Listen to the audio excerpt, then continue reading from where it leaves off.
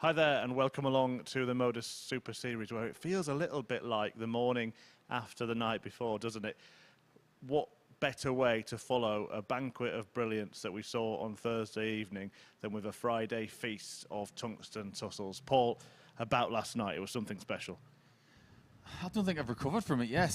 I think yesterday we were so hyped up from Steve Brown's effort at a 9-darter, but we thought that maybe that was going to be the closest we'd get. But last night, Conor Heenahan, the 9-darter was just the tip of the iceberg. Some of the performance levels he was showing were quite incredible, and one of the best two-game spurts that I've seen in the last couple of years since we started in the studio. And Heenahan's got every right to come back tonight with a lot of confidence. But before we move into today's action, let's have a look at how the land lies in both group tables, starting with Group B, which was played last night. And as Paul mentioned, Conor Heenahan, 115 average, followed by 107 average, including a 9-dart finish, which we're going to take a look at in a moment. But everybody's still in contention when we come back tonight. It's a bit of a weird group when you think about what happened last night. Ryan Finesse got off to a tremendous start by winning his first two games, but his form seemed to plummet after that. He finds himself outside of the top three. Remember, you do have to be in the top three to get through to finals night. Conan Whitehead left this venue shaking his head, wondering how he was bottom, because he played some good stuff, but ultimately the key shots went against him.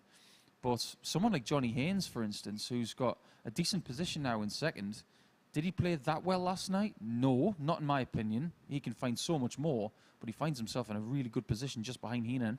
Well, there was one moment that stood out more than any other, wasn't there? Let's have a look at that now, Paul, as Conor Heenahan produced that perfect leg. A 9-dart finish, his second here at what was the Live League and now the first on that Super Series stage. Yeah, not bad at all.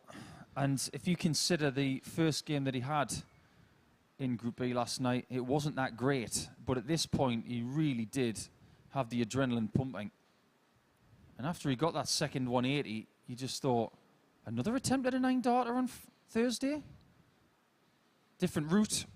And the double 12 was a real pearler, wasn't it? It wasn't even close to the outside wire, and he showed a real amount of gumption after that one. And he sailed through the rest of the night, really, with that confidence, and ended up on 6 points. Brilliant reaction. Let's have a look then at Group C, which is about to get back underway. Scott Walters won all 5 matches, looking pretty safe. We'll come on to him in a moment. Lee Shewan in second place, lost to Walters in the last game. Kevin Painter and Steve Brown and Moreno Blom on 4 points. Liam Meek on 2. And you just mentioned, you know, we almost had a 9-darter in that session as well. Let's take a look. Steve Brown. Well, he goes the same route on the scoring phase as most dart players do when it comes to 9-dart attempts. But when he finds that second 180, he's already plotting his route. 760s, he goes the 45 route and misses out on the double 18, as you can see. Not that far away, but the despair of Brown. He really wanted to be the first person to get the 9-darter under this roof, but unfortunately that was taken away from him. And I suppose you have to say, well, Steve, you had your chance. Despair for Brown, but delight for Scott Walters, who won all of his matches. Lee Shewan was the man that he beat in the final match, and that will be the first match of today. Lee Shewan played some good stuff on debut. I was really impressed with him. I think he was a bit shaky at the start, and I suppose you have to say that's pretty normal. But by the time he came into his second and third games, he was looking very assured. And by the end of things, he was really someone who should have walked away with 8 points. He was 3-0 up against Scott Walters. He had multiple match darts. He should have won 4-0. He didn't. And now he's got to find something else against Scott Walters in the first match of today's session. Yeah, and it was Walters who got that comeback win. It's the only time it's happened this week, 3-0 down and a 4-3, when usually happens about once a week. Here's Walters getting over the line. A really productive day for him and probably just about out of sight. I'd like to say so, but I suppose in this format you can never really look too far forward without looking over your shoulder. I think if he can get a couple of wins in his first game and his second game, then he can start to relax a little bit. But first, he's got to take out Lee Shewan to give himself that 6-point buffer. And just quickly, before we let you go downstairs to join Henry to commentate on the match, does everybody else in the practice room want Scott Walters to win, so they all just battle for one place? I think they do, actually. I think they want Scott to go into the distance, and then everybody else tries to get that second spot. Just bunching it up makes it easier for everybody else. Well, it is Lee Shewan against Scott Walters, the runaway league leader in Group C. The first of 15 matches to bring you live today. Paulie's going to go downstairs and join Henry Deacon to talk you through it. Morning, Chris. Morning, everyone. Friday is decision day here at the Super Series, and both groups will come to a conclusion, and we'll know all 6 players that will make tomorrow's final by the end of play today. In Group C, we kick off with the 2 players at the top of the group overnight as Scott Walters faces Lee Shewan. On the screen, yeah. Scott Walters won 5 from 5 yesterday. It was a perfect day for him on Thursday here at the Super Series. And Lee Shewan, who was on debut in this competition yesterday, was the next best player on 6 points. These two, perhaps the 2 favourites to progress their way through Group C, as the 2 players have a laugh and a joke about something. I think we're just waiting for the computer to reboot first thing in the morning. It was a late finish last night, an early start this morning. I know I'm feeling the effects of some caffeine put in the system. Maybe the computer needs its equivalent of that. So the 2 players will just continue their warm-up darts.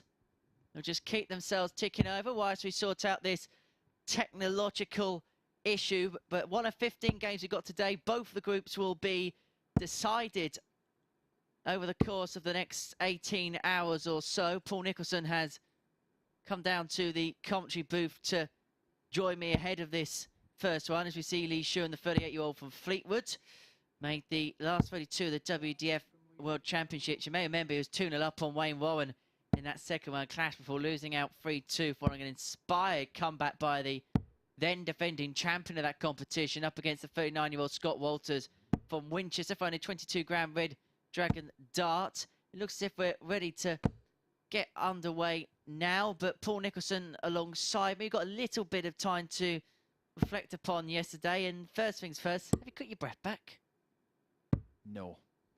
Whether it's going up and down the stairs to see Chris and come back down here, I've definitely got my steps in this week, that's for sure. But yesterday, I suppose when we look at Steve Brown's 9-dart effort, that was the precursor to what we'd see for the rest of the day. But I suppose there's a lot of first leg is leader throw first. Categorise Conor Heenan as the player of Thursday, but we can't forget the fact that he did lose a game in Group B, but Scott Walters did not lose in 5 efforts yesterday, and you have to give him full credit for that. And his 59. Interview with Chris Murphy at the end of the session yesterday as well was very telling. He was talking about being a carer for his father for a period of 8 years. And now 100. That, unfortunately, his father's no longer with him, it's the next chapter of his life. He said that he's ready to move on, and maybe he's ready to move on with his darts career as well. Maybe yesterday was the start of that. Most certainly, and yeah, a credit to himself and to his family as well. Conor off the hockey as well, really, really nice guy. And it was interesting that 140. When he came out, and we both had the opportunity to speak to him yesterday evening after the session finished, it was just like how any other session finished. Some players would be like 45 a wasp on E numbers. They'd just be bouncing all over the place. But Conor was very level-headed about everything. I think you've got to remain grounded until everything's said and 140. Done. I think a lot of these experienced Super Series players, a lot of them have played ever since the start. 66. And they know for a fact that if you get ahead of yourself, you're going to get found out pretty quickly. Even Scott Walters today on 10 points, 4 ahead of everybody else. He's not taking anything for granted. Double 18. Game shot on the tremendous start to the day for Walters with a 1-2-1 out. And the cobbler, who had a really decent Thursday himself on debut, he might be dragged into a bit of a battle. Second leg, Scott if to throw it is first. Scott Walters that is shooting forward. And for Walters, for him, he want to qualify as early as possible. You think on 12 points when you get the first victory, he should 140. be there. It's not a mathematical guarantee, but you think the way the group is set, that should be enough. It'd be 6 points clear 39. then of his nearest rival, Shewan, who he does play in this game with 4 games left to go. So you would think that virtually he would be in. You just need to dot the I's and 100. cross the T's. For Shewan, though, he can bring the gap to Walters at the top of the group down to 2 points of a win here, and then open up a 4-point gap on 85. Painter, Blom and Brown directly behind him. My mentality coming into this day, if I was standing in the very comfortable shoes of Scott Walters, 81. would be do exactly what I did yesterday. Gun for the 10 points. Don't even think about what's happening behind me. Try and do what Kevin Benes did just over a year ago 42. in winning all games in Group C. Because what would that do for your confidence going into Saturday night?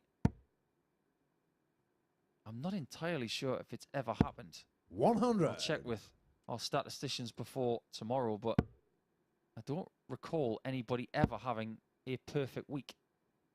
As in, 98. Scott let's Ricard, use Scott Walters 80. as the example. He's got 80 points here, but let's say he wins all 5 games today. He could win 4 games tomorrow and go the whole week 64. without a defeat. So that would be 10 games in qualifying, 4 on the finals night, 14 games straight. That would be some streak. 140. It'd be on McDonald's Scott Ricard, and 60. McEwen levels, but yeah, the focus will be just to get through. The focus here was immediately shown to the get a second 2-0 leg. lead. Scott And he backs up the Walters. break in the first leg with a hold in the second. And it's been a proficient performance so far from Scott Walters, averaging 103.66. 17 darts this time on the back of the 12 in the The leg first. leader throw first. Game on. Starting as he left off yesterday. I think what we've got here is a case of Lee Shewan not finding his A game from the very off, 60. and Scott Walters showing his experience of playing really well in game 1. Remember yesterday when Shewan made his debut against Moreno Blom, he lost by 4 legs to 2, but he 96. didn't start until game 3. So playing this early, right off the bat at 9:35, is not something he's used to. Brand new experience for him. And we see with 25. debutants here at the Super Series, even those that end up doing well and qualifying for finals, there's times when they just dip up and down because they're new to this format. As we mentioned before, it's a completely unique 96. format for players to play in. Group phase action over a long course, long distance, over a number of days, having to deal with defeat. 123. But Shewan, I have to say, over the last day and a half has been an excellent addition to this product. I have to completely agree with you, Henry. I've really enjoyed watching him, 100. and it's only the start. Shewan's got to get into this game, though, otherwise it could be in the distance before he knows it. We've got 2 players here also 140. who are only playing their second day of the week. We do have 3 players in this group, Blom, Painter and Brown, who are playing their 5th day. At which point does 39. that start Leo taking its Carr, toll? We'll talk more 153. about that in the next game because it is Painter and Brown in match 2. And one of the only things we haven't had this week is a 170 checkout. 58. So over to you, Scott. Scott Ricard, 170. And if so, he may as well pack up and go home already. Here's Walters then for the fish. Not on this occasion, so Shewan is going to come back for the 95. This is the half the 58. deficit, half the Leo arrears, Carr, and to 95. bring it back to 2-1. And with Walters back on 112, this may have to go. It won't, 55. so Scott Walters will Ricard, return. 112. This could be a complete role reversal of yesterday's game, where Shewan was 3-0 up. Double top.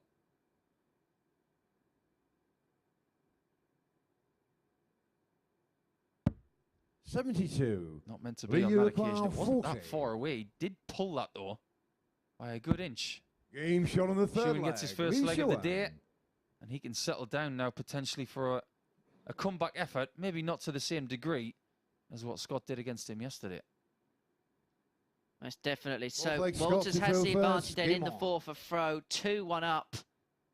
And if he can get himself onto 12, as you mentioned earlier, you sense he's in a position from there, even though it's not 85. mathematically sealed, to virtually put himself through, to take the weight off his shoulders. But we saw yesterday that 99. 2-0 leads can be academic.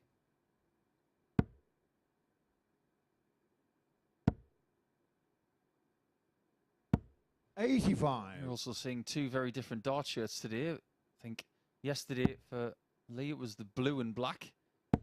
Today he's got the somewhat look of Stranger 41. Things on his shirt with the red and black.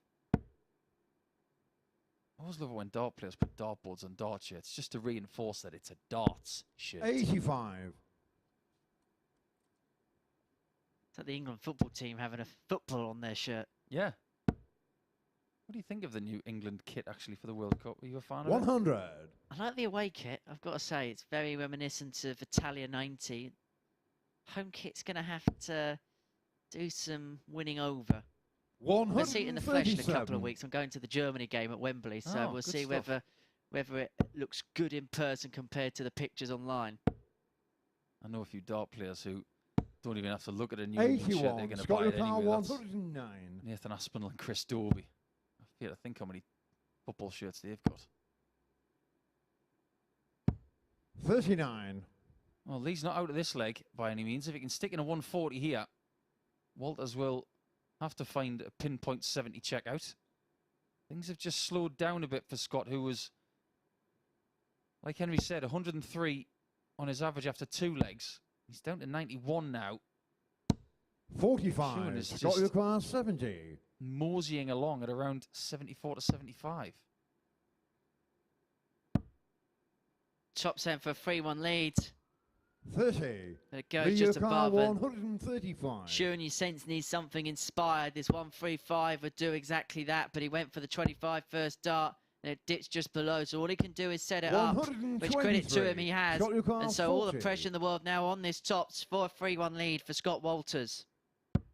Game shot on the fourth bother. leg. Scott Walters. Really good. Walters just picking the cobbler apart right now. And Lee's going to have to find his needle and thread to sew himself back up. Fifth leg lead to throw first. You Game sense on. possibly the experience of Walters is coming into play here. Of this competition, of this format, of this early start. I'd have to agree. He's played already in this stage. 108. He didn't get through. That's why he's back playing a two-day group as opposed to a full week. And this one's starting to catch fire. 140. I suppose one of the benefits of losing from 3-0 up 24 hours ago is that it's fresh in the 55. knowledge for yourself that it can be done. Problem he's got is that Walters looks like a player who refuses to be 99. denied. I'd be really interested to ask you this question. I know it's slightly off topic, but going to the cobblers used to be quite a common 32. thing to repair shoes. People of your sort of age don't go to the cobblers, do they? You just go and get a new pair of shoes. Online, something like that. 77. Exactly. Bit of a dying art is the cobbler. You never know when you might need one. Do you think he's a Northampton Town fan? Have we worked that out yet? I've got a really good friend 39. who is, but I don't think he would be. He's from Fleetwood. So, could be anything really. Could be Blackpool, could be Fleetwood Town, 65. could be Liverpool, Man United. Cod Army. I know he does like Wes Newton because they're friends, and Wes Newton is a 83. Liverpool Scott fan, I Lucar believe. 120. Don't know if that's got any bearing on it, but here we go. Walters is not going to finish 105 in 2, but he's going to lay up for a match dart if Shewan can't find the 112 that Scott Walters just failed to find in the previous leg. 80. Lee Lucar So 112. Shewan here is in survival mode. The 112 has to go. It still can go. He's going to get one dart at tops. Game shot on And the that fifth is leg. Lee clutch Shewan. from Lee Shewan. Clutch from the cobbler.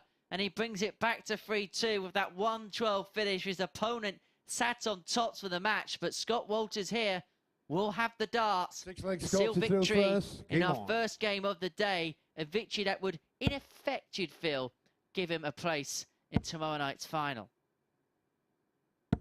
140. When you're that close to finishing the game off, leaving yourself on a double, you've got 3 darts in hand, but you're waiting for one error from your opponent. 134. It makes you feel a little bit sick. I remember in one of the best games of my whole career against Robert Thornton at the Worlds, 59. I was sitting on 58 in set 7, and he took out 130 on the ball. And that was the closest I got to a match start. It's like 40. they walk up to you, say, this is my baseball bat. How does this feel? And then all of a sudden they hit you in the ribs. It almost feels like it physically hurts, but it's just messages being sent from your brain to your gut, as if to say, well, that was naughty. But the response from Walters has been so good. 99. Yeah, Shewan's put him under it a little bit here, but he's, just like every other game in the group so far, managed to find a way to 41. come up with the answers. However, the door is now open for Lee Shewan on the back of that 41. Only leaves 140. If Shewan can crank in another triple here, 100. Scott even with just the one, 140. he's in an okay position, but he could have made himself favourite for the leg. He may not even get a go. Just goes above. No, it does go in. 100. Leo Carl. No, it was just above the wire in the end. We were getting excited. He's left himself on tops again. And this time he will get a look at it. You can see the behaviour of the dart player in the background who's sitting on tops. Like a caged animal waiting to have a shot to win the match. Double 10. This time he scooches to the left. 30. Leo Carl. Maybe he should have stayed where he was. What is happening in this fixture? Double top for Shewan. 39. And he can't Scott save Lepar, himself. 10. So they're both languished on double 5, but Walters is back. Splitting doubles 8. and not winning the match. Leo Carl, 10. And the minute splitting hairs. Well, we go back down the darting rabbit hole. That is double 2. 6. And it Scott doesn't Lepar, come up. 2. Trumps for Shewan, and so Walters will return up in the madhouse for No the score. match, and he's Leo bust Carl, it. 4. 6 match darts gone. Can you imagine the mentality of Walters if Shewan takes us the distance? Game shot on the 6th How leg. has he gotten Lee away with Shewan. that? That's a break of throwing 22 darts. Strange old game it can be sometimes. And for the second consecutive day, we go the distance with these two. 7th and And final both leg times lead to it's throw involved first. Game on. a pretty incredible comeback with missed match darts along the way. Yesterday, Shewan missed 3 to win by 4 legs to 0. He didn't get any 80. more shots for the match after that. But it's 6 match darts missed this time by Walters. 60. And because everything gets flipped around from Thursday to Friday, this time it's Shewan who's got the darts in the 7th leg, not Scott. 85. And Shewan's just done enough to hang in there, hasn't he, in this game? In the scoring stakes, the scoring department, Scott Walters has completely and utterly outscored him, but 3 from 100. 14 on the doubles for the man that tops the group is the reason why we're going all the way. Scott has had twice as many shots at double in this match than his opponent. You don't need me to say any more than that, really. He's had his chances.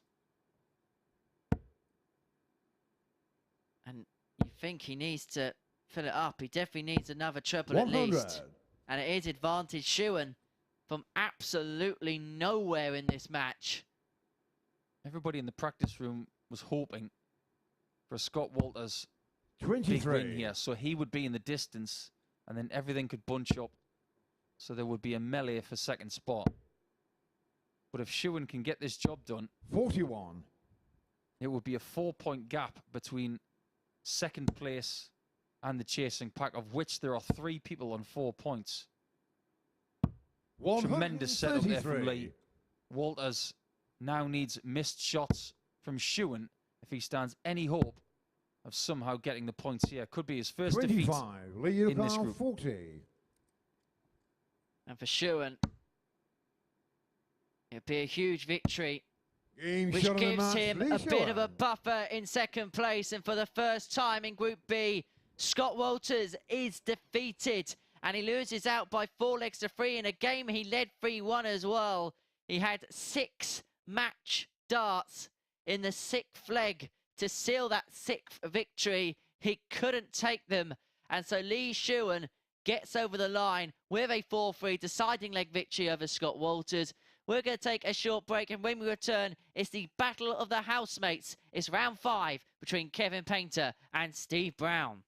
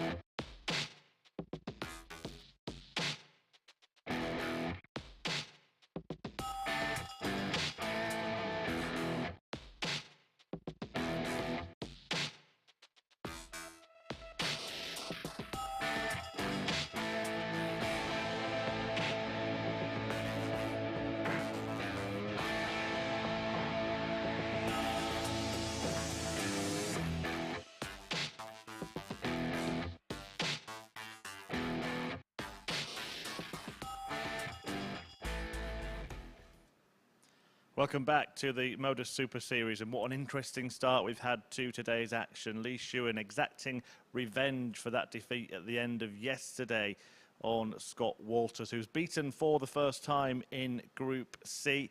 Despite that 1-2-1 checkout, Walters missed 6 match darts and was duly punished by Shewan, who got to work and got the win.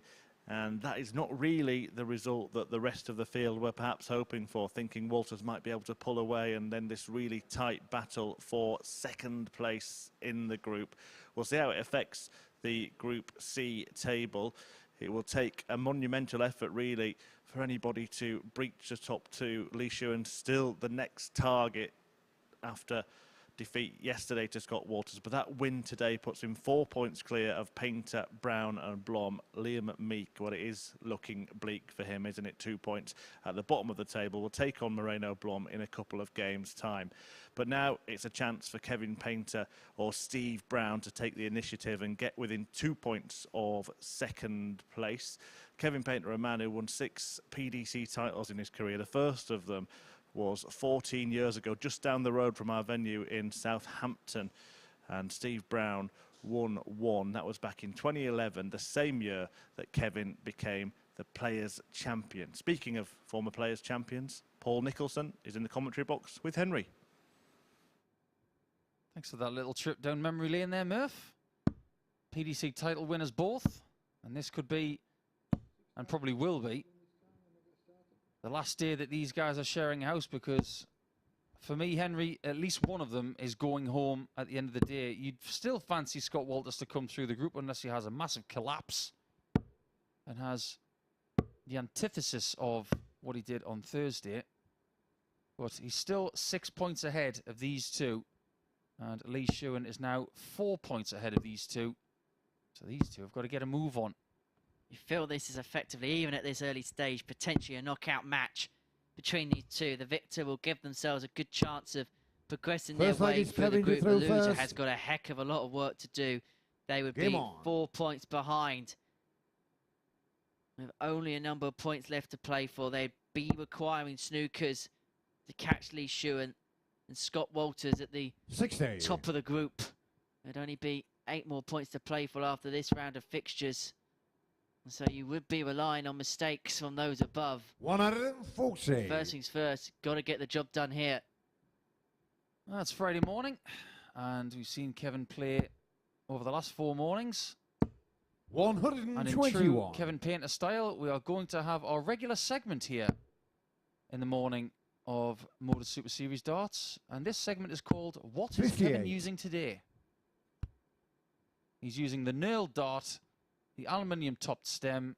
This is what he was using on Monday and Tuesday. Over the last couple of days, he was using the smoother barrel and the longer poly stem, giving us more evidence that maybe he's not 100% sure which one he should be using, but or maybe he's having just one of those 86 points in his career where he's using one setup for 2 days, then another setup for another 2 days, and if he's playing tomorrow, he'll probably use this set again. And I suppose in this competition, you're playing over 5 days, you've got the opportunity, the way the format works, to trial things out, whereas in normal competition play, you haven't got that time to do it. No, you don't. There are players who would still do it, somewhat heroically, but you never really know what piece of equipment is right for you until 60. You try it Steve under pressure. 160. So maybe Kevin is doing the right thing in trying to find the right formula for him going forward. Brown's going for tops. 140. Kevin Newcar 134. That was a really good try. How many times have we seen people going for 160s this week? Been an incredible amount. You speak about pressure. Painter was under pressure to get the 134, otherwise his throw could be broken in the opening leg as Steve Brown 94. turns for double 10 20. to take the opener, Game to shot break on the the first throw leg, Steve of Brown. Kevin Painter, and all done nicely enough as well for the bomber. Done inside 16 darts, a proficient enough first leg of the day. And he gets that break from the artist, and he leads the battle of the housemates. Who's going to be doing the dishes 45. come the end of this one? They might have already checked out. I'm sure they would have booked it for the whole week because both players would have fancied their chances of making Saturday night. But only one of these players has ever made a Saturday night. That's Painter. He's been there a couple of times. 60. Steve yet to make a Saturday night. It would be an incredible effort if he was to make the top 2 by the end of this session. But the battle of the housemates this week has gone to Brown. No matter what happens in this game, even with 171s like that, Brown is going to have the superior head-to-head record 100 going into Saturday because it's 3-1 to Brown so far, courtesy of 2 wins over the last 2 days. 4-2 yesterday. 123 0 on Wednesday. And the only victory for Painter himself was a 4-0 on Tuesday. I bet they were happy dinners after the 4-0s. 100. Kevin Newcar 147. It's probably one of those situations where you don't want to talk about religion, politics, or your previous match.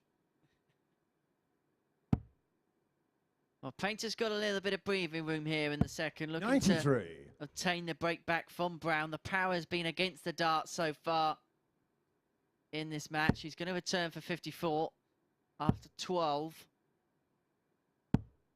84. Kevin Newcar 54. So this is to level us up at 1 apiece to ensure that there won't be a third 4-0 in the battles between these two this week. 34. But Brown will come back for the 112, and this will feel like a dagger blow for the artist if this can go. In the words of Top Gun Maverick, dagger 1 ready. Dagger 2 off. 76. Kevin O'Connor, Such a 20. shame. He did get the treble, but just 1 dot too late. And with 1 in the way. Not a bad lie for Kev. And he Green shot on the squeezed it second in leg. with Kevin the last Painter. dart. And Steve Brown, I think in that situation after the first 2, maybe would have expected to have come back, but Kevin Painter then gets to step right back down the Look like oche Kevin after to throw obtaining the first. Game on. break. And then gets the chance to throw at the start of leg 3, and that must be one of the real feel-good moments 39. as a darts player when you've broken the opponent's throw and you can just walk back down the middle of the oche to say, I've broken you, I have the darts in the next leg and the ball's in my court. That leads 84. me to something that Kevin has always done. And funnily enough, the only other player to do this to me was Peter Manley. If you had 99. broken their throw and we had an exclusion zone that was a lot smaller than this previously, and times on the Pro Tour where there was no exclusion zone at all, 140. Kevin used to employ this, and I hate to use the word trick because he wasn't trying to get in your head, but it was just playing with the grey areas of the rules. 96. They would stand so close to the oche and just stand still, but they would only be maybe 2 feet back from it and give you no room to settle. 100. It was them just marking their territory as if to say, well, if you want to get to the oche, you're going to have to walk around me. It's one of those crazy little tactics that some of the 140. somewhat more seasoned players used to use. Not what I would call the dark arts, just 55. Kevin maybe O'Connor, game management skills, 127. just to try and inflate the old masculinity. I don't think there's anything wrong with it because never bothered me, but it did bother other people. It's a bit like when a football team's 1-0 up and they pop the ball in the corner flag with 49. 2 minutes Steve to go. O'Connor, 122. It's a bit like being 2-0 down and getting the goal to get you within 1, but then the keeper just keeps a hold of the ball. Simple as that. 98. Kevin O'Connor, 78. Now, Kev, do you want a 2-1 lead? Of course you do. Well, you know what you need to do to get it. Double 10. That wasn't part of the plan.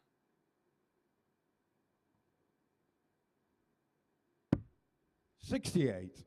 Steve O'Connor, 24.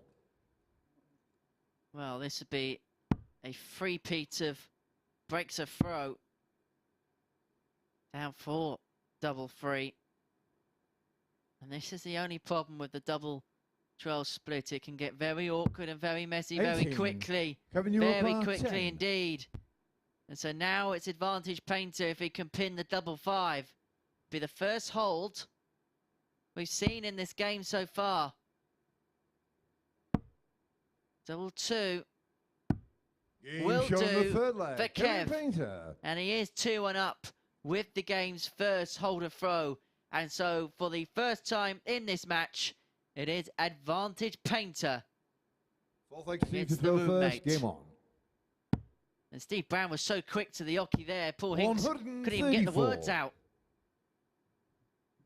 Just looking through our schedule today to see where the big ties could really lead us. 98. Probably fancy that Liam Meek has got a bit too much to do to get to the top 2 now. He's 6 points behind second place. 41. But if we look at fixtures, I mean, let's say, for example, that Kevin wins this match. He'd be 2 points behind Shewan. The middle game of today, game 8, is Shewan versus Painter. That could be a huge game, but very much 100. dependent on what Kevin and Lee do in their second games. Now, Lee is playing Steve in game 4. Painter's playing Moreno Blom. 97. This group is not really going to take full shape until we reach that halfway point. So there's a lot of darts to be thrown. It's like day 3 of a test match where you know that there's some variables 83. in play, but only when you get to that halfway to kind of 2/3 point do you actually know exactly what results are possible. 133. It's like doing a painting, I would say, or maybe some sort of sketch. Only at one certain point do you know what it's going to be. Because at the very 80. start you think, this has got Steve potential, Require, this looks 96. nice, but then all of a sudden, I know what it is now. We don't know what the complexity of this table is going to be for me until at least 6 games' time. 68. Kevin Newcar, 140. And that is courtesy of Shewan winning that first game. Well, the complexities of the finish is Painter's got to be perfect. He won't be on this visit, so Steve Brown will return 28. for double 14 for 2-2, but Painter is hot on his heels. A nice first start. 14. But it doesn't go. Kevin Newcar, And 40. Painter now has the opportunity to open up a 2-leg buffer. He's had a lot of chances in this match, hasn't he? He's had 8 darts at double already. Game shot on the 4th leg. Number Kevin 9 Painter. is a very good one. It takes his doubles percentage to 33%. The average is around what he's been doing in this group pretty much the whole time. Kevin to throw first. Something Game in on. the low 80s. And that's what we saw from this fixture yesterday. Kevin lost by 4 legs to 2 with an 83 average. Steve winning 94. with an 82. And one of the reasons why some of these players would categorize themselves as not finding their A game is because they're constantly in the 80s, not in the 90s. The 90s is where they want to be all the time, but for whatever reason, they're not finding their A grade level so far over the last couple of days.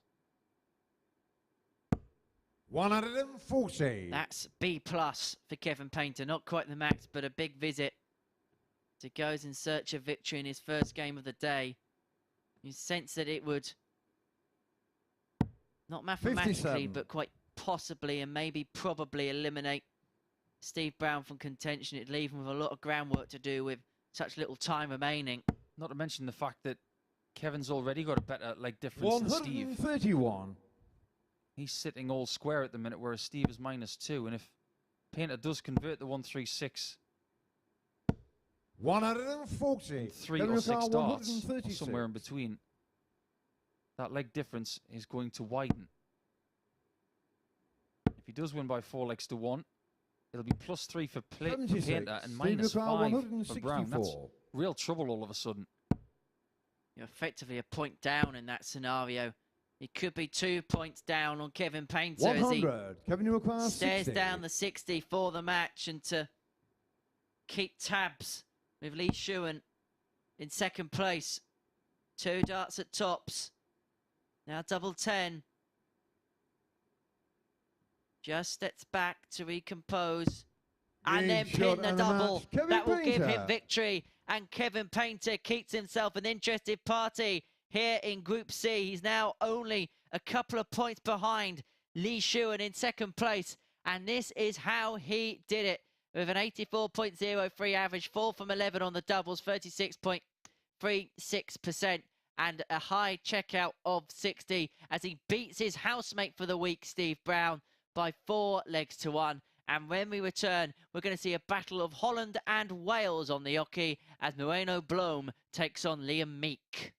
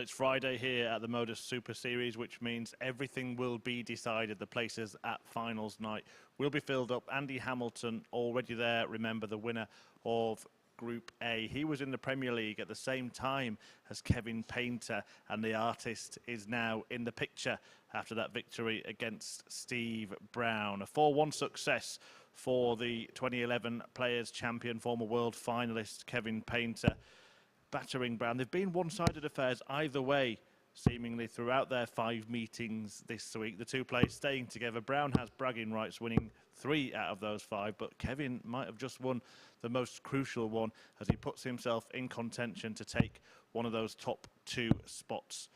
We'll just have a quick look at that league table to see how the land lies. It is all important today. Every single match is going to be crucial, including the next one between Moreno Blom and Liam Meek. Both of them needing points to try and threaten that second spot. Meek has a tough task, in all honesty, but he did win against Moreno Blom when the pair of them met yesterday, the last match that the pair played. Blom had won his first 2 games, but Meek finally managed to get a win after losing his first 4. He is a former Development Tour title winner as well.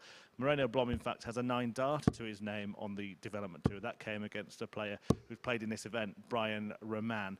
And of course, we had a 9-darter here last night by another young player. So potential maybe for more, or are we just getting greedy? Let's find out, shall we? Henry and Paul waiting to talk you through it. I hate to say it, Murph. I think you're getting greedy. But then again, let's just stay greedy because we want more. Over to you guys. Liam Meek is wearing the green Welsh shirt today. He's up against Moreno Blom, who's playing his 5th consecutive day. He's had a very tumultuous week. How's it going to end? Will it end tomorrow or will it end today? And you would have to say at this point, Henry, that maybe it's more likely for their week to end today than tomorrow. You'd have to say so, but Moreno Blom does have a chance on 4 points. And you just never know. If he can find his straps today and he can get a day where he wins 4 matches, he would give himself every chance of progressing his way through. But he's going to have a charge, of which we haven't seen so far this week. But visits like that to start will most definitely help him. It's not often you get 2 lefties playing each other. I know I say that every time it happens, but it is quite rare. 85. How many times have we seen over the last couple of days Blom starting a match with 2 treble 20s? 60. It's almost as if he can't wait to get going. He's like a caged rat. And all of a sudden, the shutter goes up and he just sprints out. 100. Like a jack in the box. Just for the record, I'm not comparing Moreno to a rat. It's just the first animal that sprung to mind. 93.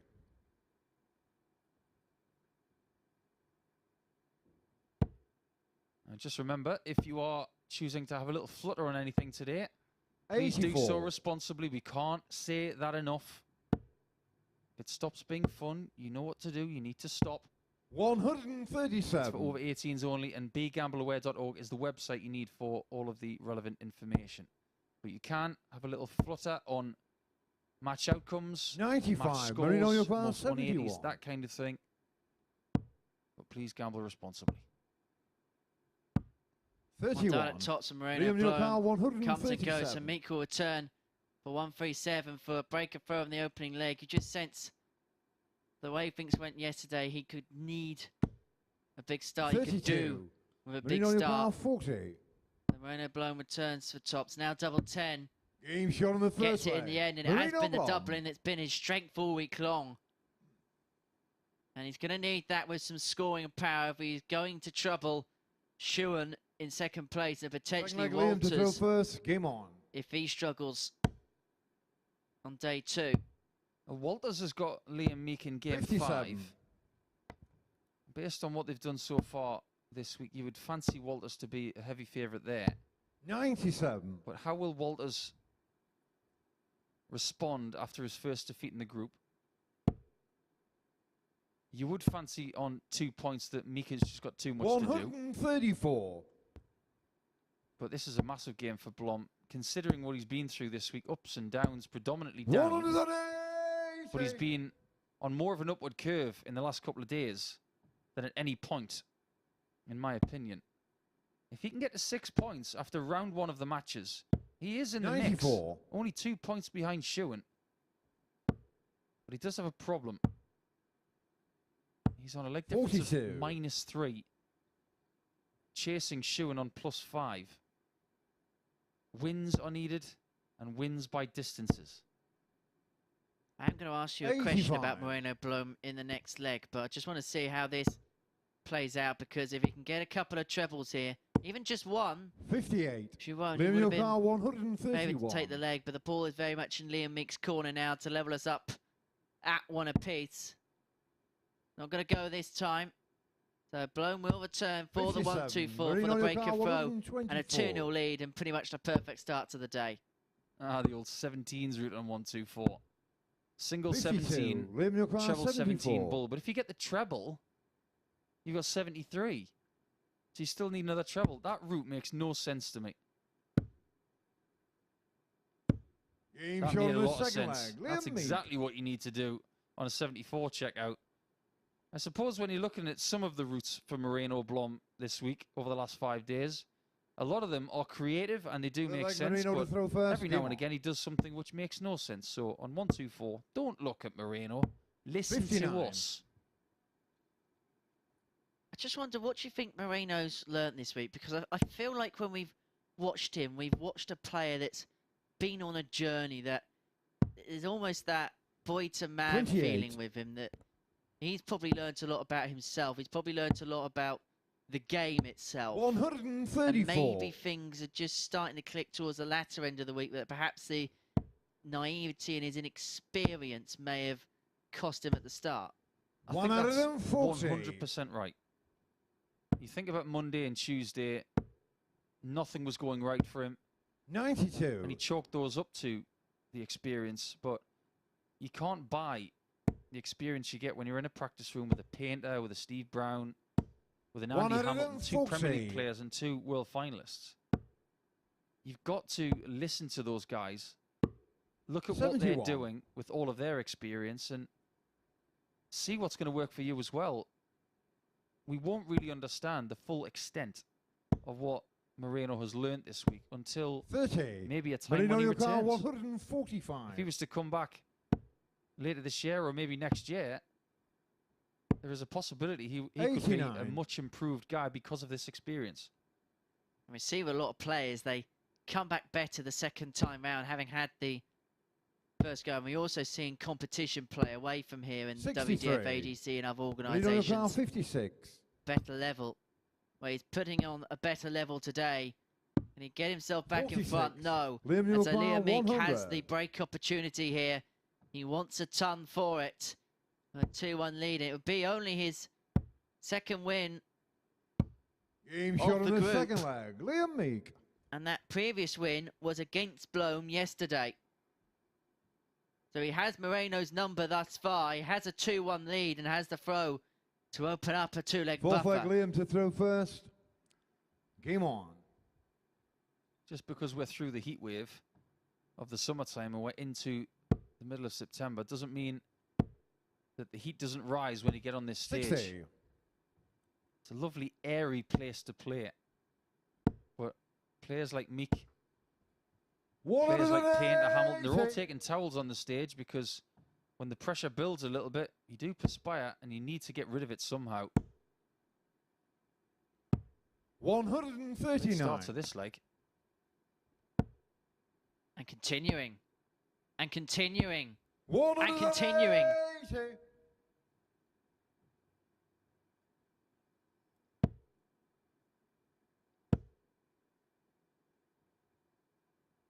Pause for effect.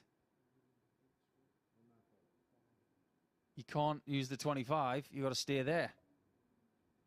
Or go to another big treble. 126. Okay, then Moreno, do you want to add your name to 141. the list? You could be number 11. Yes.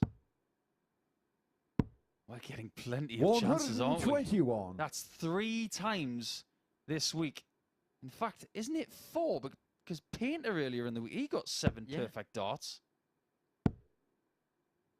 We've had 4 commentators this week. Every single one's had the opportunity to call in the last part of a 9-darter. Game shot on the fourth Well, leg. that's a 10-darter, and the second one we've had this week. Tell you what, the style of this young man, it really does lend itself to him being a really good player in the next few years. But every now and again, an explosive leg like that, 10-darter, just proves how good he could be. 100. 10 darters, 11 darters, and 9. And the stuff in between hasn't been too bad either. Have a look at the stats on your 100. screen. 96 average, 3 180s. Moreno Blom may find a purple 44. patch on Friday here at the Super Series. Maybe the last chance saloon scenario is suiting him a little bit. Potentially, you could look at 43 today as a knockout scenario. But the most important thing when you're looking at the average, the amount of 180s, still only 2-2. 60. He's only done enough to get level. Take your foot off the gas now and you will get found out.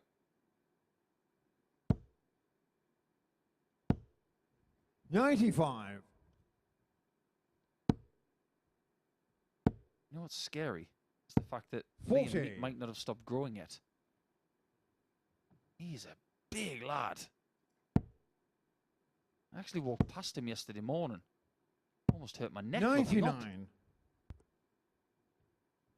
You won't mind him at scrum half, would you? I'll just stay on the 26. sidelines if you don't mind. Liam Newcar, My 164. bone's intact. Things have swung back to Meek now. 41. But that is not a good visit. Might look at the 25 here. 89. That's really good Liam thinking. Newcar, 123. Every now and again, he gets it perfect.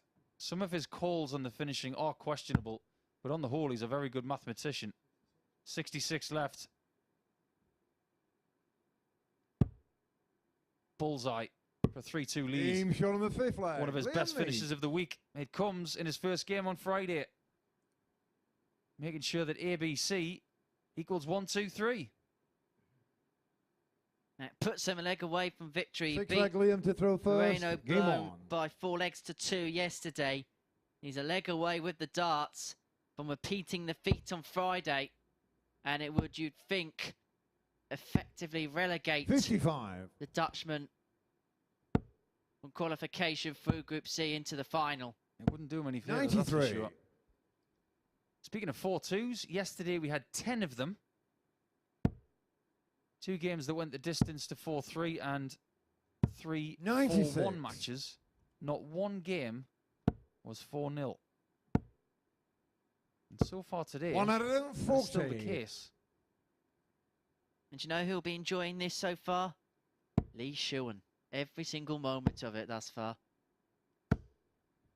140. If you think that players in the practice room don't know what's going on, you're wrong. There's a big 101. monitor next to their practice boards, and they know exactly what's happening in that league table. And every time you're not playing, there is an ideal result for your situation. Right now, for Shewan and for Walters, for that matter, 80. Moreno a Blom, Liam Meek win 167. is perfect. Went down to go up on the 167, did 88. Moreno Liam Blom. Newcar, 130. And so this is for the match for Liam Meek. It would perhaps put Moreno Blom on a point of no return in terms of the group, but he's going to return for the 79 65. to Moreno get the Blom, break back 79. and to send us all the way to a deciding leg, double 11. 57. He thought that Liam first Newcar, dart was a perfect 65. marker. First chance of points for Friday. Double top. 45. That Moreno might be the only Blom, chance he 22. gets. Meek is back. Game shot And on the finds sixth double leg. 11 this Moreno time. Blom. Or should I say Blom was back. Meek is back at the Oki, second in this one. He had the throw yesterday. He doesn't Seventh have and it final today, leg, and Moreno to Blom throw has first. Game on. survived 2 match darts from his opponent. The biggest leg 81. of this young man's week, without any shadow of a doubt. If he can win this, He puts himself in with a shout. There's 140. absolutely no doubt about that. But Meek kicks off with a 140, forcing the issue right from the get-go. 59. I suppose we have to establish the fact that a win for Liam Meek is best for Kevin Painter as well. He doesn't want Moreno Blom to get to 6 60. points, the same as him. He'd much rather Liam Meek was on 4, 2 points behind him. 43.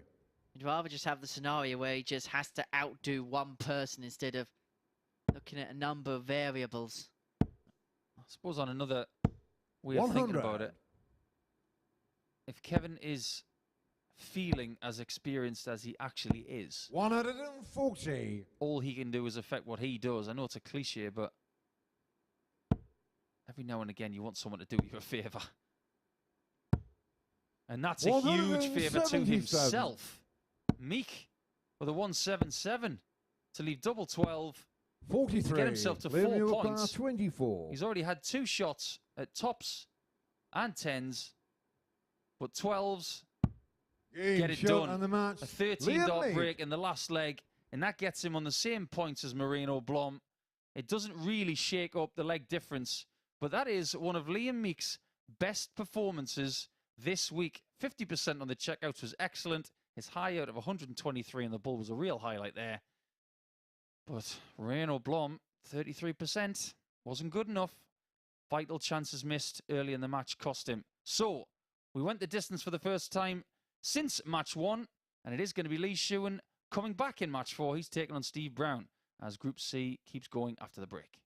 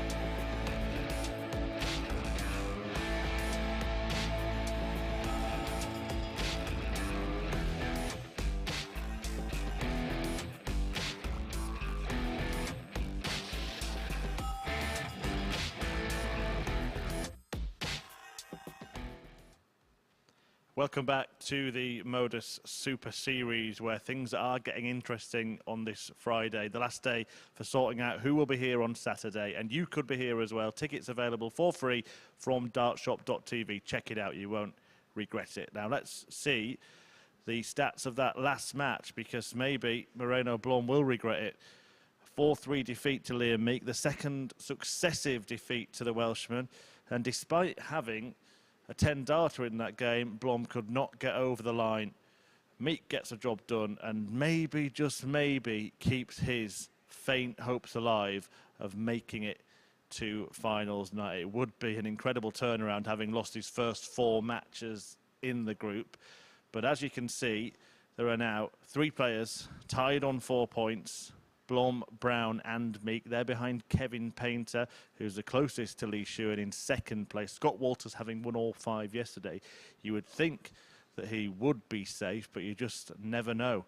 We saw Conor Heenan, of course, earlier this week win all 5 matches in a day and then not make it through to finals night. But we're glad he didn't hit a 9-darter last night here.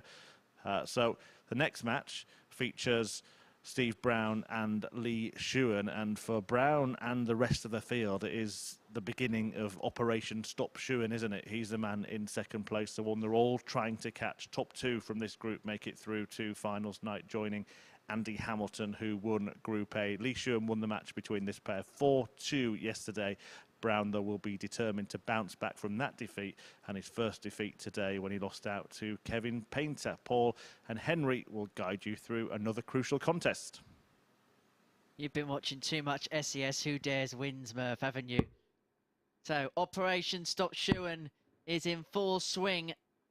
He's not a shoo-in yet to qualify for tomorrow night's final. Still a lot of work to do. Still work to do for Scott Walters. He's not mathematically safe either.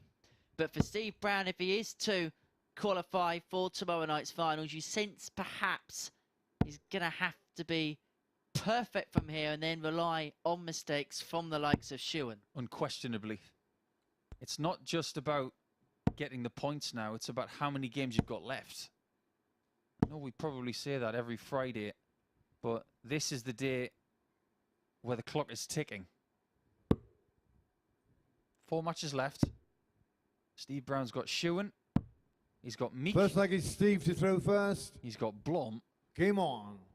And he finishes up in match 15 against Scott Walters, who could be safe by that game. 83. If you were to walk up to Steve Brown and say, right now, you would have to beat Scott Walters to qualify, right now he'd have that. Because that would mean he's probably winning his next 3 games. 125. And he's won 3 games on the spin for the first time in his Super Series career this week. So it's not like he can't 60. do it. You get the sense that the players below Shewan are in a now or never scenario. Say he wins this game against Steve Brown. You say him and Moreno Blom 55. are out of it. Shewan would then be on 10 points, same as Scott Walters. Kevin Painter would then play Blom, and then game 8 would be Shewan against Painter. And if Walters hasn't qualified by then, if 100. he beat Lee and Meek, you sense he's through. If Shewan then beats Painter, you'd think by game 9, the top 2 and the qualifiers probably would be set in stone. 84. I'm going to make you feel really awkward now, Henry. Who do you want to qualify? Who do you want to commentate on Saturday night? Who do you think 59. the fans will want to see?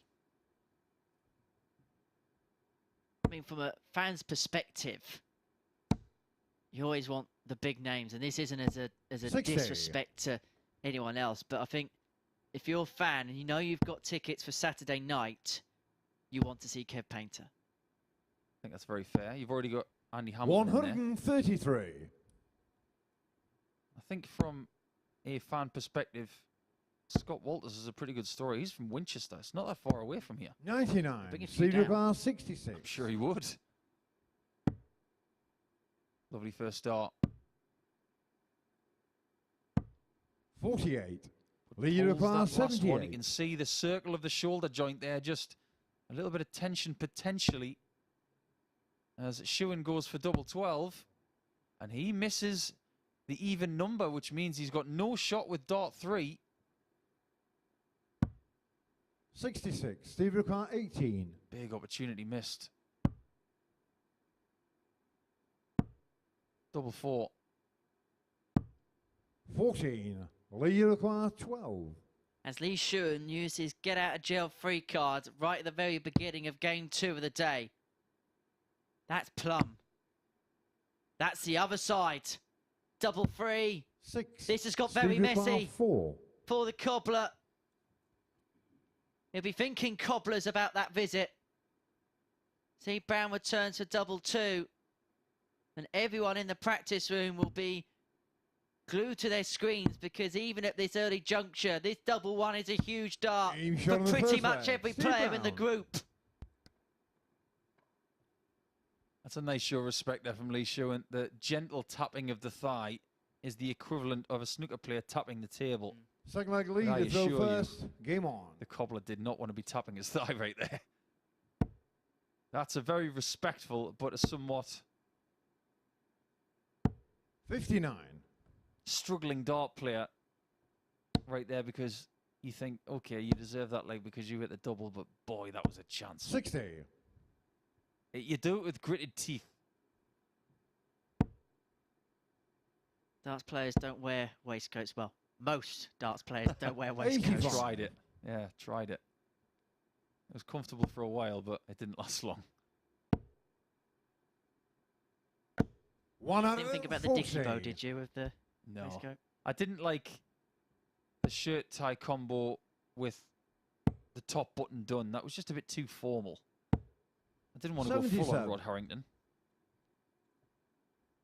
It's just not the done thing these days. Wearing a shirt and tie, it seems to be like a dying 43. look, which is a bit of a shame, really. Even when you wear suits these days, people wear T-shirts and shirts without collars. Maybe we should bring back the shirt and tie. 26. Maybe Champions Week, Champions Night might be a... Yeah, I think we've got to get there first. 95. So I say, once upon a time, we'd be in suit and tie every single day in this commentary room. Yeah, they have the days. Morning suit as well. 98. And Brown's not on a finish, but you would still fancy his chances from this position.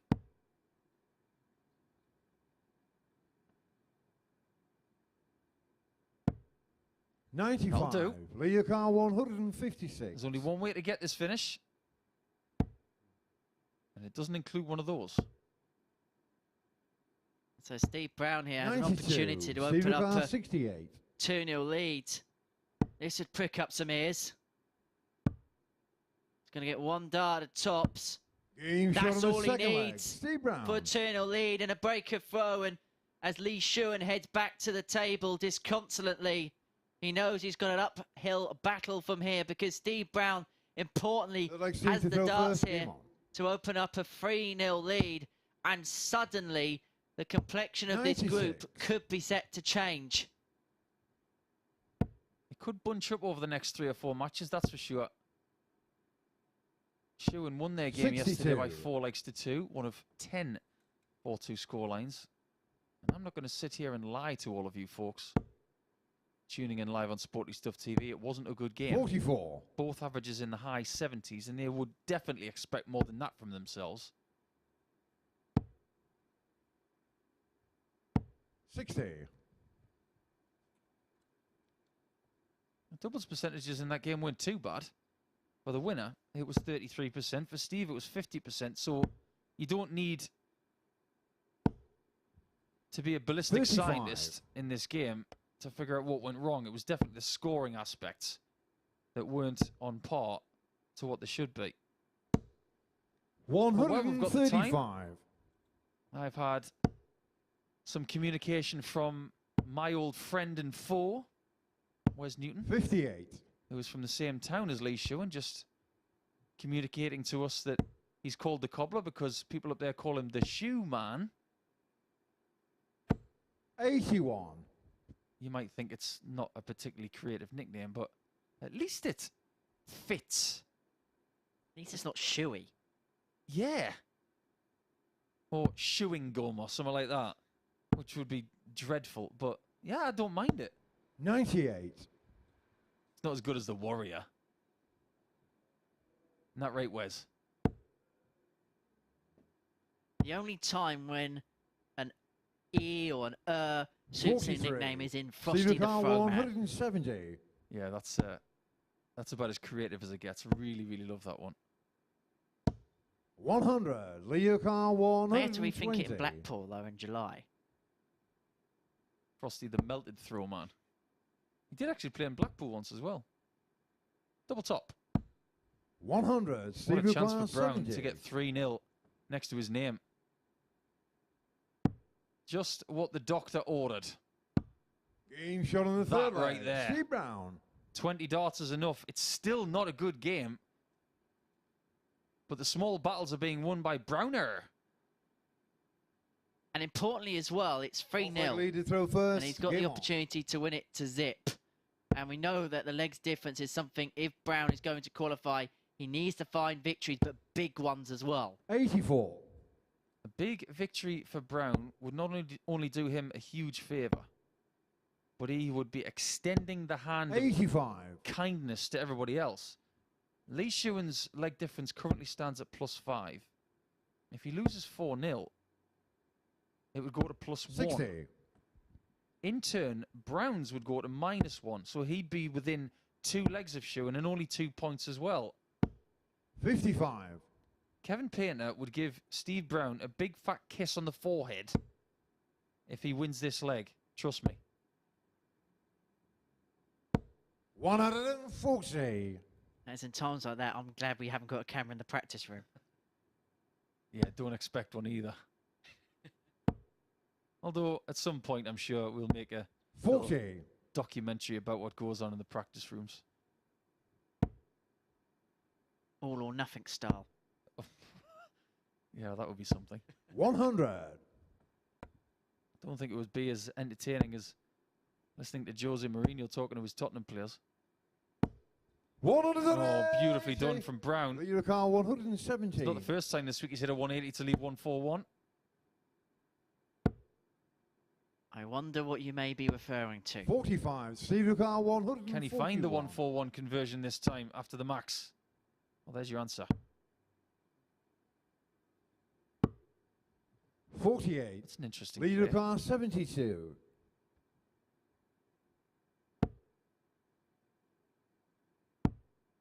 Double top. 32. That could Steve well be Leclerc, the last start he throws 93. in this match. And a lot of people in the practice room hope it was.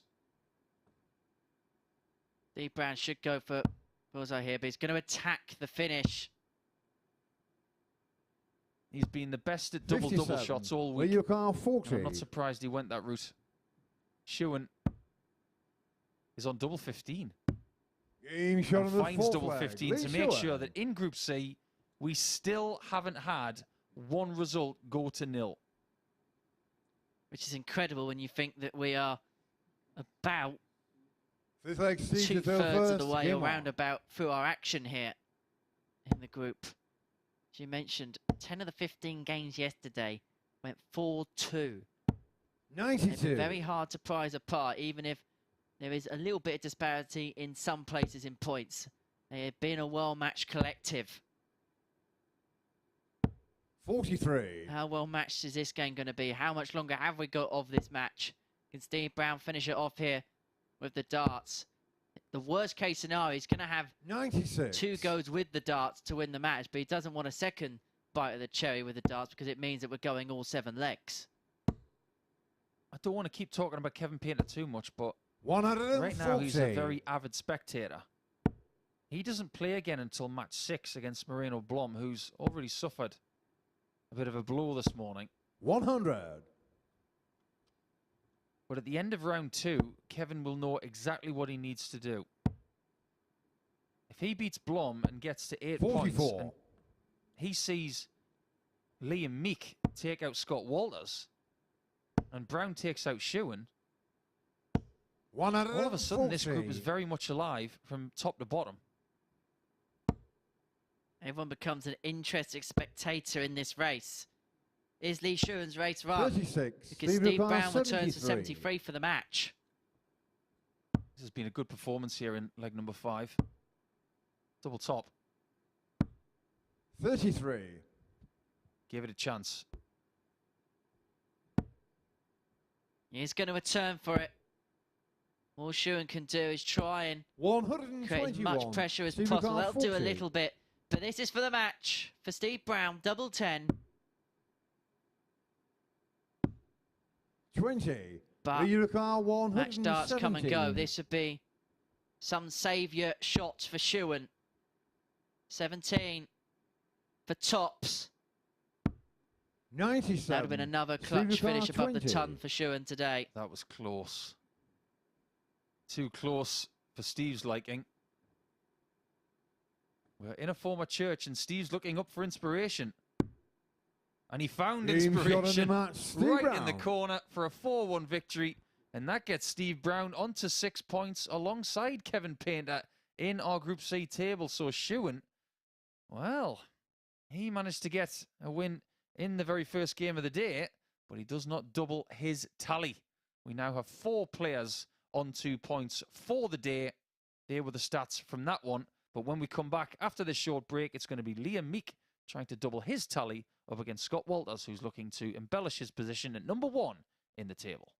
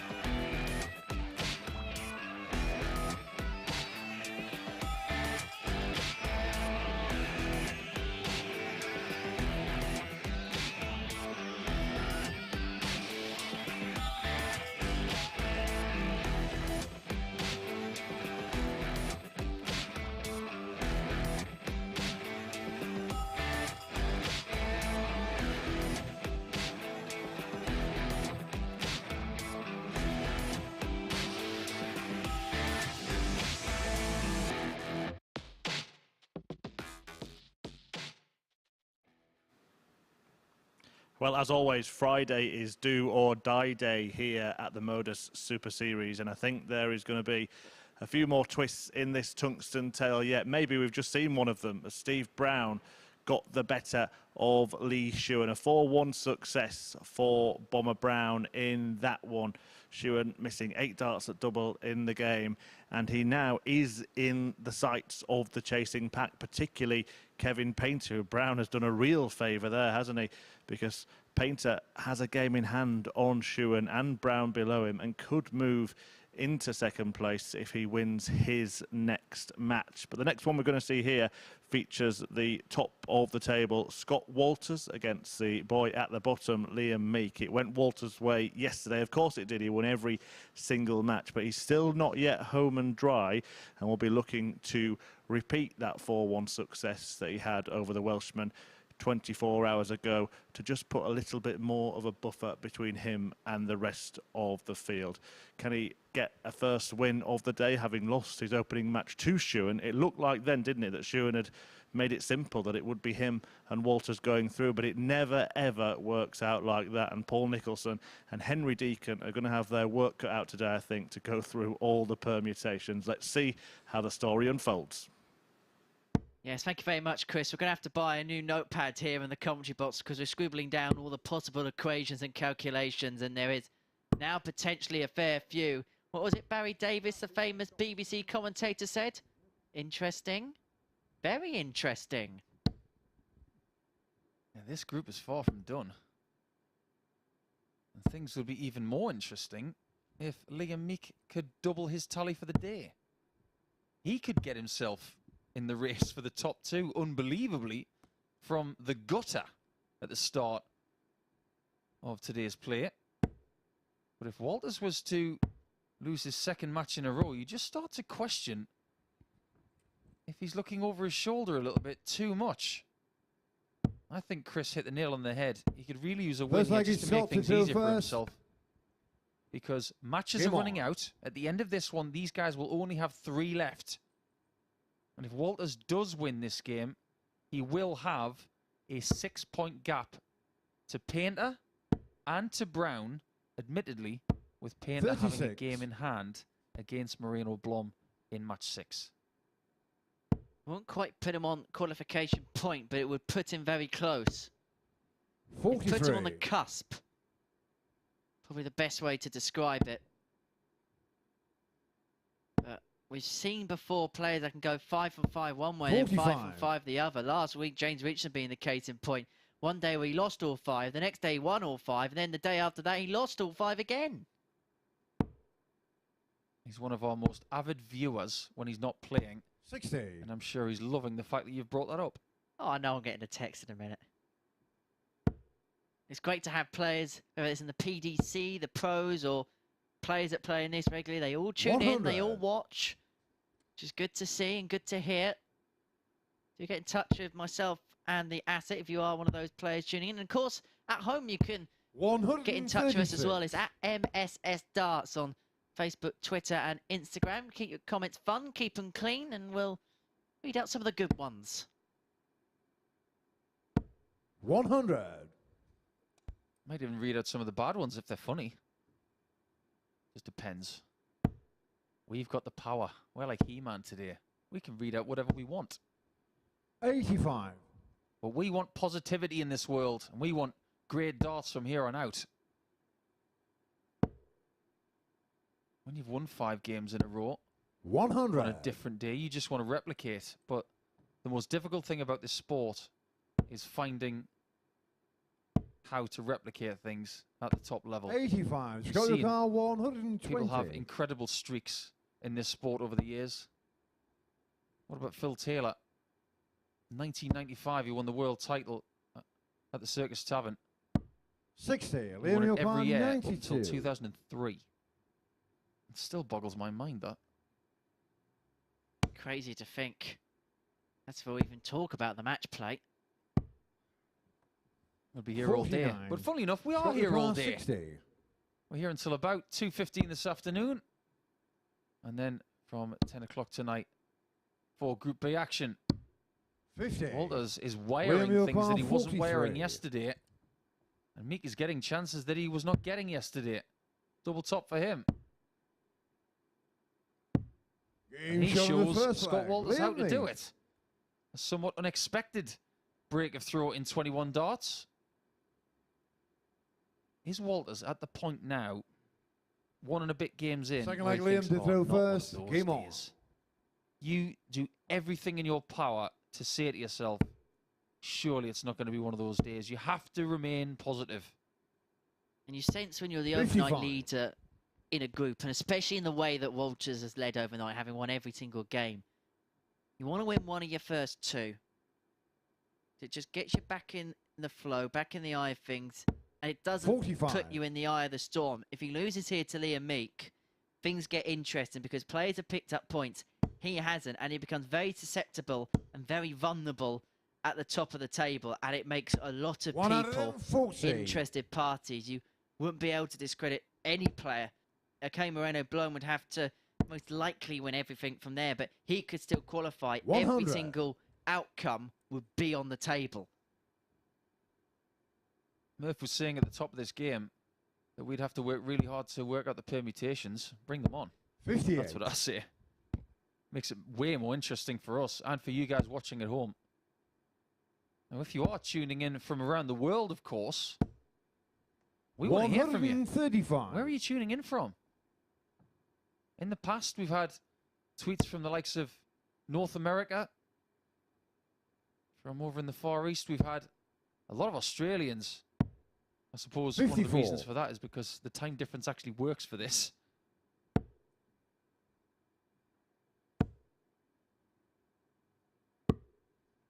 $130. Tweet from somebody in Qatar, believe it or not, asking who's the best 180 hitter this week. Well, in Group A, that was Andy Hamilton. 91. He was fantastic in Group A. He managed to get 23 maximums in 3 31. days. Liam Newcar, 130. It's not really a fair barometer to say that Steve Brown and Kevin Painter have got more than Andy Hamilton. They have, but they've played a lot more matches. Scott Newcar, 60. But I would say at this point, the best 180 hitter of the week is Andy Hamilton. 555. 55. You wouldn't Liam say Scott Newcar, Walters the best 65. double hitter today, would you? And Liam Meek returns for a 2-0 lead. And perhaps we were very quick to discredit his chances at the start of the day. But he's been given opportunities and he's taking opportunities. And he may be working his way back into the equation here. He's 2-0 up on Scott Walters, who has to be said is struggling a little bit at the start of day 2. If you'd have said to Liam Meek 2 legs in to this contest 47. that he'd be averaging 71, the answer he would come back with would be, I'm 2-0 down. The fact that he is 2-0 up 41. is a shock to me. It's probably a shock to Liam and to Scott. But it could well be a 140. strange little catalyst for Scott to say, I've had enough of this. You get yourself a little bit of frustration and you turn it just a little 59. bit into a tiny little bit of anger. And you say, right, I've had enough of this now. Start playing properly. 140. It's that switch in your head as a pro dart player that a lot of us have got. When somebody walks up to you at an exhibition and they say, 82. oh, this guy you're going to play next, he's good. And then all of a sudden you just go, click. Right. So it's been fun up till now. Now we get serious. 98. Exactly what Scott Walters needs to do now. Well, he may have just flicked the switch here. He's left 76 after 12. The average has gone up by 8 points in this leg 97. alone. Scott Newcar, 76. You just sense this as a game that someone just needed to put their foot on the throttle.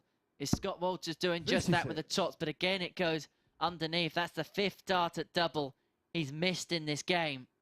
A lot of those doubles he has not missed by much. In fact, he couldn't have missed them 70.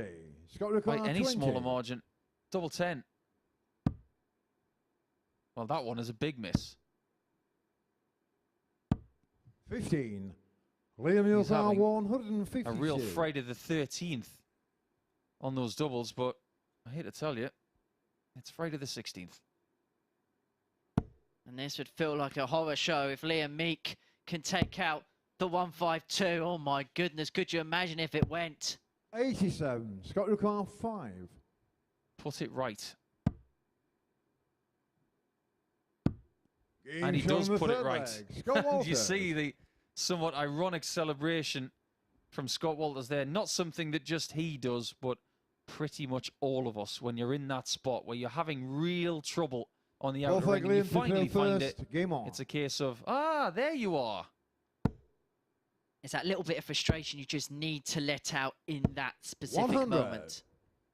It's the people who don't do that that I admire, because I was someone who, if I had a bit of a nightmare on doubles, I would do exactly 45. what Scott did there. But the people who just plod on and do it and don't show their hand to their opponent, they're the better guys in my opinion. 55. Darts is a painful game at times, maybe not physically, but most certainly mentally. And in this format, this group stage format, you play a lot of 85. games. You are having to come back from a lot of mental pain at times. 85. Now, what I want you guys to do at home over the next few darts is look at the opponent in the background as opposed to the darts and where they go 46. if you get the opportunity.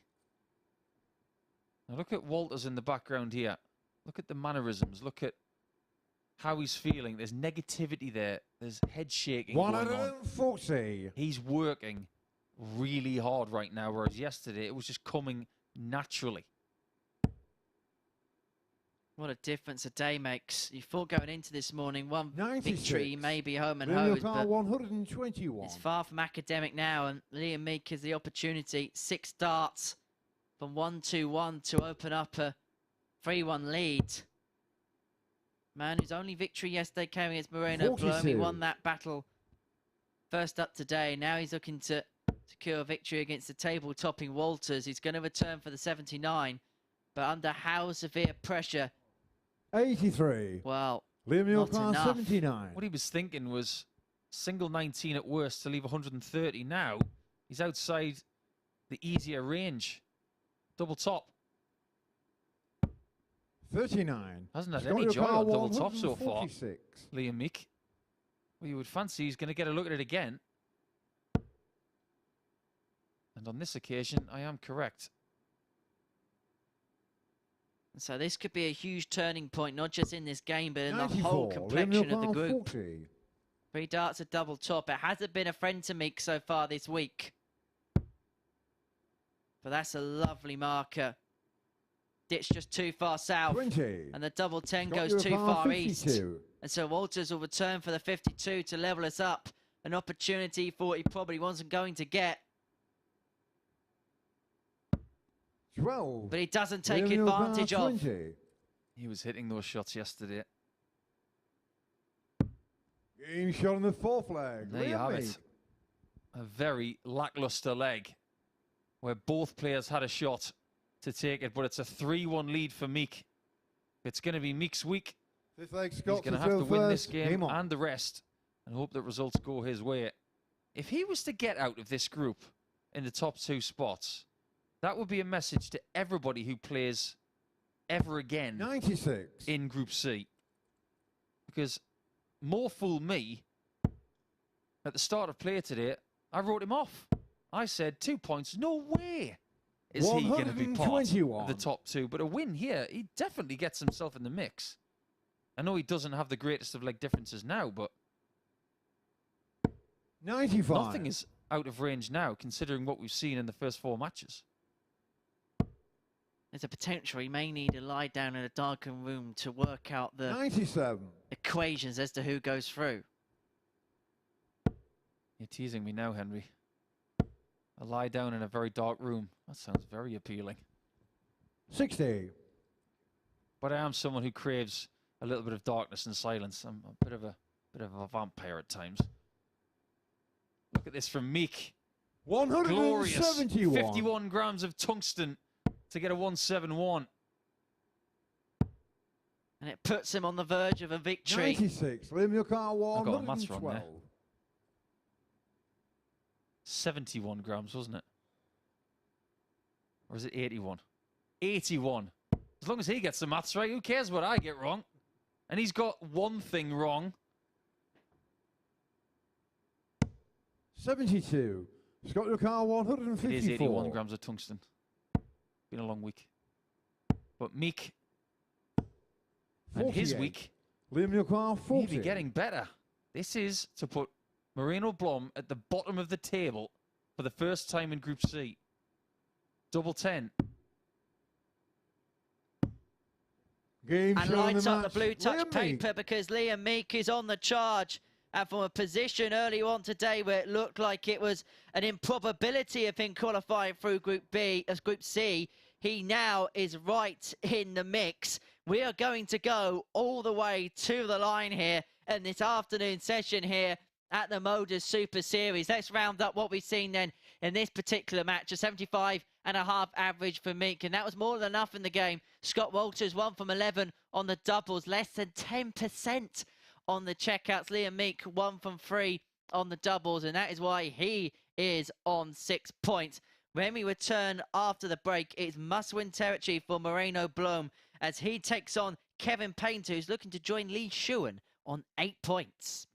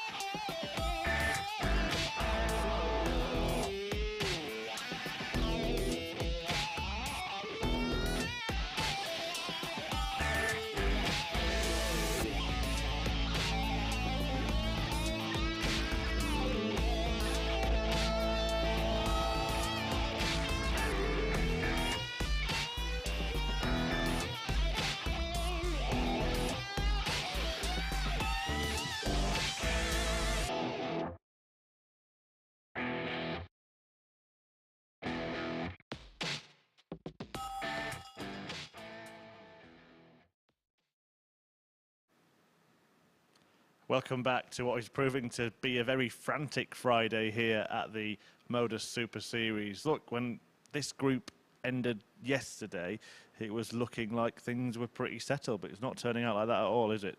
Frantic is definitely the right word, Murph. I didn't expect what I saw today, what I've seen today, and I just get the feeling that Walters is really under pressure now. He's still at the top of the table, and he will remain that way after 2 rounds of matches, but he's under a massive amount of pressure from a chasing pack, which is growing. Yeah, as you can see there, Lee Shewan won the first match of the day against Scott Walters. Now, at that point, we thought it might be those two that were almost uncatchable. But then Kevin Painter's 4-1 won it against Steve Brown, put him in the picture. Brown then did him another favour by beating Lee Shewan. In between that, Meek got a win against Moreno Blom, and he's followed it up by seeing off Scott Walters when Meek was bottom of the table and he was top. I'm going to pick Nick a couple of your lines, Paul, because Walters falters. Could it still be Meek's week? I've spent too much time with you over the years, haven't I? Well, the fact of the matter is Liam Meek has got himself off the canvas and he's given himself a chance of getting in the top 2. But can you imagine the scenes if Blom gets a win here and you've got 4 players on 6 points, 1 on 8, 1 on 10. All of a sudden we've got a scenario where everybody can still qualify. What a really exciting final 3 rounds we could possibly have. But that's a big if, isn't it? Because Painter has been the bogeyman for Moreno Blom this week. He's won 4-0 in matches, 16-3 in legs. Yeah, this is what I want to hear from Kevin Painter when he talks to Moreno. He says, I'm the boogeyman and I'm going to get you. So I guess we just got to wait and find out for match 6. Big chance for Kevin to be there on Saturday night at finals night alongside his old Premier League partner Andy Hamilton. Paul will head back downstairs and Henry Deacon is on the mic. Thank you very much indeed, Chris. It's a clash of the generations here in our 6th game of our day as Kevin Painter and Moreno Blom collide for the 5th time this week, and it has been dominated by the experienced artist against this young Dutch dartist.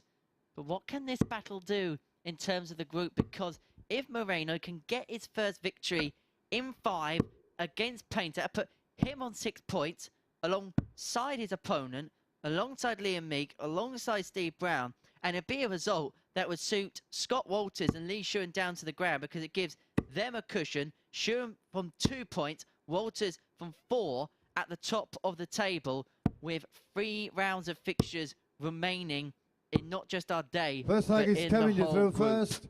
So there is a lot riding on. on the next 4 to 7 legs in terms of what we're going to be talking about, what the equations are going to be as we come to the culmination of Group C. 100.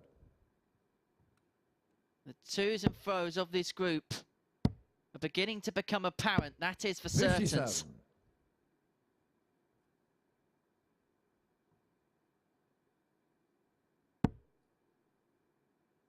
The Painter, he can put himself level on Shewan, with 45. Shewan, sorry, on 8 points. We have a victory here. That's how much things can change depending on one 59. result here. And it's fair to say it's been a tentative start from the pair. Trying to work their way 45. into the match. Do 140. you get the feeling, Henry, that maybe the dynamic in the practice room is changing? There may have been a somewhat relaxed attitude this morning, thinking, 140. maybe my chance is gone.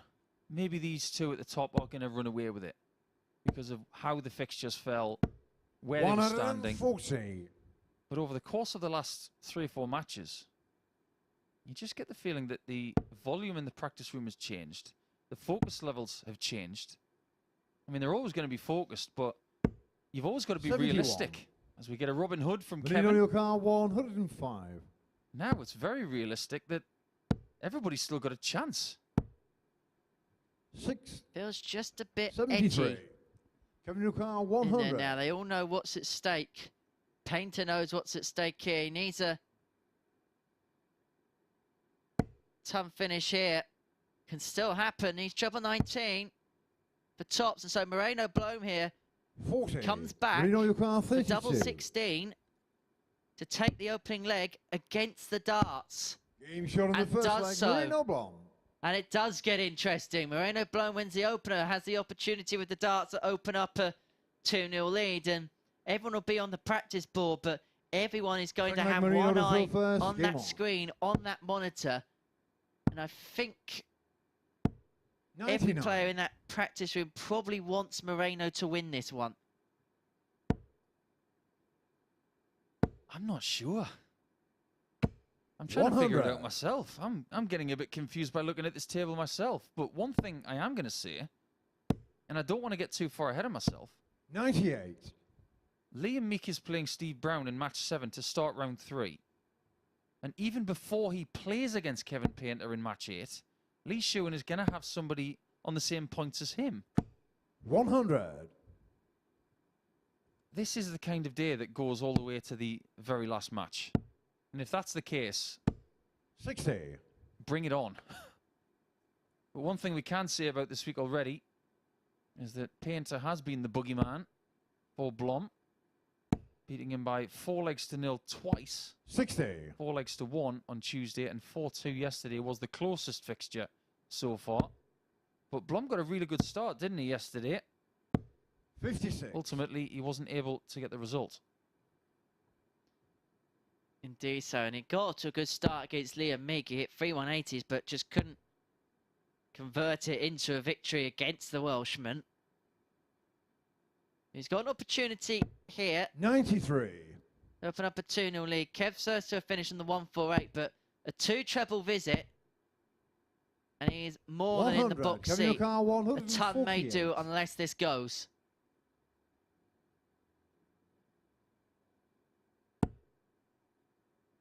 Those finishes haven't looked as likely as the first couple of days. 82. Where he Moreno was your getting car things 88. like 136s, 160s, 158s. Game shot on That the is a second leg. beautiful Moreno conversion Blom. from Moreno Blom for a 2-0 lead. Familiar territory in Group C against Painter. Will things be different, or will the boogeyman, known as the artist, Kevin to throw first. strike and Game get him on. again? Do you reckon there's a painting in the Louvre called The Boogeyman? 89. If there is, I'd like to see it. Every time I hear the name the boogeyman, I always think about that WWE wrestler who was... 140. He was not PG, and he was terrifying. Absolutely terrifying.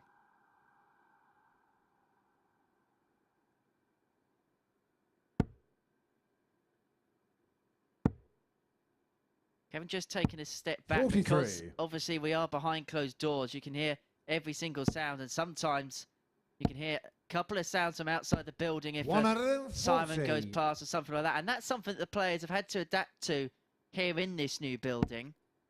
Is because it's an open space, you will hear everything. Yeah, in the other building, it was pretty much an enclosed, soundproof room, unless something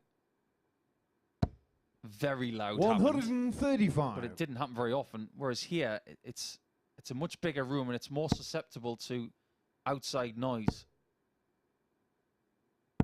44. It's not something that dart players are 86. used to, actually, in arenas and playing places. The only thing they would usually hear is possibly the rain 70. on the roof.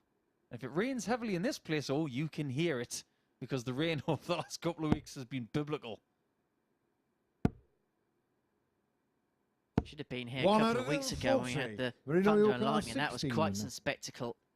Could be some spectacle here because Moreno Blom opens up a 3-0 lead against Kevin Painter. And this group of all groups may well have another seismic swing. If Blom can win 4-0 here, put himself onto 6 points, we will have the ultimate grandstand finish. 42. He's currently sitting in 6th position, but a win in this leg for the Dutchman would put him into 4th. Painter would remain 96. in 3rd, but only just. In fact, I'm just recalculating that. A 4-0 win would put Blom in 3rd. 60. He would jump Painter from 6th to 3rd. That's how crackers this group is.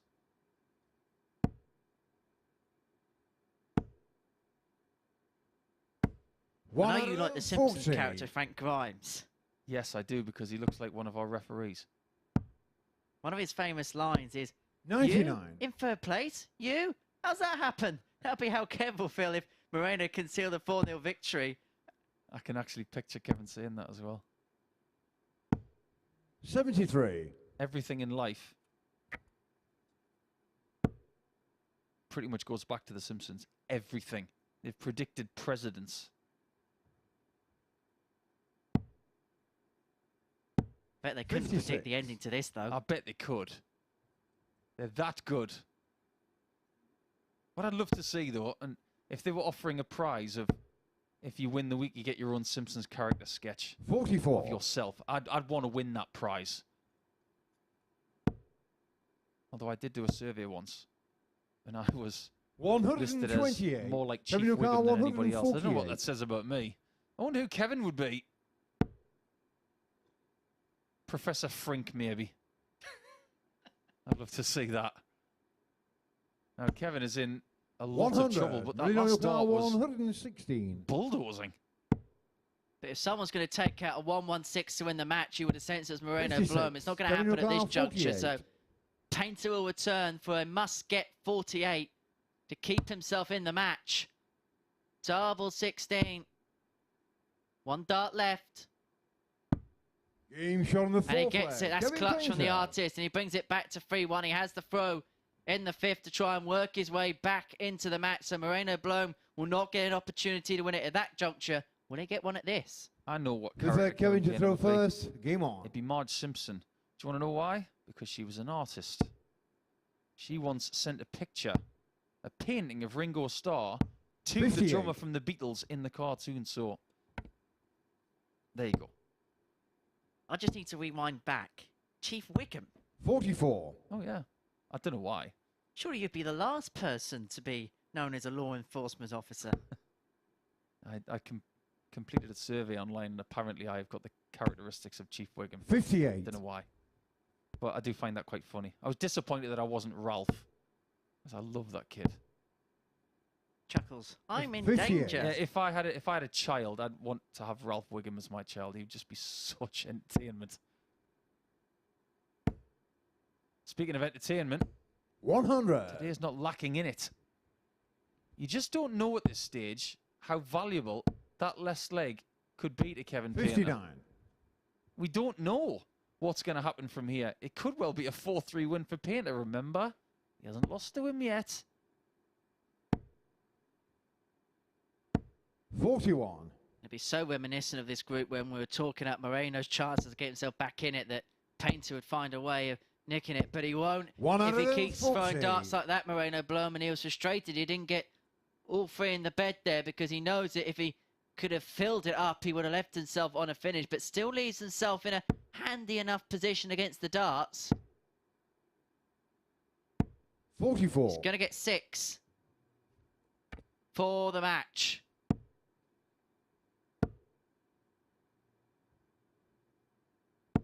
100. That's worked out pretty well in the end. When he does that travelling across the oche to open the bed up, even when he does that, it's really quick. He doesn't stop, think, and throw. He just moves and throws almost like it's one movement. 100. Painter does the same by halving the score. 100. Blom has not had a match start until now. Game And it's shot the of only the one he match, needs, a Moreno 4-1 Blom. victory. What's happening in Group C? This is crazy today. There we have it. An 88 average for Blom, 67% on the checkouts. It's really good. And his best checkout came at the end right there with the 60 in the tops.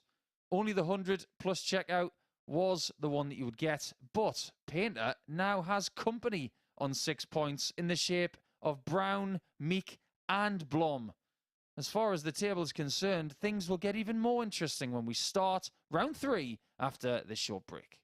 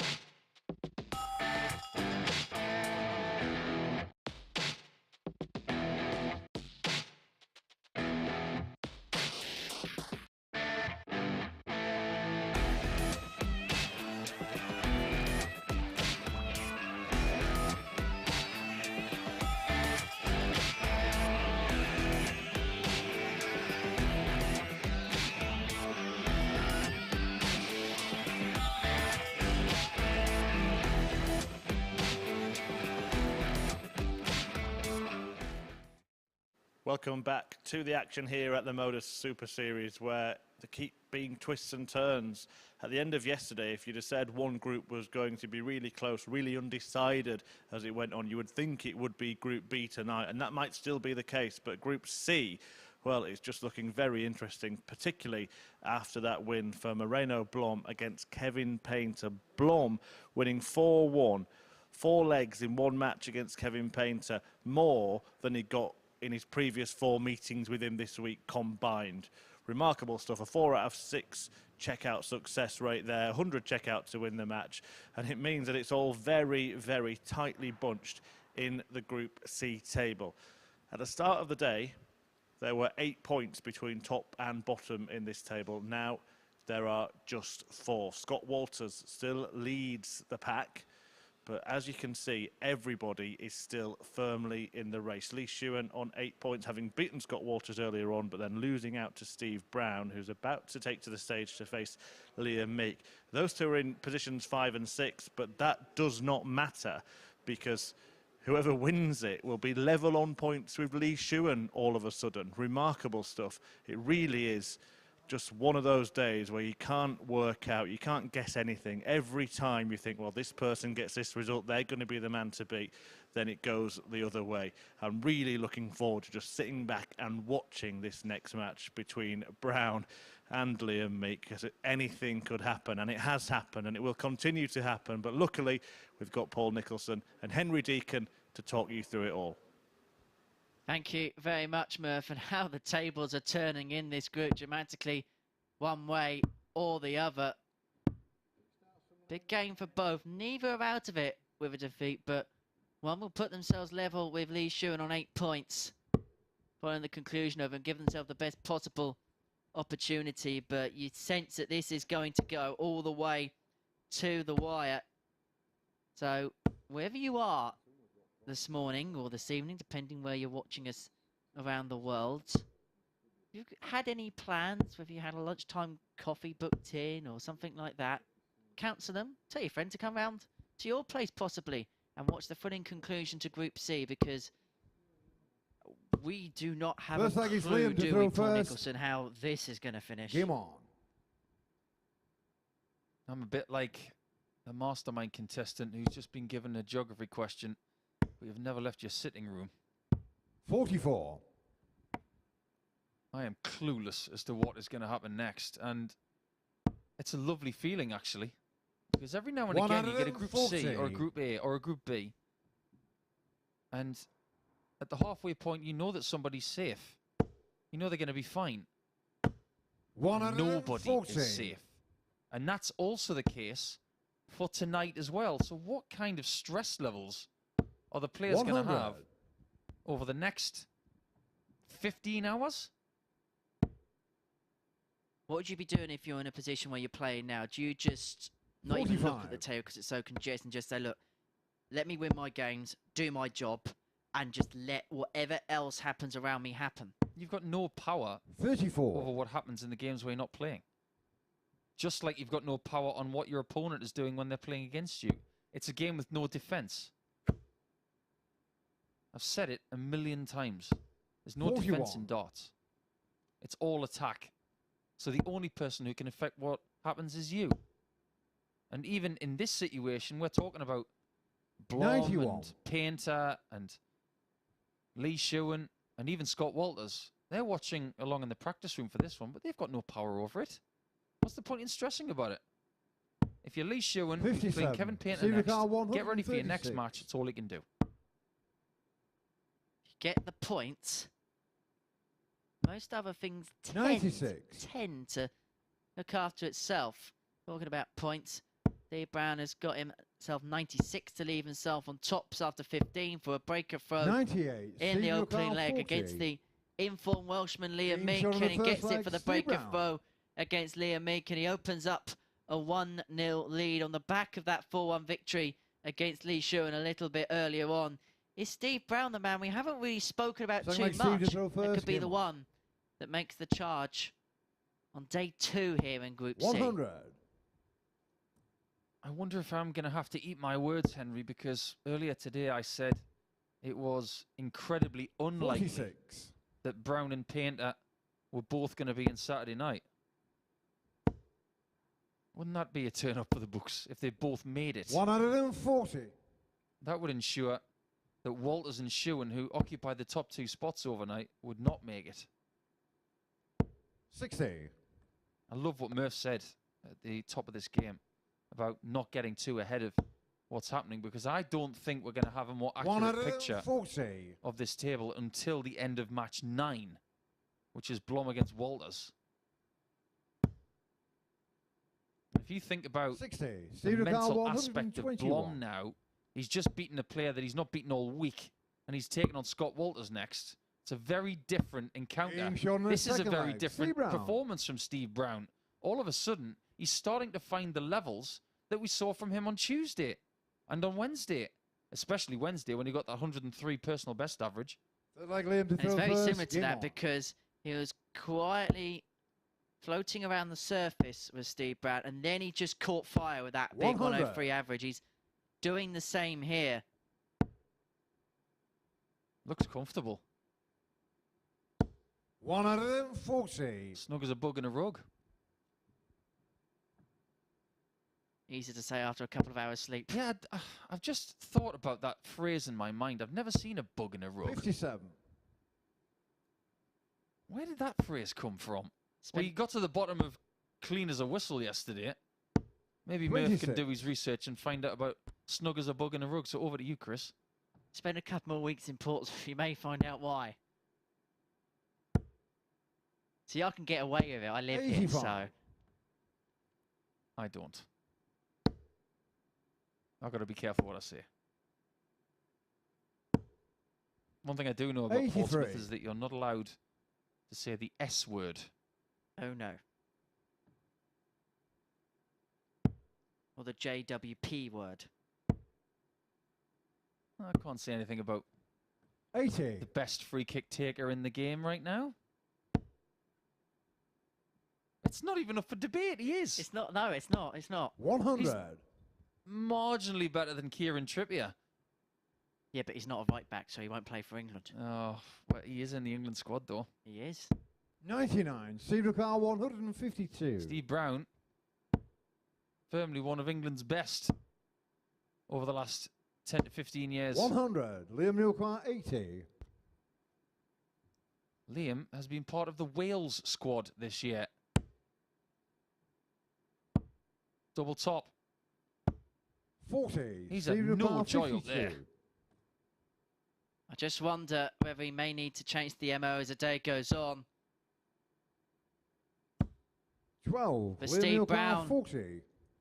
has similar disluck on tops.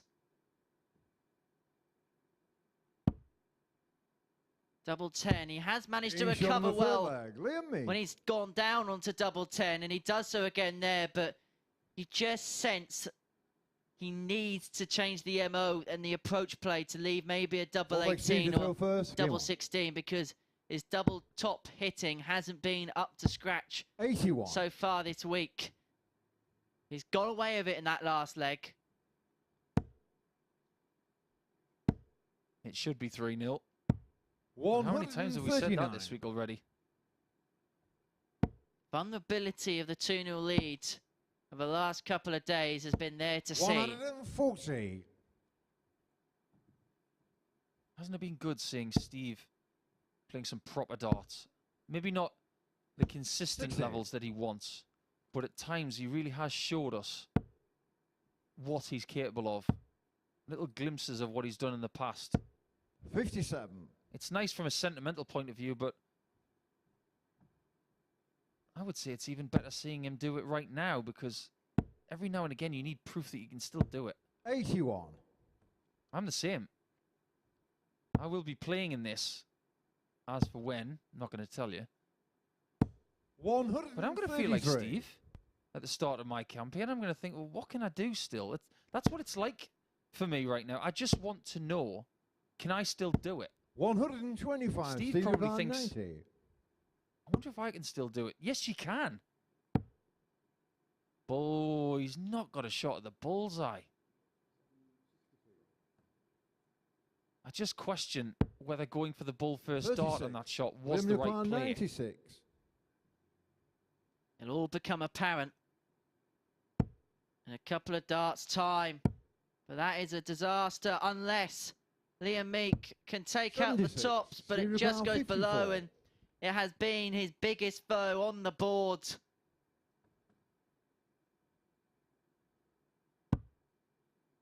Can he find tops this time with 2?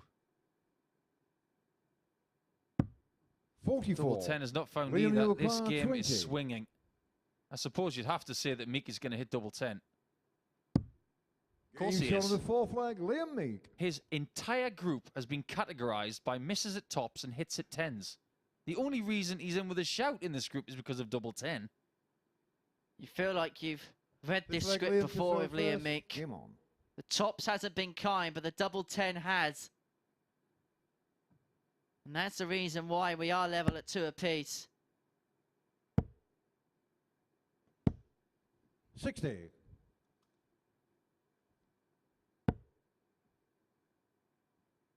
Steve has been the better player in this match from a scoring perspective by a 137. mile. He's averaging 93. Liam's averaging 75. What is it about 100. left-handers scraping their way into results? Yes, it's called wading. A very popular phrase in the sport of darts, which I 125. think was first coined by our friend Dan Dawson. If it's a phrase, it probably was coined by Dan Dawson. Yeah, one of the cleverest people in the game. 101. Watches just as much darts as Chris Murphy and myself. Well, this is a 134. great scoring performance from Steve. It's almost like he's taking his anger out on the inner ring. 58. He has the Steve luxury of Carr, going for the 25 105. first here, but the tops is not the player. He doesn't need tops. Just needs tops. Game shot on the That third is a leg. glorious Steve leg Brown. of darts. Especially when you consider in the past 2 legs, he's missed 2 shots at tops each time. And this time for a 105 out, a 12 dart out, one of his 6 best legs, legs Steve of to the throw week. first. Game on. For a 3-2 lead. Bravo, Steve, bravo. Right things at the right time springs into mind. That's exactly what 42. Steve Brown did at that juncture. However, the 42 start there has opened the door again for Liam Meek. If he can crank in another treble alongside 100. that one, a ton will do. I don't know if you've noticed, Henry, the table that they have to put their darts cases and drinks on looks very similar to 96. an egg timer. It's almost like the sands of time are just trickling down because time is ticking away in this group. 55. Like sand through the hourglass. You know what that's from? What TV show? If you get it, I'll be mightily 84. impressed. Heard the phase, that's the thing.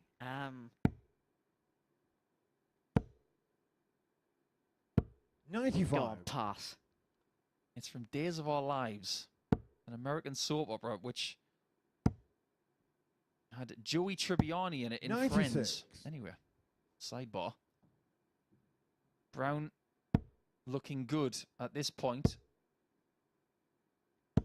125. Meek gets to a finish first, though.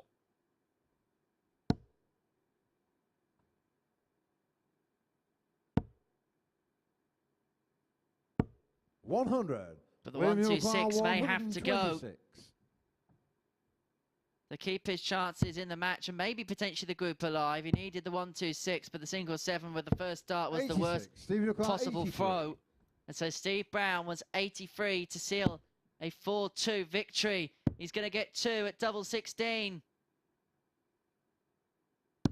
Game shot and the match. Gets Steve it Brown. last start in hand. And so Steve Brown moves on to 8 points level with Lee Shewan in second spot at the top of the group with a 94.34 average. A really, really good performance all round from Steve Brown. 2 ton plus checkouts, the highlight being the 1-2-1, 4 from 9 on the doubles. Apart from the fact there wasn't a max in the match, there wasn't much not to like really there from Steve Brown. He seals a 4-2 victory in that one. And when we return after the break, this is a huge game as Lee Shewan takes on Kevin Painter. So don't go anywhere.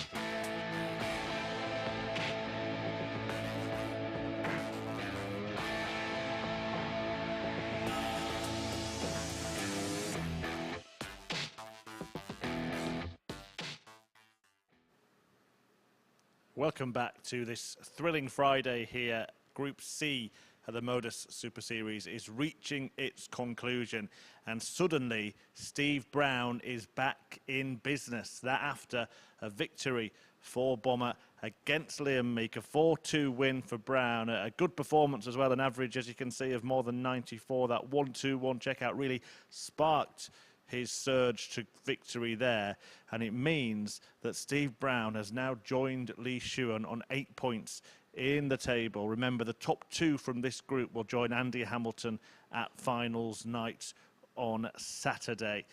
And a big match coming next. They're all going to be big matches for the rest of the day, I can assure you of that, because Kevin Painter takes on Lee Shewan in this one. Now, Shewan can move back onto 10 points and 2 clear of Steve Brown, but if Painter wins, he joins a pair of them on a really important contest. It's just going to go down. I think Paul was right. We're not going to get any clarity until maybe the group is over. Now, interestingly, just as a side note, when Lee Shewan was born, Frankie Goes to Hollywood were #1 with Relax. How can he do that right now? Let's find out if he can. Paul and Henry. Oh, Chris, don't do it. But it's 2 tribes that are going to war here in Game 8 of our day as Kevin Painter takes on Lee Shewan here.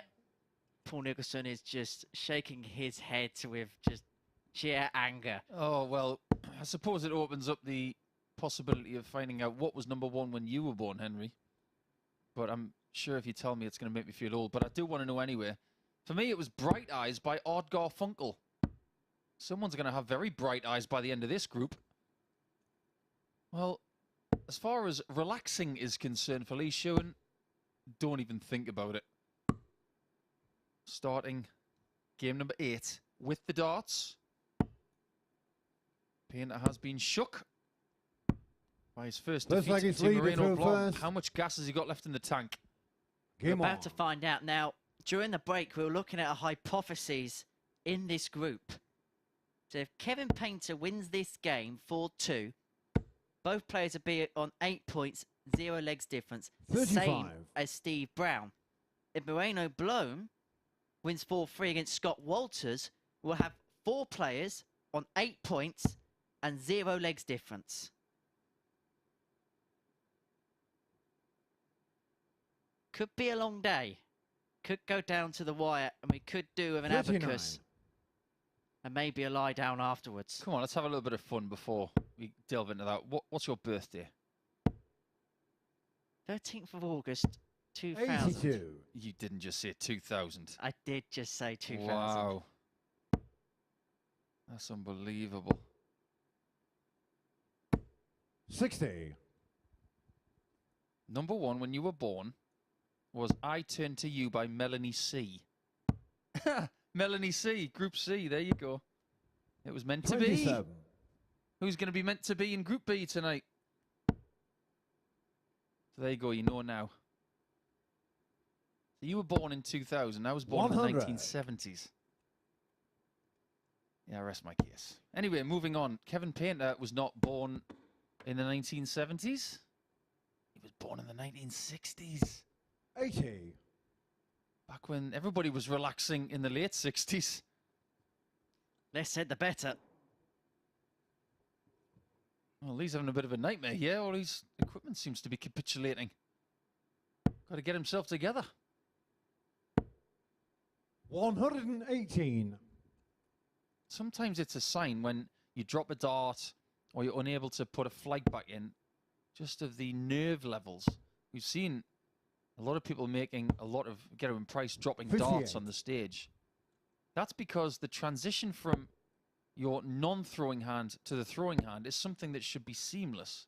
And if you look at Lee Shewan, for example, 128. in this throw here, they don't look at their other hand when they're transitioning. It's something you have to practice over years when you first start playing the game. 85. Kevin O'Carroll, 56. Well, these 56s is something Kevin Painter has done for years. Not always this route, though. All will be forgotten as long as you hit 12s. 32. And he's changed his darts Lee again. O'Carroll, 134. He's gone to the smoother set now.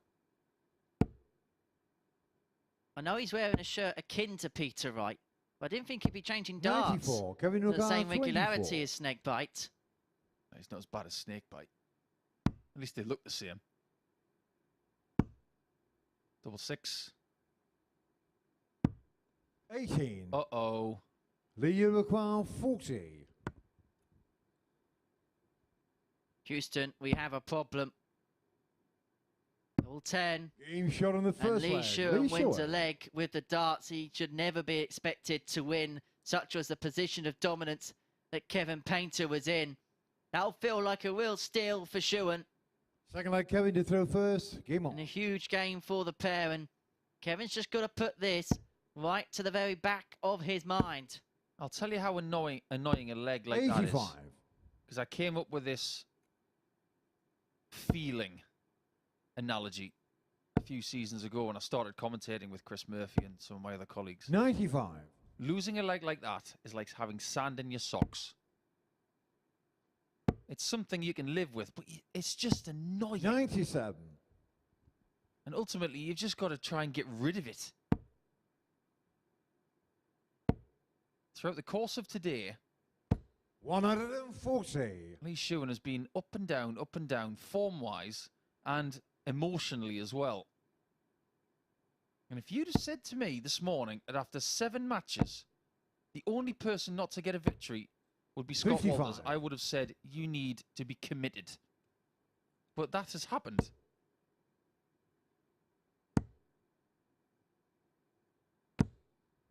$91. Feels like a Diana Ross song. It feels upside down today compared to yesterday.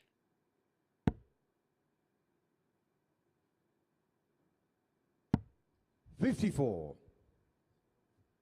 I just had a little bit of a communication from our host. Apparently, Chris Murphy's #1 when he was born was Lady in Red.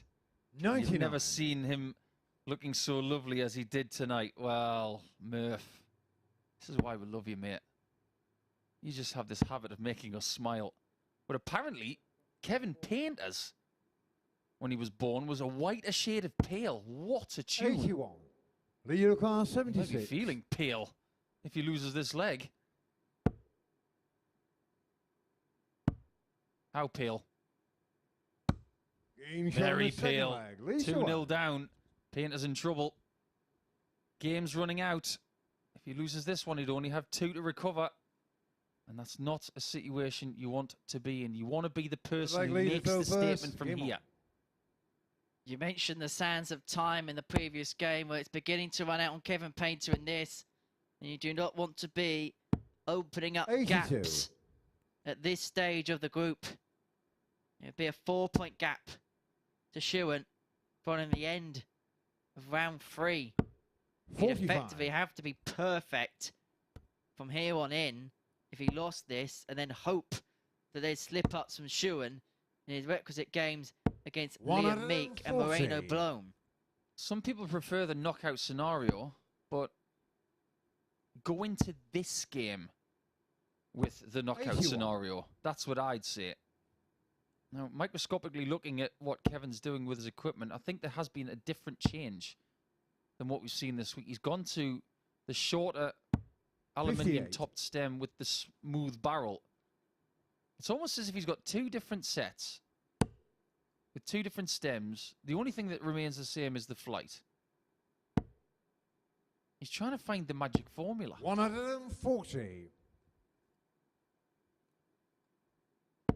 It's a good visit from Kevin, but here comes the cobbler.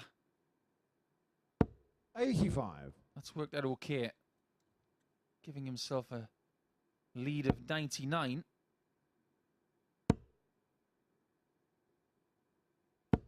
$100.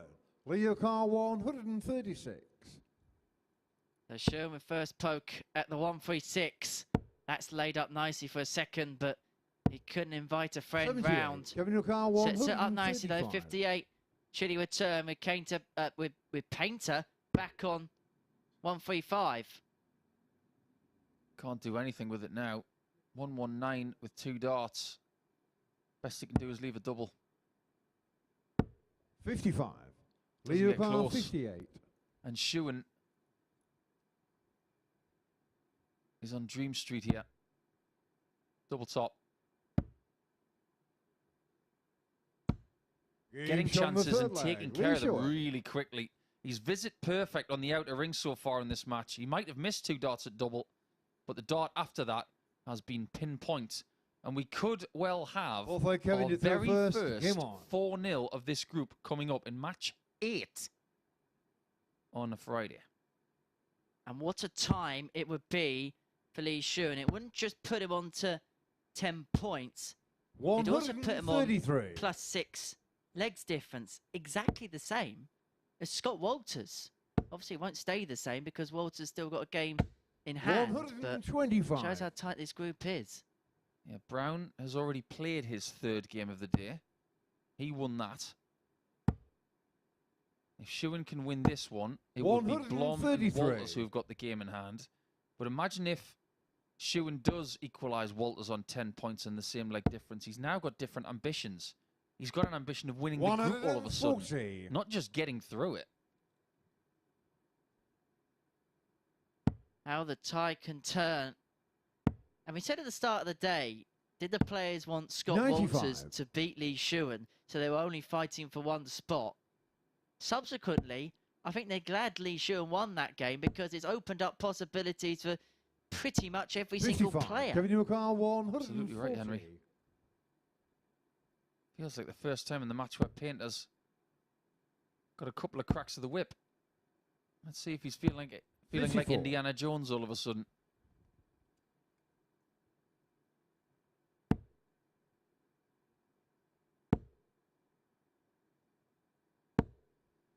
That's not Kevin bad. Newcar, 86.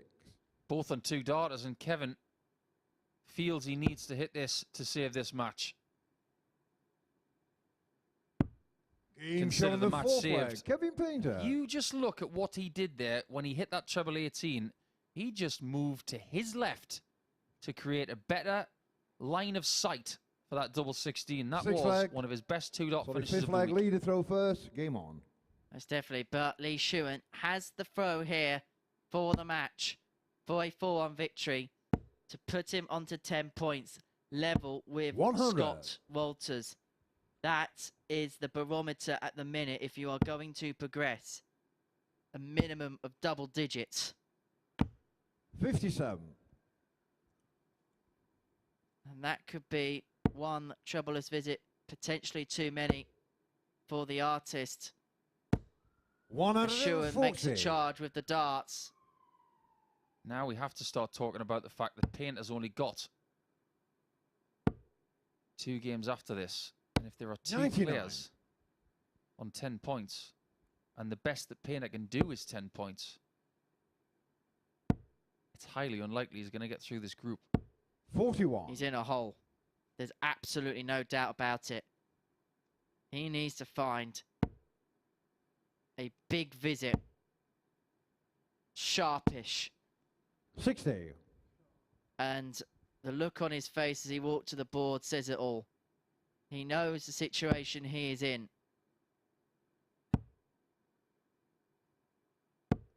40. He's had a reprieve. But even with the 140 here, he's still asking a lot of himself. He could really use the first maximum of the match. Full credit to him. He gave 85. that every chance of snagging that second treble to leave 160. But is Shewan faltering just a little bit? 77. So 1 treble from his last 6 darts. But ultimately, he is first to the finish anyway. Painter knows scenarios to get over the finishing line. Lee Shewan hasn't 100. won a Lee WDF Newcar, event 103. yet in his career. Will that sort of inexperience come to tell? Or is Lee Shewan... Oh my No score. goodness. He's Kevin passed Newcar, 103 100. by hitting treble 19. I don't think I've ever seen that before. Well, he might have been going for the single 3 and just got caught up in the fact that he was going to get a shot at tops. You can never neglect the single number.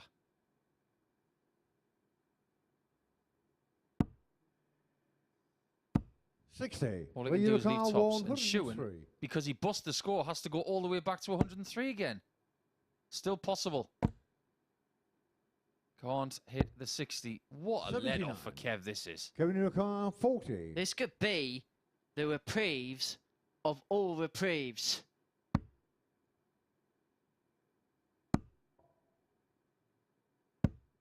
No score. But he hasn't taken it. How's your luck, Lead Kev? your car, 24. You couldn't have lined those up any more uniform-like on that top wire. 3 well-thrown shots. Shewan at 12s. 12. Can't Kevin get in the your job car, done. 40. How many lives have you got, Kev? Kevin the cat.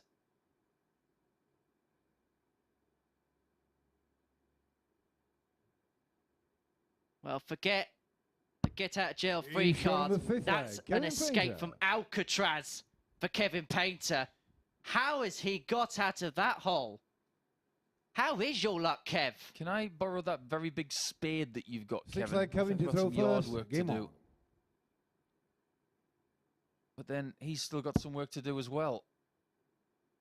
He's still in a hole, but it's a lot more shallow than it was. 123. And you thought you'd seen every conceivable scenario in this group?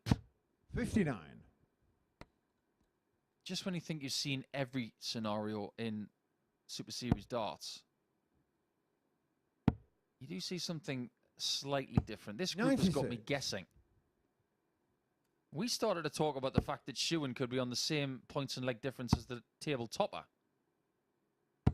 134. Now we're thinking about something very different. The possibility, maybe, of a comeback from Kevin.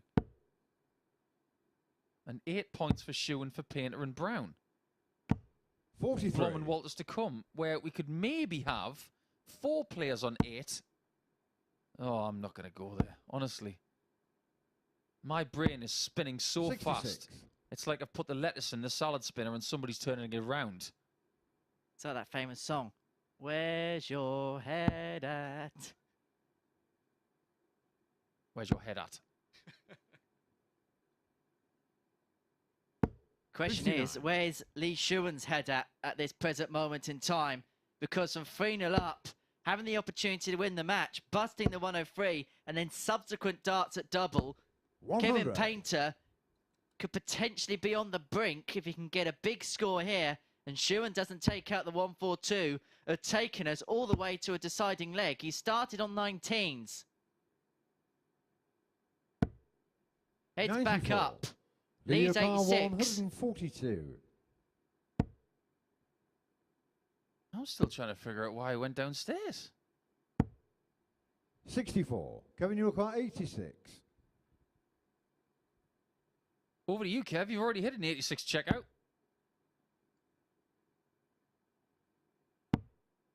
He's not going to hit one. And Shewan's going to come back 30. for another crack at the Lead your match car, 78. to join Walters on 10 points. He needs tops 58. and misses another match shot. Kevin your car, 56. Another life used up, Kevin.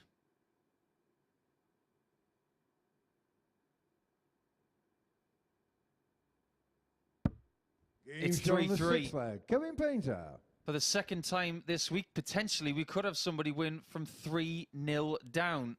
And the last person to lose from 3-0 up Seventh and Was final Lee leg Shewan. lead to throw first. Game on. after missing match darts.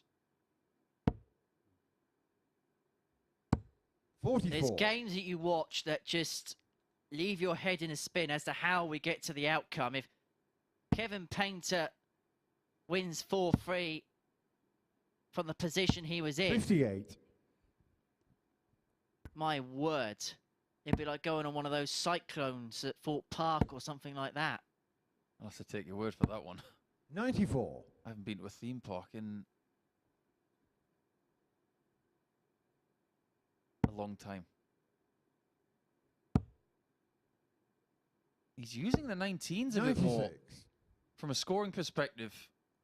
Not conventional behavior from Kevin, but he's showing a bit of flexibility. 140. Oh, big score there from Lee. 2 trebles ahead. Painter in more woes here. 96. But he doesn't come up dry. You just sense, is Shewan confident enough to get over the line? Does he need 2 visits 99. at the outer ring to get it done?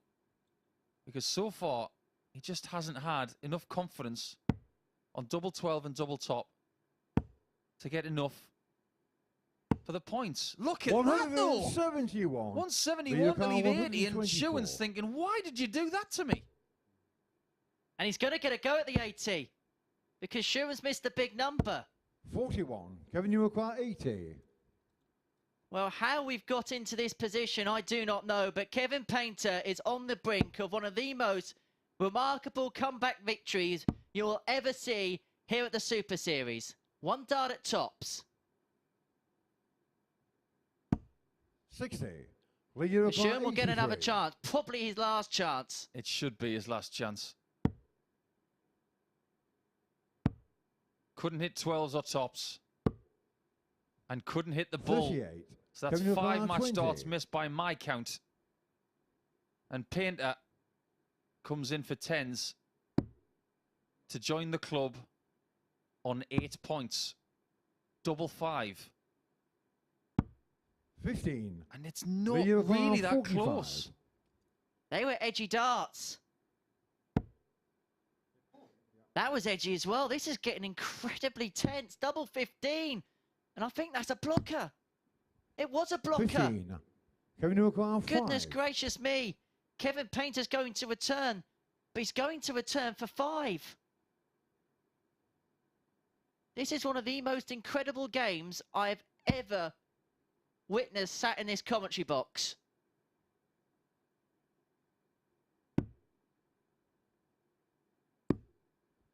One. And it still goes on. Lee, you require 30. This group is being won and lost in this game. Game shot And of it the has match, been won Lee Shewan. somehow by Lee Shewan. The artist is going to need a few minutes. You can see by that handshake and by those statistics that that game has changed the complexion of Group C.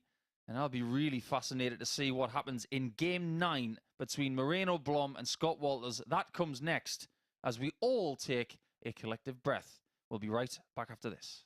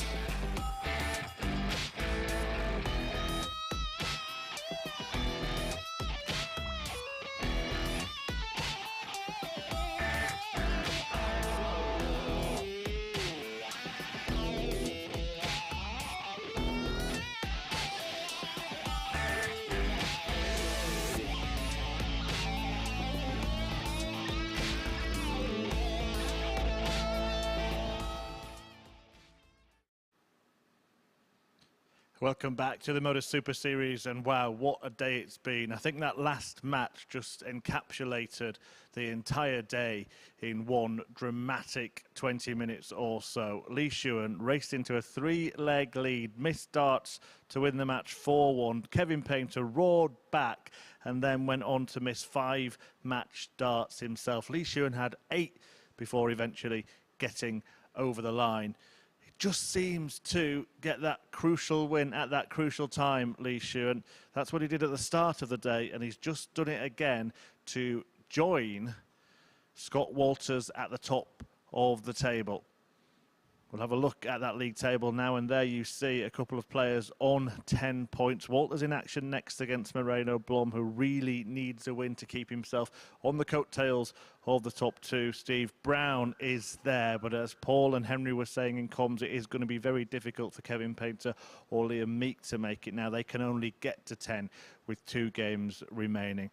What an incredible day it's been. Twists and turns all the way, and we haven't seen the last of them yet. Let's watch how it unravels. Back to Paul and Henry. Thank you, Chris. We're still recovering, having had a lie down in a darkened room following the end of that previous match. Our heads are still spinning as a consequence. We wonder whether the head will be spinning in the mind of Scott Walters, having won 5 from 5 yesterday. Lost his opening 2 games, and suddenly he has company on 10 points by way of Lee Shewan, and his spot in tomorrow night's finals, you sense, is rapidly under threat. He takes on Moreno Blom, who himself could get on to 8 points for a victory here, and his chances of making it through to tomorrow night's finals wouldn't be over. Remember, you can join us for the finals tomorrow night. 10 o'clock start on Sporty Stuff TV, but First leg is Marino. you can join us in person. Free tickets available Game on dartshop.tv. Head over to our MODUS Super Series handles as well. Facebook, Twitter and Instagram. You'll see highlights, a bit like that. How many times has he done that?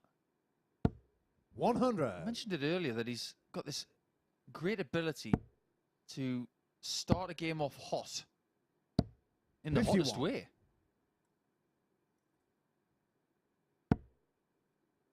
Now, Moreno Blom does not have a nickname, but I guarantee you, 83. with every cell of my being, that if he makes the finals this week, I'm going to nickname him 60. Lazarus. Considering the week he's had, if he still makes the Saturday night, then it will be the comeback of all comebacks, especially in Super Series darts. 140. It may not trump the whole Andy Hamilton comeback against Simon Whitlock at the match play about 10 years ago. 56. But it would be getting off the canvas to give himself a chance at the £5,000 bonus come Saturday night and a chance at Champions Week. 98. Marino your car 154.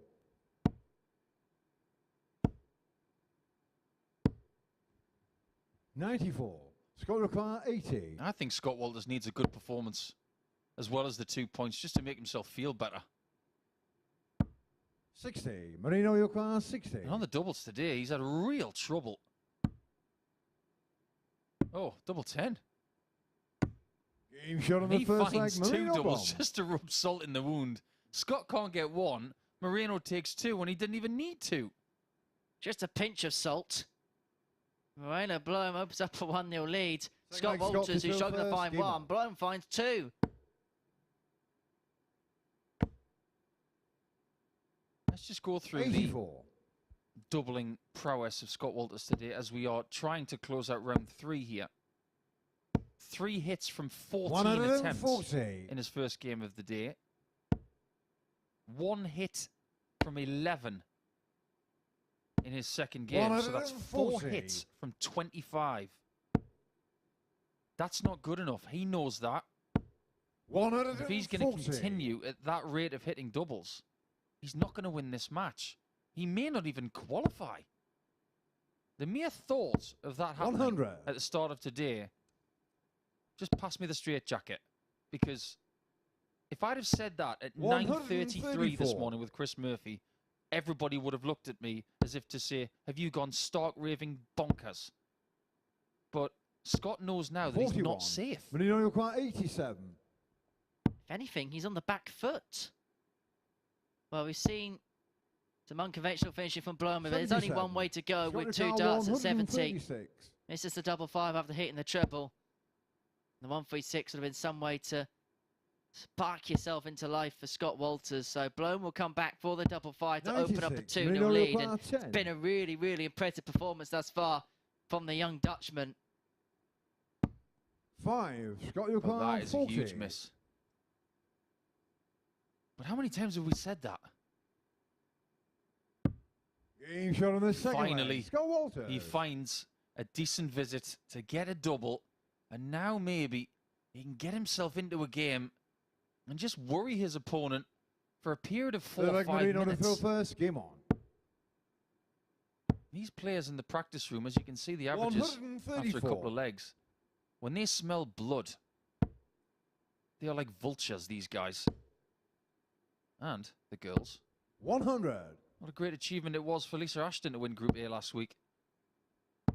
I know that Lisa and Fallon are the 93. two that are talked about the most when it comes to the ladies' game. But they have done historic things here at the Super Series. Lisa, the first person to win Group A. 85. Fallon, the first person to win a week. That was last year. That was a massive achievement.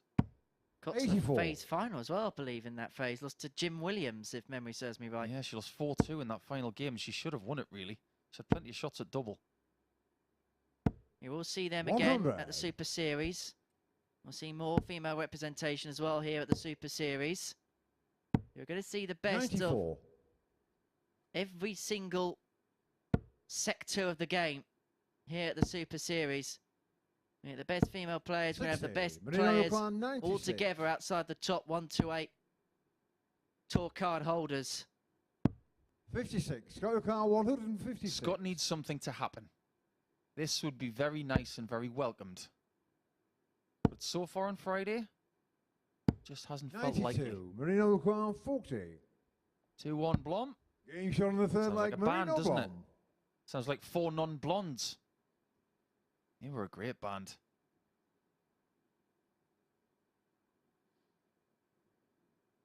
Fourth leg. I'll have Scott to to take throw your word first. for Game that. on. You don't know who 4 non-blondes are? Bit before my time. Oh, I love it when you play that card. 140. I have no answer to that card at all. make me sick. 171. Shall I go now? No, you can stick around until around 2 a.m. on Sunday morning because we got 60. a champion to crown. If you aren't fully aware of who's made the Champions Week, which is in the middle of 93. October, and you haven't been tuning in, first of all, where have you been? Secondly, you're going to see in Champions Week Robert Owen, who won Week 1, 60. Chaz Barstow from Winchester, the same hometown as Scott Walters. Graham Hall from the West 100. Midlands, mightily impressive in beating Jan van Veen in Week 3. Daryl Pilgrim stole Week 4 from Josh Payne. Lee Evans 100. took out the Moreno WDF Carl, World Champion Neil Duff 137. in Week 5. And in this arena, you've seen Kieran Tian and Graham Usher book their spots. 81. That, so far, is your lineup for Champions Week. We'll add one more name on Saturday night. You can be a part of it. Dartshop.tv for tickets. But 43. Moreno Blom Moreno Carl 56. is hoping that he's going to punch his ticket to Saturday night's finals. If he can get this tops, double 10, 46. which would have been Scott for a Lucan, break of phone, 98. would have opened up a 3-1 lead, and it would have made life really interesting. I think Blom's had enough chances to win this match already. 58. Moreno require 10. Double 5. Game shot on This the one's fourth in. leg. Moreno Blom. I think the phrase that comes to mind right now, and it's been in my head for at least an hour and a half. Cat and pigeons. Throwing the Like cat Marino amongst the to throw pigeons and first, see yeah. what happens. It's like throwing nuts or seeds in the air, seeing where they fall, and then the pigeons go after them. 60. I've got no idea what's happening next with this. Blom wins. He goes to 8 points. But 60. I've got a really important point to make about Scott Walters. He'd still be top after 3 rounds, after losing 140. everything today.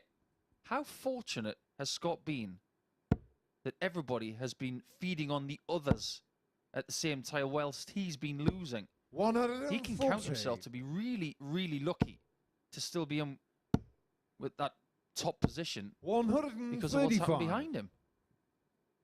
It's a bit like, again, going back to the Formula 1 analogy, a driver who's way out on top. One of the tyres has gone, but the reason he's still leading the race is 83. everyone's crashed into each other. Yeah, that's a pretty good analogy, actually. A bit like Lightning McQueen in 42. Cars. I do know that one. Love that movie. My favourite character in that is Mater, 91. the tow truck. Moreno car He's 124. a bit funny. Well, this is no laughing matter because Moreno Blom was Game double shot 11 in the match. for the Moreno match, Blom. and in some style. And that really does put the cat amongst the pigeons here in Group C. Scott Walters, who won 5 from 5 yesterday, has lost his opening 3 matches today. And it opens the group right up. Moreno Blom with a 92.5 average against solitary max. And 4 from 12 on the doubles is a 4-1 victor against Scott Walters. Coming up after the break is another huge game. They're all big from here. Shewan takes on Meek.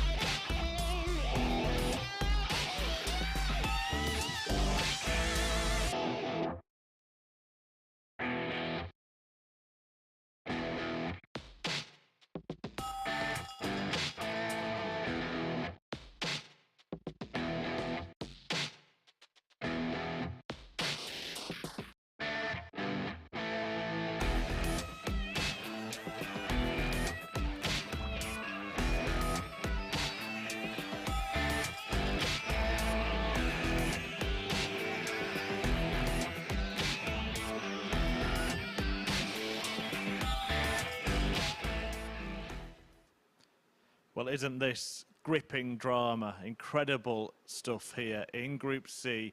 What a thrilling climax to the action as 2 players look to book their place at finals night on Saturday. Andy Hamilton's already there. That last game might have just played a big part in it as well. As we see Moreno Blom beating Scott Walters. He's lost his first 3 games of the day, having won all 5 yesterday. He was stood here with me. I joked that he might not have to turn up today. Well, I didn't think he'd take it literally. But Moreno Blom has won 4-1 and kept himself in the picture. And this is a player who really struggled at the start of the week. Right, I am going to try and unpick this table for you. Shewan if he wins this next match against Liam Meek, will be on 12 points at the top of the table, but will not definitely be through even in that position, because he could still be caught by Walters and Blom or Brown. What we do know is if Liam Meek does lose this match and he is out of contention. That is not the case for anybody yet, with a couple of games still to play for everybody in the group. It really has been fantastic darting drama. What a way to spend your Friday watching this gripping stuff. And we're going to have another crucial contest here between the Welshman Meek and the league leader Lee Shewan. Paul Nicholson and Henry Deacon doing a sterling job of describing the action. It's back to the boys in comms. Thank you very much indeed, Chris. And with every single passing game, does the drama amplify? Does the scenarios amplify? I suggest one thing. Stay where you are and enjoy the next couple of hours. Because I get the sense, Paul Nicholson, it's going to be good. It's been good already. It's pretty much the only thing we haven't had in this group is a 4-0.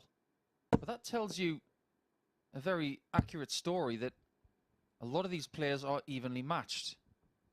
Sometimes we get groups, whether it's A, B or C, somebody dominates and the rest just try and make up the numbers. But every now and again, a group of players come together and they're all of the same sort of level. This is one of those groups. Credit here as well should go to the selectors as well that put all these groups together for the Super Series, for putting together a group of players who have just levelled out so nicely. You got to give credit to Liam Meek as well, because when he came into Friday, if he had any sort of a defeatist attitude, he will have thought, well, surely I'm not going to get through this group. I'm 8 points behind. Yes, I'm saying that correctly. At the start of play, he was 8 points behind. 60. Now, he's still 4 behind, and he needs to win this match to have any chance. I suppose from an odds perspective, 134. you'd probably say his likelihood of qualifying is around 25%. But it's still a better chance than 0. He's going to need 2 wins from the last 2 matches, and they're going to be 100. Well, they're going to need to be really, really big, aren't they? He's got Kevin Painter in match 14, and he's got Lee Shewan here. His leg difference currently stands at -5. 55. And I sneakily suspect he's going to have to get to at least +3. There's a conceivability 12 points may not even be enough to qualify. That someone could get knocked out on legs difference 59. on that mark. Lead your car 113. That's how bunched up this group has been. Shewan is looking to be the first man to get to that mark. 77. He wanted double 18 to be the first player towards the first leg mark, but he will return. He's had some bad darts at the outer ring over the last couple of matches. 40. Lead your car 36. But he's gotten away with it. Game shot on the first leg. Lee Shewan. Starting things off with a 16 darter, and how he would love to just stay at that level throughout the match instead of harbouring himself into that high 70s range where people seem to be living at the minute. We've seen 70-odd averages from Painter on a couple of occasions in his last 2 matches. Meek, 79 in match 7. Shewan beating Painter with a 76, but you've got to give credit to Moreno Blom in that last match, winning with a 92.59. That was a really good performance against Walters, who was definitely shaken now. And Moreno's got every single chance from here, but just going back to Lee Shewan, just needs to find a bit of middle ground, I feel. We've seen some really, really good stuff, but then we've seen the counter opposite. Maybe just something a bit more flatline. And we speak about the mean games, or we have spoken about the mean games a lot this week.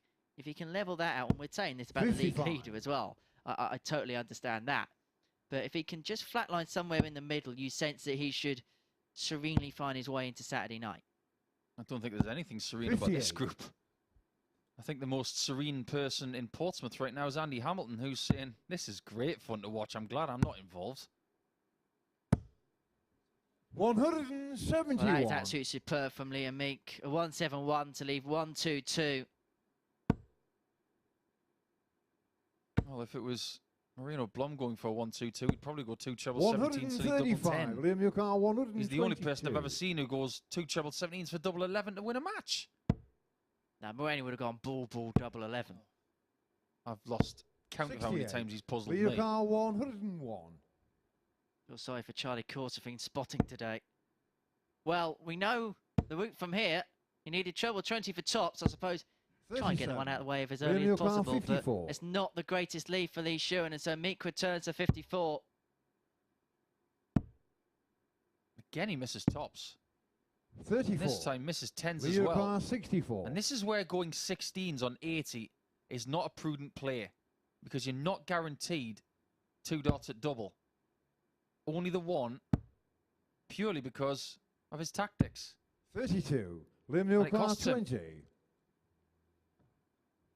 This has been Liam Meek's saviour today, the He's double on the 10. second leg. And Liam it comes to his rescue again. It's been a lifeguard for Liam Meek. A bit like a boxer who is in the ring and is not Bit like having Lee to throw first. any Game on. joy with his overhand right, but the jab is working. Liam Meek today has found a punch that works, 140. and it is the double 10. I was talking yesterday about Liam's proclivity of putting his foot on top of the 82. hockey, then putting it behind and throwing from there. I actually received a tweet from somebody telling me about their reasoning for doing that, and I found it quite 60. enlightening.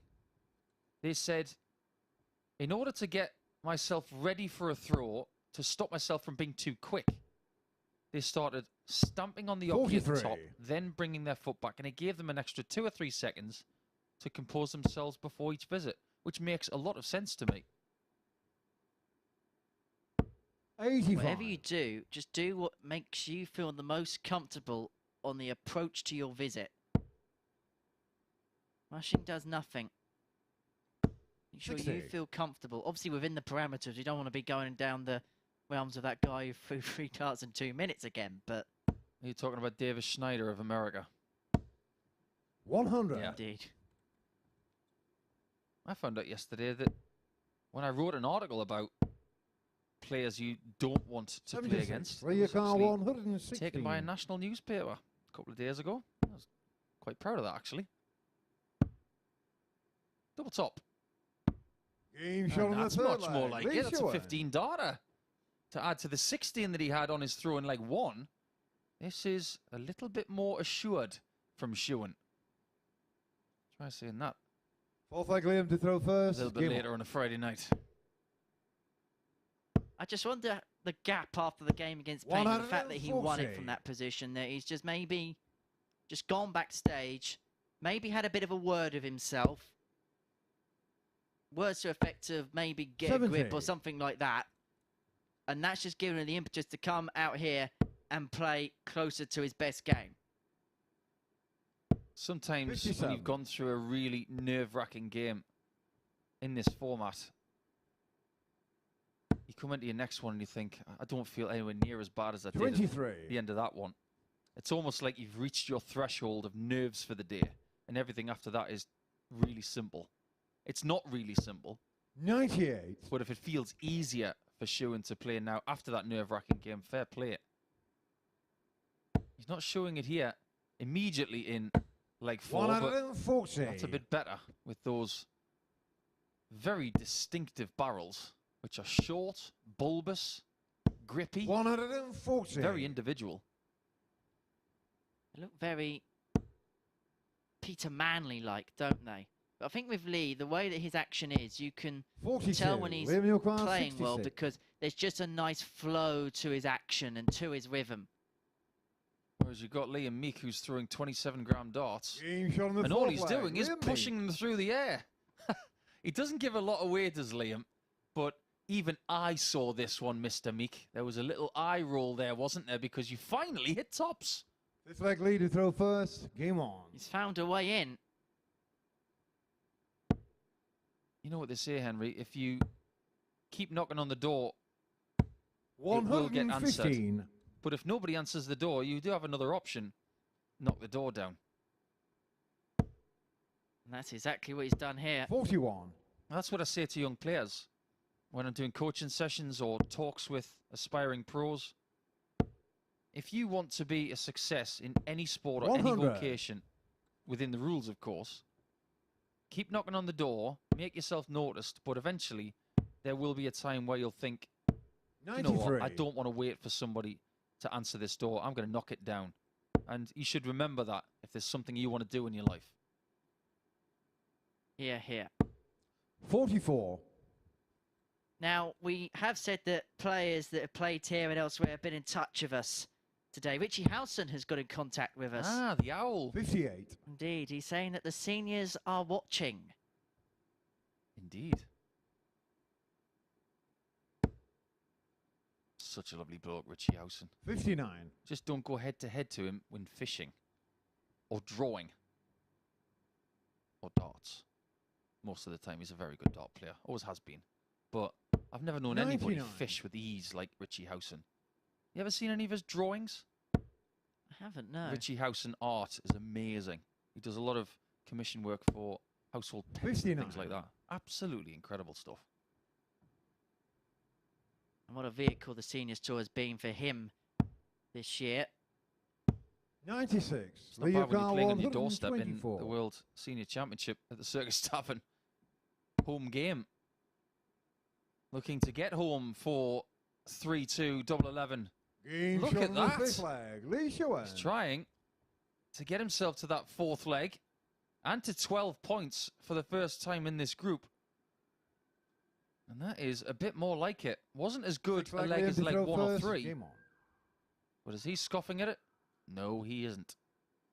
This feels like the most comfortable I've seen Lee Shewan all day today. 2 ton plus checkouts. Obviously, you had the 1-2-4 there. 116 56. earlier on in the match. 3 from 5 on the doubles. He has got a bit of a quandary, hasn't he? But he's set his stall out. 100. If Lee Shewan qualifies from this group, he's not going to Bridlington. He's not going to the British Open because he's going to be here. 86. He'll want to get through this. He'll want to be part of Champions Week next month. Wonder whether he entered the pairs of his good friend 59. Jordan Brooks. You might get a chance to ask him if he's sticking around. Selfishly, there'll be some players in that draw in Bridlington that'll be happy Lee Shewan staying here based 41. on some of the form we've seen the last couple of days. Yeah, that's true. He's made 4 ranking quarterfinals over the last year or so. That's a very good showing for his efforts. But who's to say 96. that he wouldn't go up to Bridlington and pick up a title? But let's face it, Lee, we don't want you to go. Stay. Stick around. Is that the 100. next step now for Lee Shewan in his career? We've seen him get to the latter stage. Is it now getting to finals and picking up trophies? Absolutely. Picking up big checks. Give yourself a chance of progressing 121. with your level of ability. Test yourself against some other people. And this is what the amateur game's got right now. Lots of opportunities. 58. You have to start pushing the envelope. 125. This is for a 4-2 win against Liam Meek to eliminate him from Group C. 61. Again, on 80, he William goes Carr, 16s. 160. So it's definitely his way of going. This would be some way to save it for Liam Meek. 160 won't go, so Shewan will return for 64. Could be his biggest finish of the week so far because it would put him onto 12 points. It would put him 4 81. points clear Leo Carr, of Moreno 64. Blom.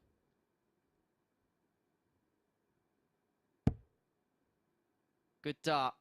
Double 8. Now 4s, 60. which would have been for William leg Carr, 4 and for 79. the match. And so Meek returns to take us the distance. I thought Meek was ready to leave the stage there. 72. He's got options. He could go 2 double 18s, but those big barrels, does it lend itself to a double-double? It doesn't on this occasion. 39. Leo Carr, 4. And so down for double 2.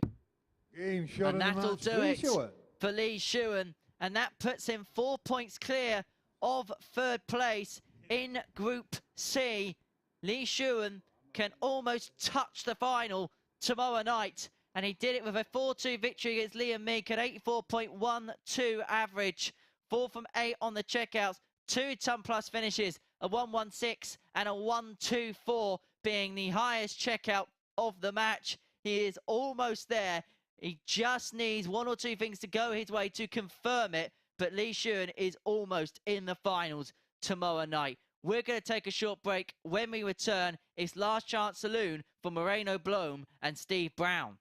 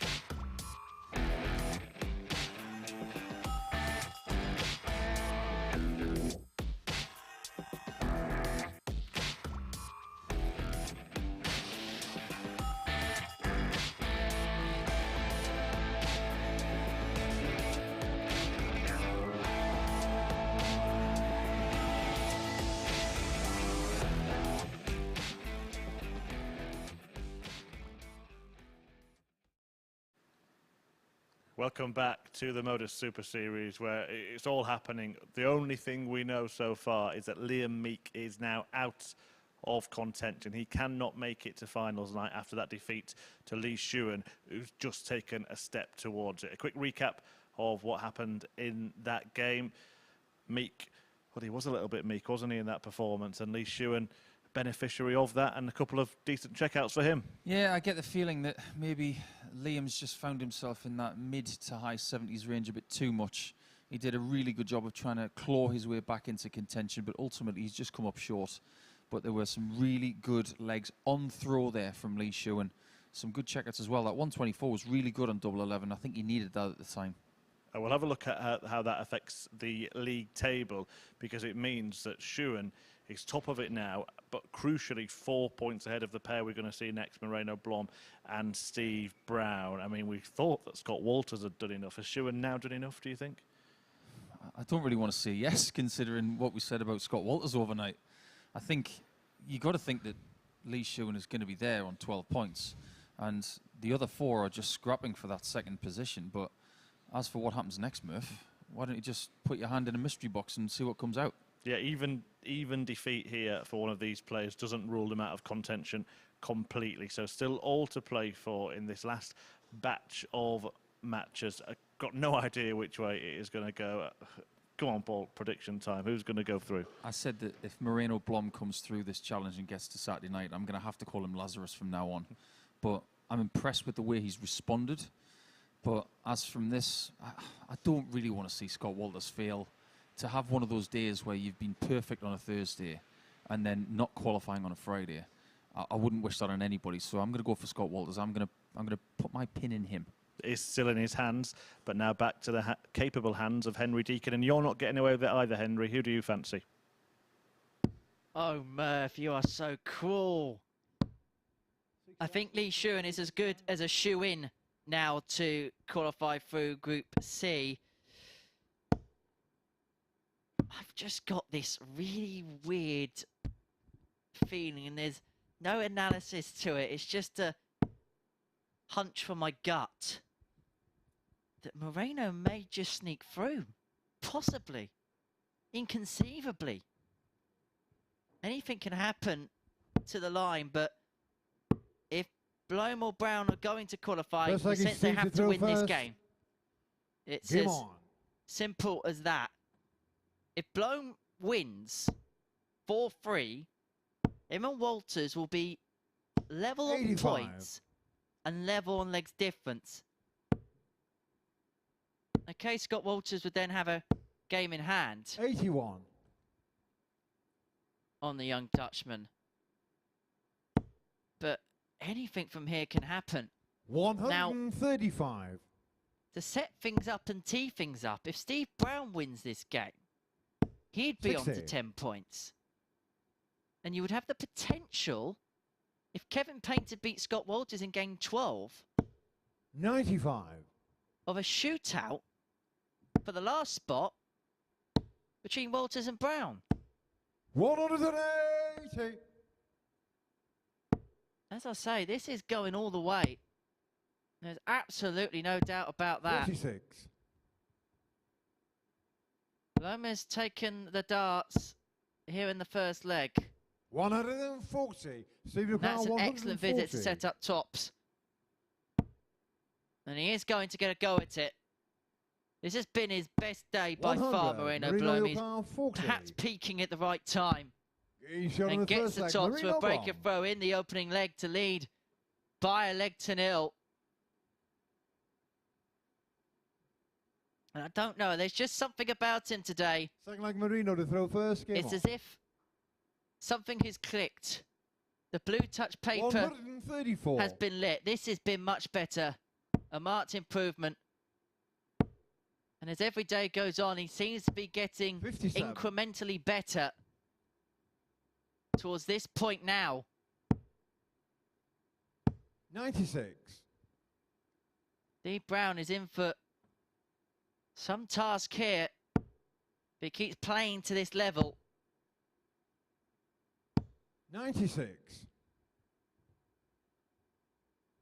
Well, that wasn't a bad start from Moreno Blom, was it?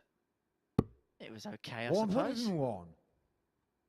You're being dumbed down to the brilliance of darts, aren't you, Henry? You might be right about Moreno, though. 100. Moreno, you're starting to learn how to do this.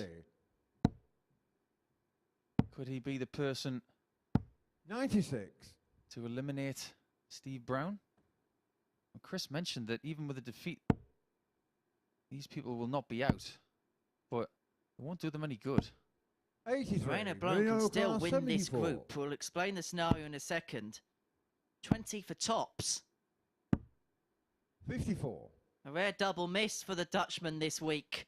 He is going to return with Brown back on 165. This is for a 2-0 lead in next to no time at all, really.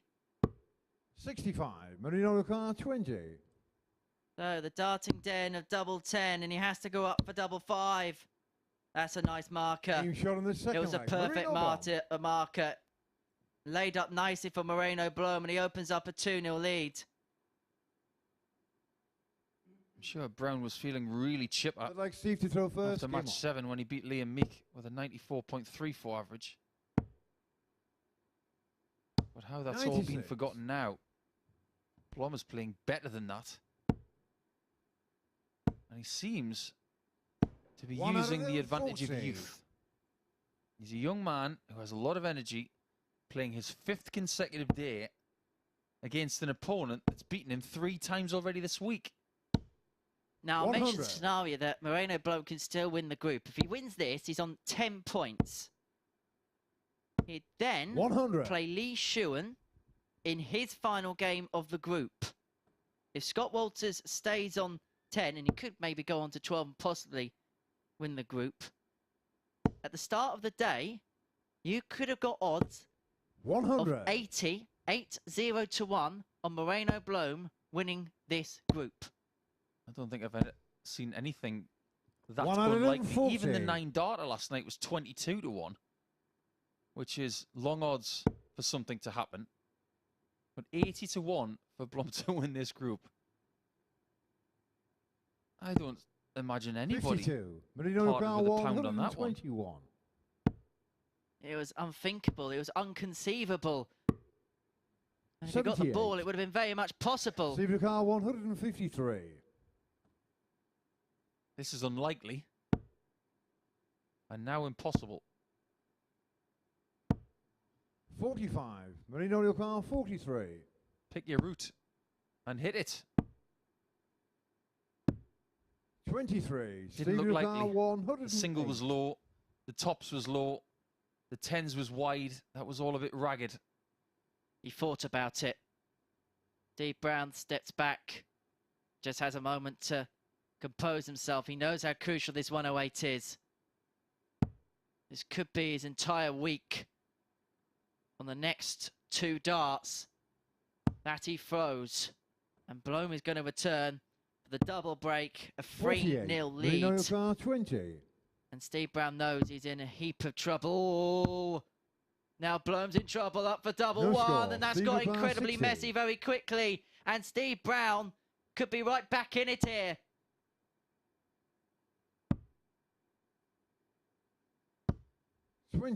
Marino missed. Car 20. And Moreno gets a chance to rectify what went Game shot wrong on in the third previous leg. visit. Moreno Blom. The words hook and crook come to mind, but it is 3-0 to Blom. And now we can talk about that scenario where he can get the 10 points Fourth and leg, be Marino ahead to of throw Scott first. Walters, Game on. demoting Walters out of the top 2 for the first time 77. in the whole group.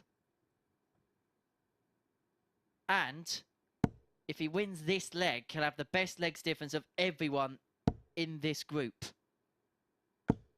It could suddenly make him the 135. favourite to win the group from 80 to 1. 100. I'm having to pinch myself when you say that, Henry.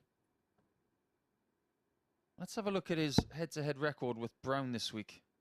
He lost 4-0 on Monday, 4-3 on 85. Tuesday, 4-2 on Wednesday. But if we scratch that, he beat Brown 40. yesterday.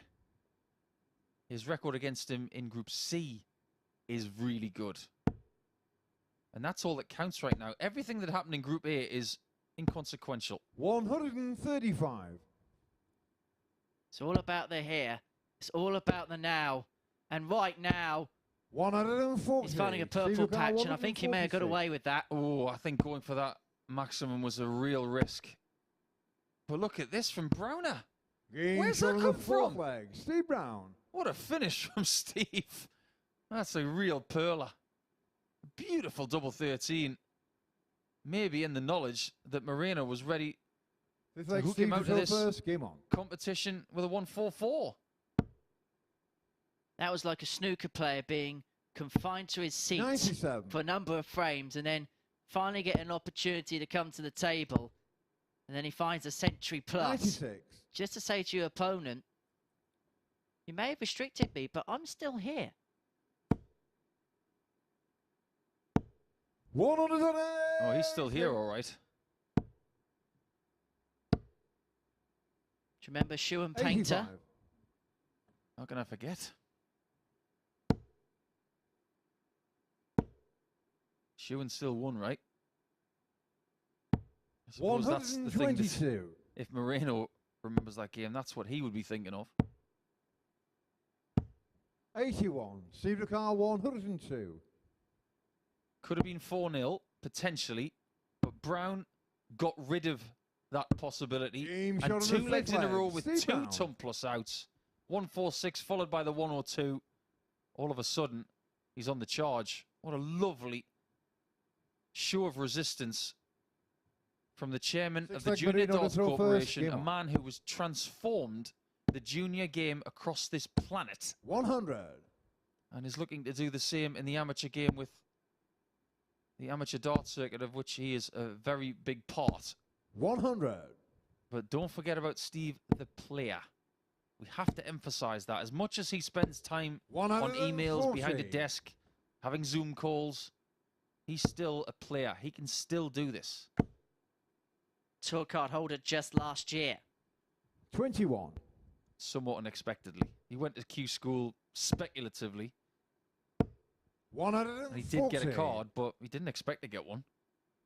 He was in China, wasn't he, when he got the call? Yeah, because he had to leave after day 3. 180. Moreno Blom car for the win. 121. That'll do nicely. 81. Lovely layup in the end. And even after the fight back from Brown, Blom is in position to get himself onto 10 points. And the leg difference, 1 leg better 60. than that of Scott Moreno car Walters. 40.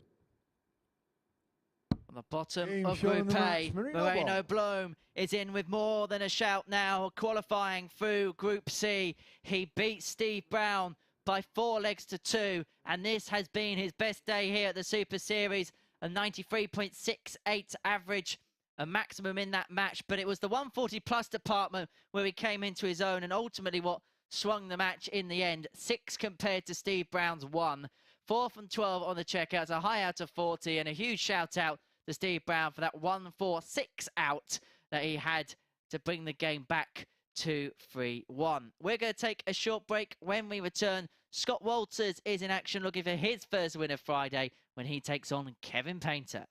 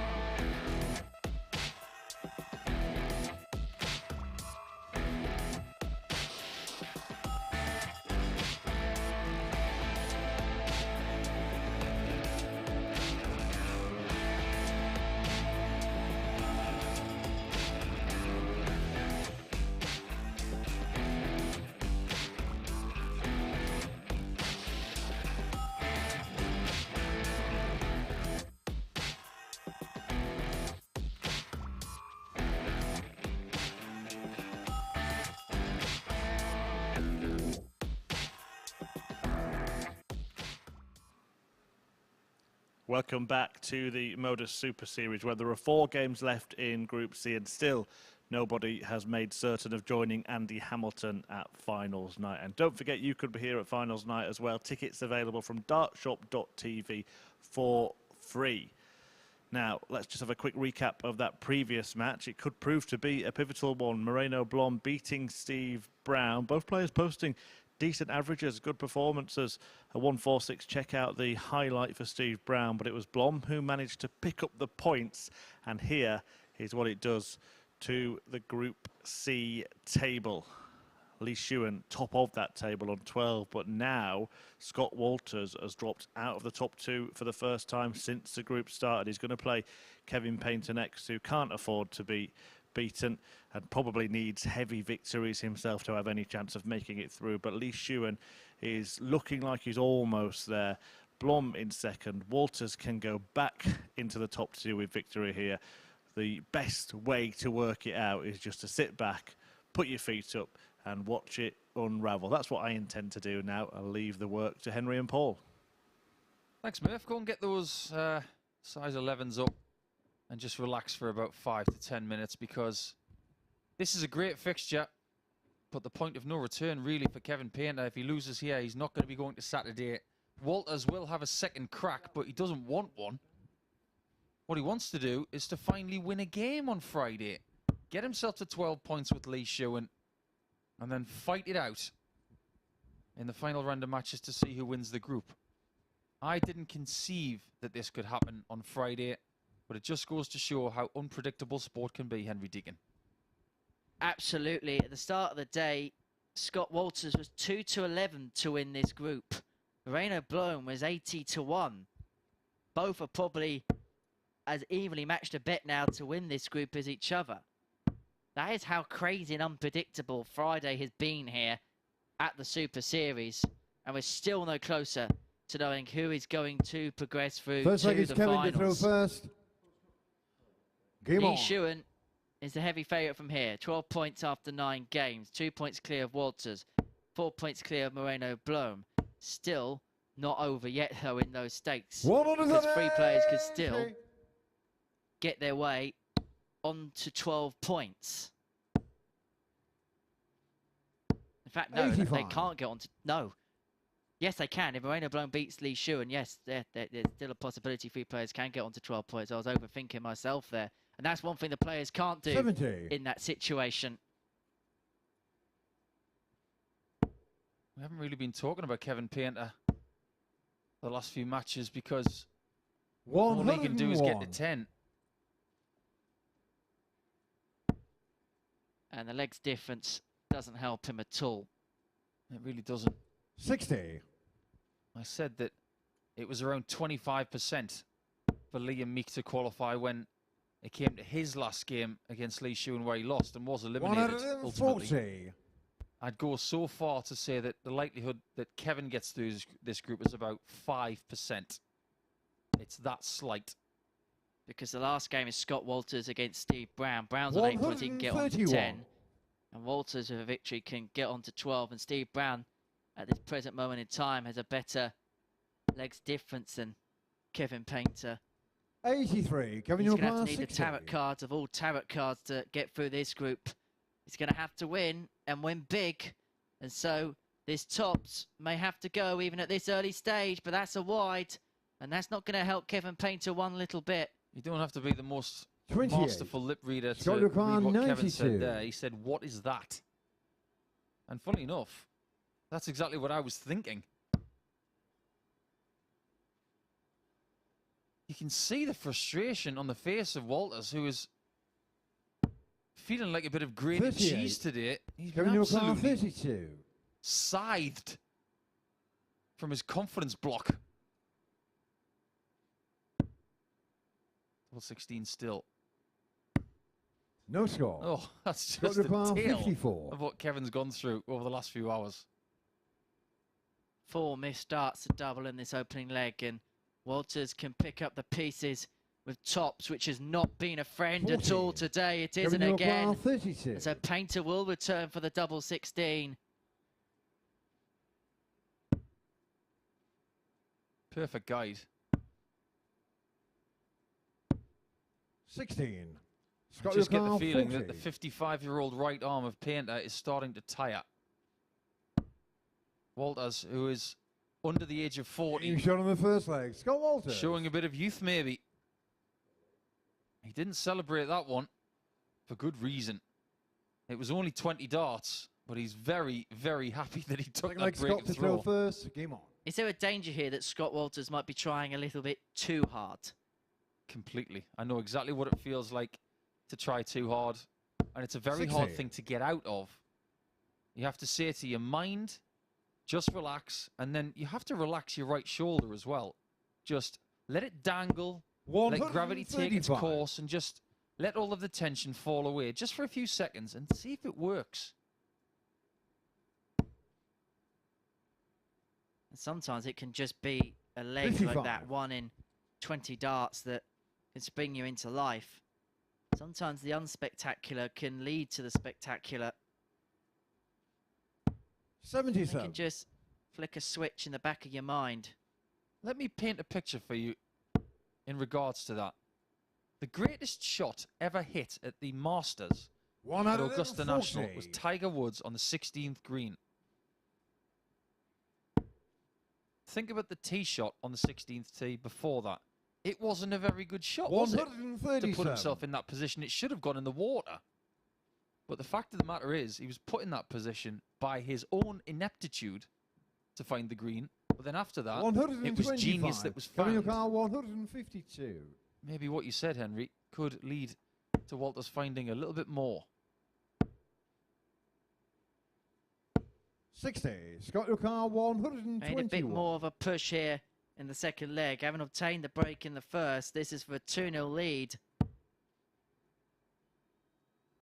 57. Kevin Yorkwan 92. And so Painter returns for 92, and Walters has only left 64 in response as well.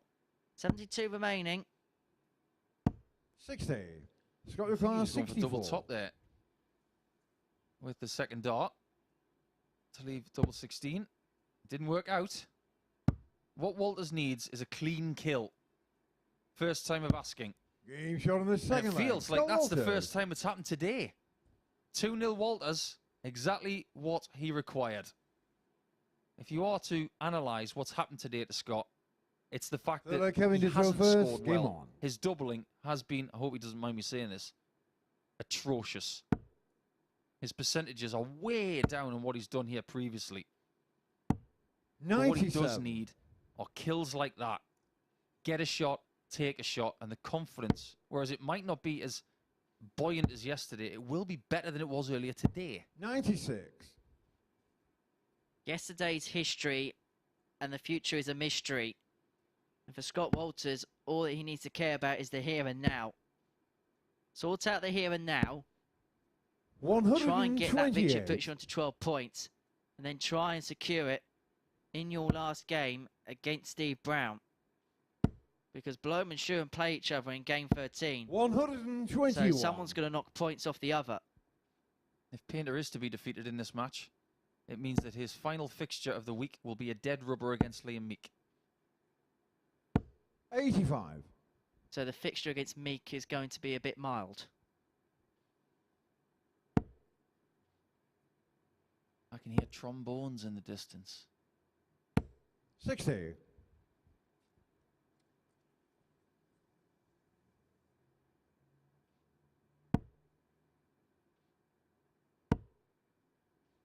You do sense that Kevin is starting to relax a little bit. He's trying to just 50. let it come to him.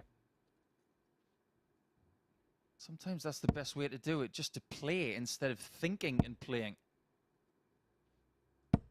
41. It Kevin sounds Yorkar, really easy, but it's not. 141. Well, this would light up the artist blue touch paper.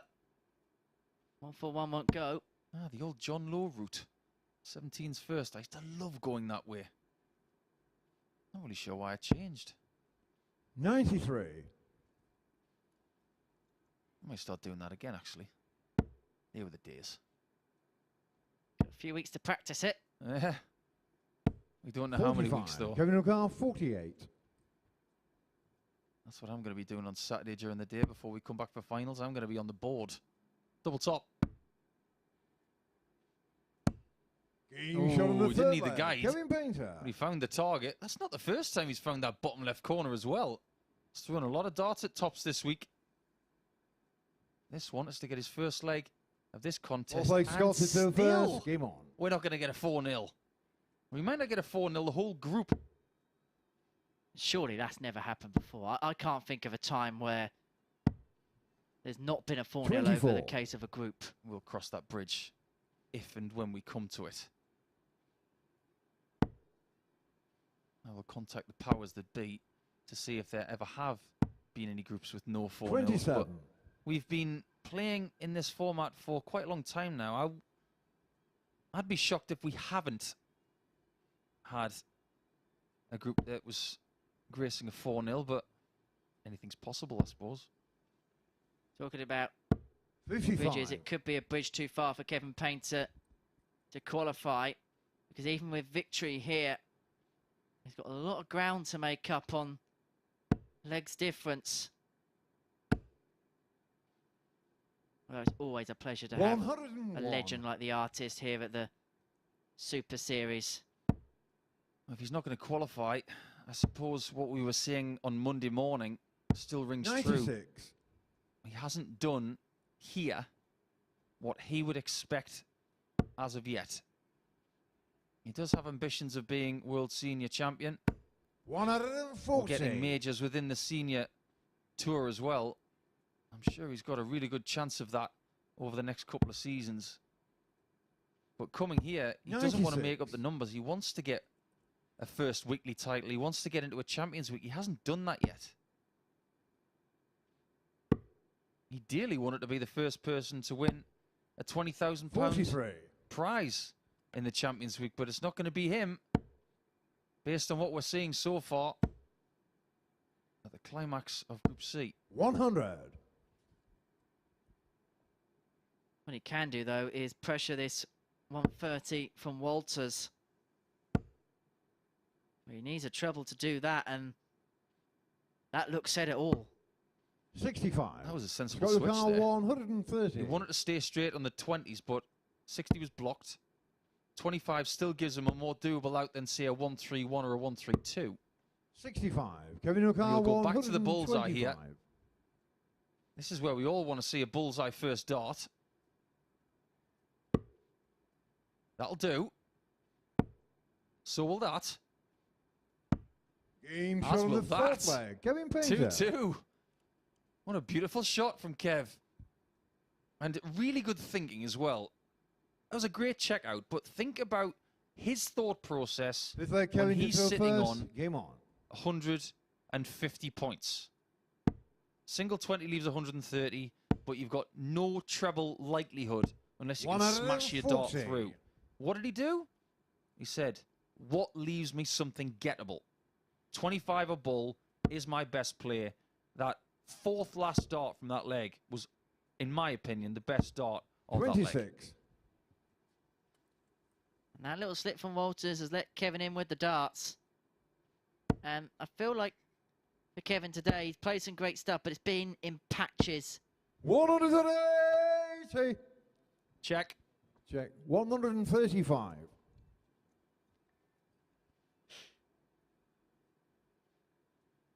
We just wanted to hear the dulcet tones of Paul Hinks. I'll tell you one of the reasons why that happened. It's because about 3 months after I got eye surgery, Kevin 45. Painter said, how did it go? I said, unbelievable, Kev. He said, where did you go? I told him. I gave him a voucher for the company, and he went and got his eyes done. Still got brilliant eyesight, haven't you, Kev? Even 10 years 140. later. Good lad. Just never gave him the voucher. He got his eyes done cheaper than I did. You got to help your friends out. How did he pay me back? Yeah, he beat me in the Worlds. 101. Kevin O'Carr, 86. 4 sets to 0 as well. That stung. I don't see how that happened. Just like this would sting Scott Walters. He's in no man's land 46. on 329. Kevin Payne's got all the time in the world here. He could probably nip back in the practice room, read the newspaper, and come back and 100. still have Kevin time O'Carr, at tops. 40. Do you know that you've just phrased Louis Armstrong? He's got all the time in the world.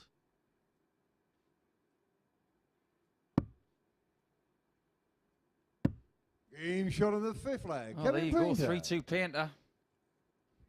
I'd like to say that I didn't see this coming, but the fact of the matter is, this is the most unpredictable day I can 6 flags ever Scott to remember throw first. Game on. in Super Series darts, or what was known as the Live League beforehand. You mentioned the dark room and the horizontal 134. status. Well, that is what is calling for me at about 3 o'clock this afternoon, because to process what's happening in this group, it's going to take 60. some time. I mean, where's Scott Walters' head at the minute? In free fall. 41. He's staring elimination in the face.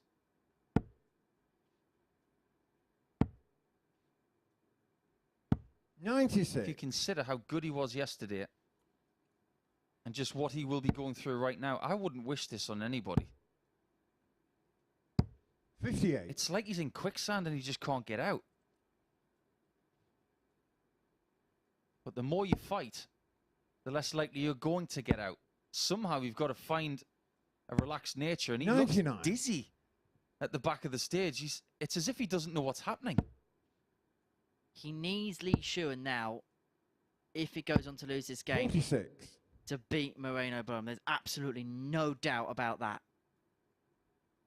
Do you not want to go into that, especially in the mindset he's in, not just winning, but maybe possibly looking at score lines 58. and legs difference. Steve Brown can still take him out, even if this game goes the way of Painter by 4 legs to 2, Walters will have 10 points and a leg difference of +1. Brown will be in 85. striking distance of Walters. Kevin could be doing a huge favour for Brown right now, but we can't really 140. forget Scott about O'Connor, Kevin. 137. Has he still got a chance? I can't even calculate it. 2 double tops. 97. Painter on the cusp Kevin of a O'Connor, 4-2 win then. 48. He's averaged in the mid-80s throughout this game. High out of 125.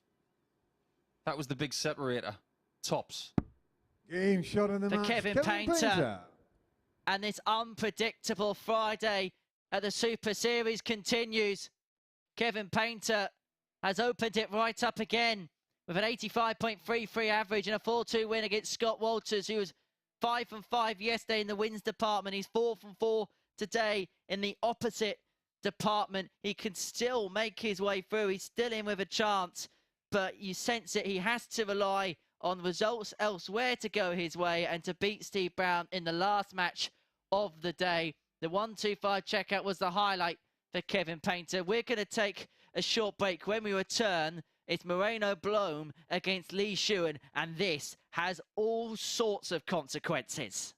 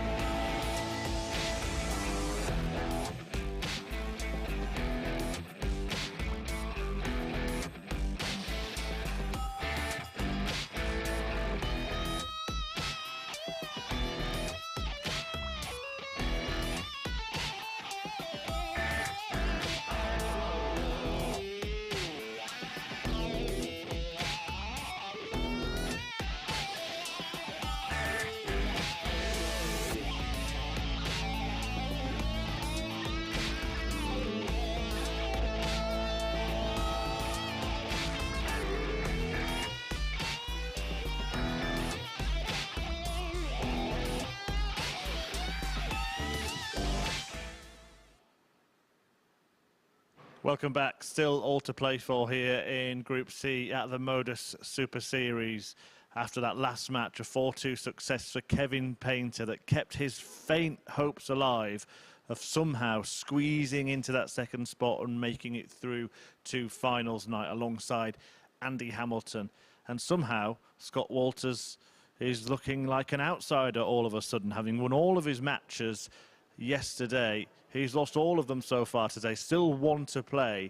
And Scott Walters could be in trouble in this Group C table. The next match sees Lee Shewan take on Moreno Blom in a battle of the top two. Blom looking for victory here to go level on points with Lee Shewan, but would have a better leg difference. Therefore, this one's simple. The winner of this game will be through. If it is Lee Shewan, then it opens all sorts of possibilities for the race for second place. If it is Moreno Blom, then it becomes a two-horse race for that second spot between Shewan and Scott Walters. Think I've managed to explain it, but at least this match is simple. It's a straight shootout. The winner makes it through to finals night and is the second man in the field alongside Andy the Hammer Hamilton. Back to Henry and Paul. Well explained, Murph. We've just been wrapping our heads around it. And I love the fact that this is almost like a final. If you want to be part of Saturday night, all you've got to do is win this match. And from a player's perspective, that's all you want. You don't want to be thinking about margins or averages or head-to-head records, how many legs you've won. You want to play in a game that gets you to Saturday night. Moreno Blom has got this one match left. And if he gets himself in the top two, it will be one of those achievements that I'll never forget here at the Super Series, because in the middle part of Monday, he was not on the canvas, he was outside the ring. He somehow got himself back in the ring and now he's punching again. This could be a very good match, and right now, I don't know about you, Henry, I've got Moreno Blom as the favourite just based on how he's played today. I've given up making predictions in this group. Okay, I'll forget about it then. But you have to give full credit to Moreno Blom. At times, yes, we've been critical when he was on that losing streak, but the way he's recovered from that, from what happened in Group A, has to be applauded. It has to be commended. Because as a young player in that situation, it's sink or swim. And to be fair to him, he is swimming in the deep end and he may be coming out the other side. Regardless of what happens, I think you should take a lot of credit from what he's done over the last few days, getting himself back into the recognition. But here we go with a couple of other things that you might want to know. If Moreno Blom picks up 3 legs in this encounter, Kevin Painter is out. He can't do anything against Liam Meek in match 14. If Blom gets 2 legs, Brown is out. This is how lunatic it's getting. See, I can't even speak English anymore. This thing has absolutely broken me in half.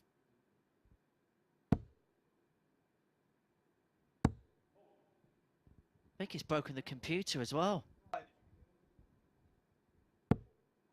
It's just, I don't know what it is. It's I remember the time when you only used to get 9 practice starts on stage, even 6. Well, maybe this is good for the players. Just having a little delay at the start of this one just allows them to settle into the stage for one last time on Friday to do ultimately what they need to come back tomorrow.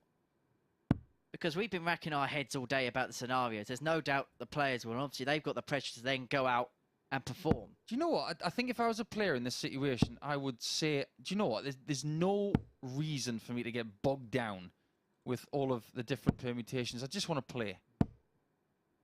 The worst thing you can do is overthink.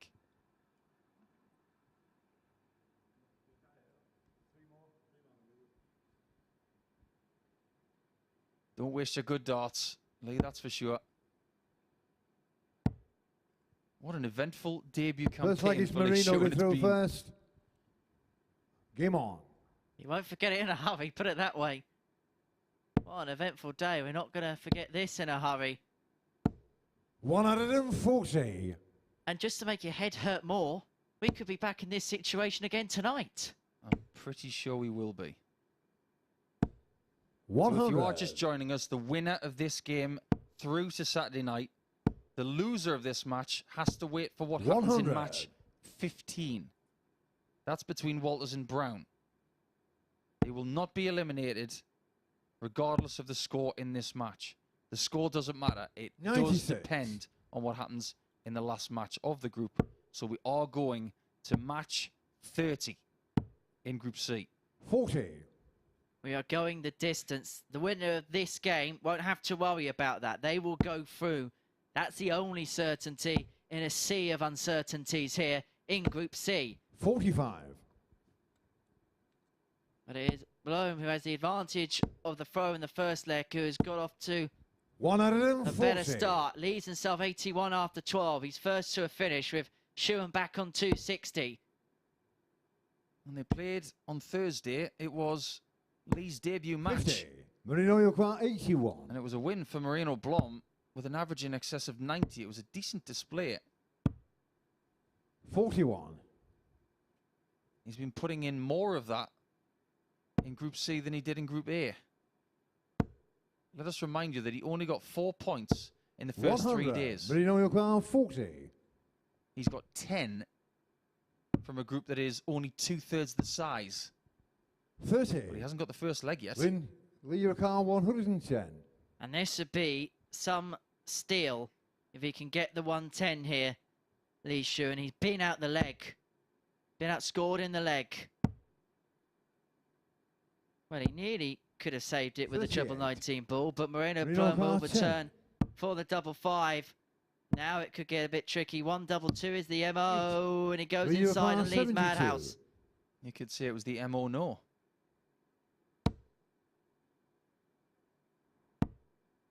Double 16. 40. Shewan Moreno can't save Blom himself. 2. No score. And that is Lee exactly Blom what you can't 32. do on double 1. If he does have a fault, that young man from the Netherlands, is that he does run to the oche and throw really quickly. Sometimes he could take 1 or 2 extra seconds just to compose himself. Game shot You in the can first sense leg. the edgy Lee nature Shewan. of this one. That's a 24 dart break of throw. And the cobbler may have just given Moreno Blom a Frank Lee kick in the to guts first. there. Game on. I would imagine that would hurt. Especially with the shoes that he's wearing. 46. There's been a lot of talk about darts shoes over the last few days, courtesy of a lot of 100. direct messages I've had from Devin Peterson, the best player in Africa. If you want to know what I'm talking about, just go to Devin Peterson's Twitter profile. 95. I don't think he's talked about anything else this week apart from dart shoes. His inbox tray has been filled with it. 93. Well, one of these players will be hoping that their inbox tray in a few minutes' time is filled with an invitation to tomorrow night's final, which you'll see at 10 o'clock on Sporty Stuff TV. You can join us for all the darting drama, 60. and it could be as dramatic as today. Head over to dartshop.tv to get your free tickets for tomorrow night's 79. finale. We are going to see Andy Hamilton there. We're going to see the winner of this one in there. One more player from here, and then 3 from Group B. But our full focus and attention is to see who will claim spot 2 of 76. 6 in the final.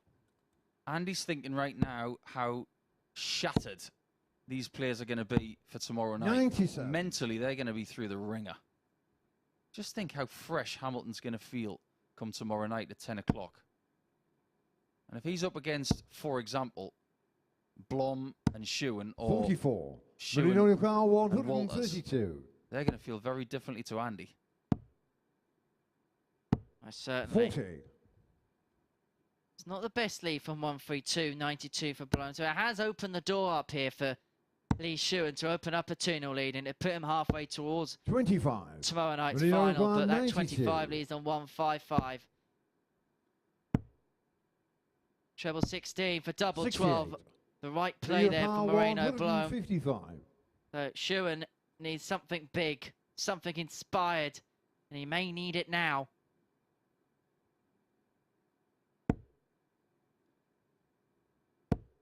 Not what he was looking for. 97, Moreno car 24. For the immediate break back. He's not 12, finding the doubles. Rio car 58. That's 10 missed doubles in less than 2 completed legs. And he's got every right to feel a bit miffed. Double 10. 48. And Shewan is unable to take 12. advantage. We've seen 15, now 16 missed Being darts shown at in the double second leg, in Moreno Blom. 2 legs. And, well, that look on the face of Moreno Blom says it all. They both know the importance of this game, and they're both getting frustrated. And credit to them, both showing a mark of respect to each other because of what they've achieved in this group so far. They both know they can play better than this, but the situation is forcing them just to be a little bit tight. 100. And we mentioned earlier on, 2 players who've got good pedigree. But when it comes to being 96. the player on top at the end of a tournament or scenario, it is a new feeling for them. 43. That's a very good point, actually. You think about what they've done in their careers to date. They are of very different ages. But they're both just starting out. 40. I'm not ashamed to say that this time last year I didn't know who Lee Shewan was. 52. I didn't know who Moreno Blom was, but isn't that great? You come to the MODUS Super Series and you start to learn about more players that are coming through. We could be looking at 2 players who have got very bright futures, and they're only just starting to find what they want. Look at Connor Scott. Lee's last score was 98. We saw him Probably last 97. year. I think he came in as a qualifier for this competition, and his career is just fast-tracked at a rate of knots. At this stage last year, 139. when we were playing live league darts, it was all about Connor Scott. We had a lot of legendary regulars, but Scott was the real find of 21. As far as 22 is concerned, that's up for debate. 42. Leo car 68. Lee Shewan will be hoping to find the 68. It would be yet another break. He's going to get a dart at double 16. He may not get another. We're blown back on 125. Well, Painter took this out in the previous match. 65. Leo car 32. Moreno, he can't. At least this leg has been a better standard than that of the previous 2. 16. At least Moreno the scoring 60. has been. For an unlikely hold. Game shot on the third leg. Look at Moreno the penetration of that dart through the air. That was thrown with some real vigour. I like to see that when you're feeling a little bit edgy, sometimes holding the dart the same way, but throwing it with just a little bit of extra ferocity can give you all of the impetus you need. Sometimes when you're tight, you just want to throw it a bit more angrily, just so it gives you a little bit more, because when you throw tight, you don't release with the full force that you usually would. Well, these are releasing well, releasing very well. And could that be the moment that kickstarts Moreno Blom's match and in turn give an opportunity to qualify through the group? Remember, at the start of the day, to win Group C, he was 80-0 to 1.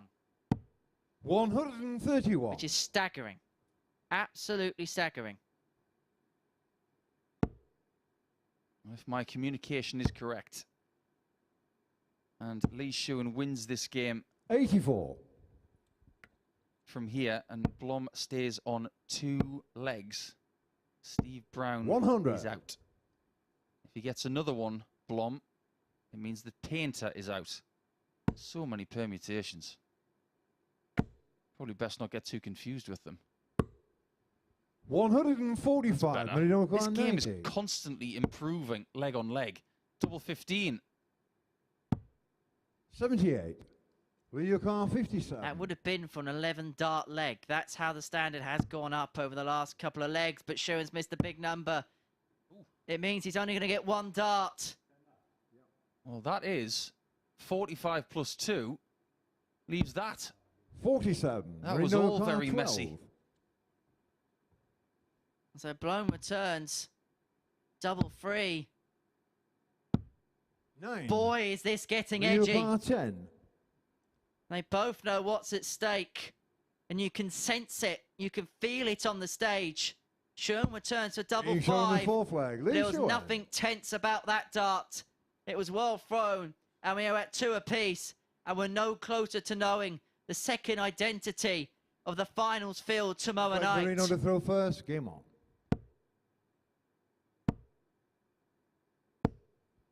$55. I know I might have said this already, but what else could possibly happen? This is one of the most exciting 72 average games I've ever seen. 177. I didn't expect a 177 to start. 99. This is the sort of group that someone wins it on a big fish or something like that. Do you know what? I'll go the other way. I think someone's going to win it on double 1. Couldn't have two bigger dancing 45. extremes, but it's either way, it's going to be tense and it is going to go down to game 15. That's the one 57. guarantee we've got. The other one is the winner of this will go through. 57. We do know that the painter match against Meek is not going to have much on it, 140. because it's looking extremely likely that painter is going to be out. 40. Moreno Blom, 150. 95.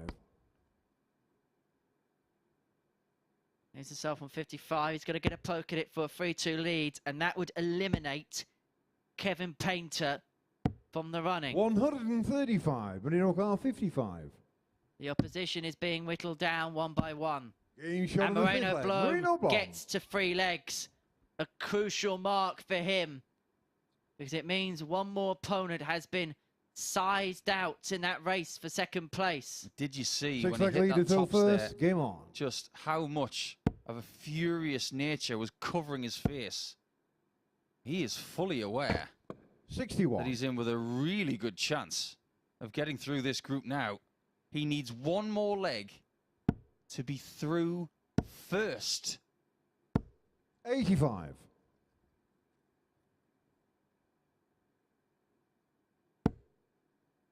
I did not think you would say that line at the start of the day. 180. I didn't think I'd say that after Monday. We knew that 100. Moreno's got all the talent in the world. But let's be realistic. Considering what we saw on Monday, did we think that at any point Moreno Blom could get through a 68. group this week? With all due respect, no. I thought maybe 100. this was an experience trip for him this week, to see what it's all about, maybe come back in another stage and get better. But no, he's obviously got a bit of spirit about him. I feel like we're going on a 83. darting journey with him this week. And the journey could culminate in tomorrow night's final. He's one leg 100. away, Lee but he may have to Powell, do it in a 109. decider, because Lee Shewan wants 109 to take us all the way. First chance 57. to Moreno qualify. Blom, 116. Doesn't get a shot at it. 56. Leo Carr, 52. And he has no guarantee that he will get another look at anything.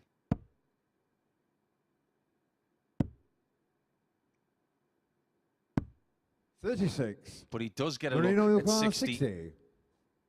To be in the top 2, guaranteed. Double 10. Game shot And of the it match, is Moreno Blom. miraculous Moreno, who defies the odds to qualify for tomorrow night's finals. He was an 80-1 shot at the start of the day to win Group C. Well, he's qualified through it. He could still top it. What an incredible turnaround from the talented young Dutchman. We are going to see him tomorrow night in the finals.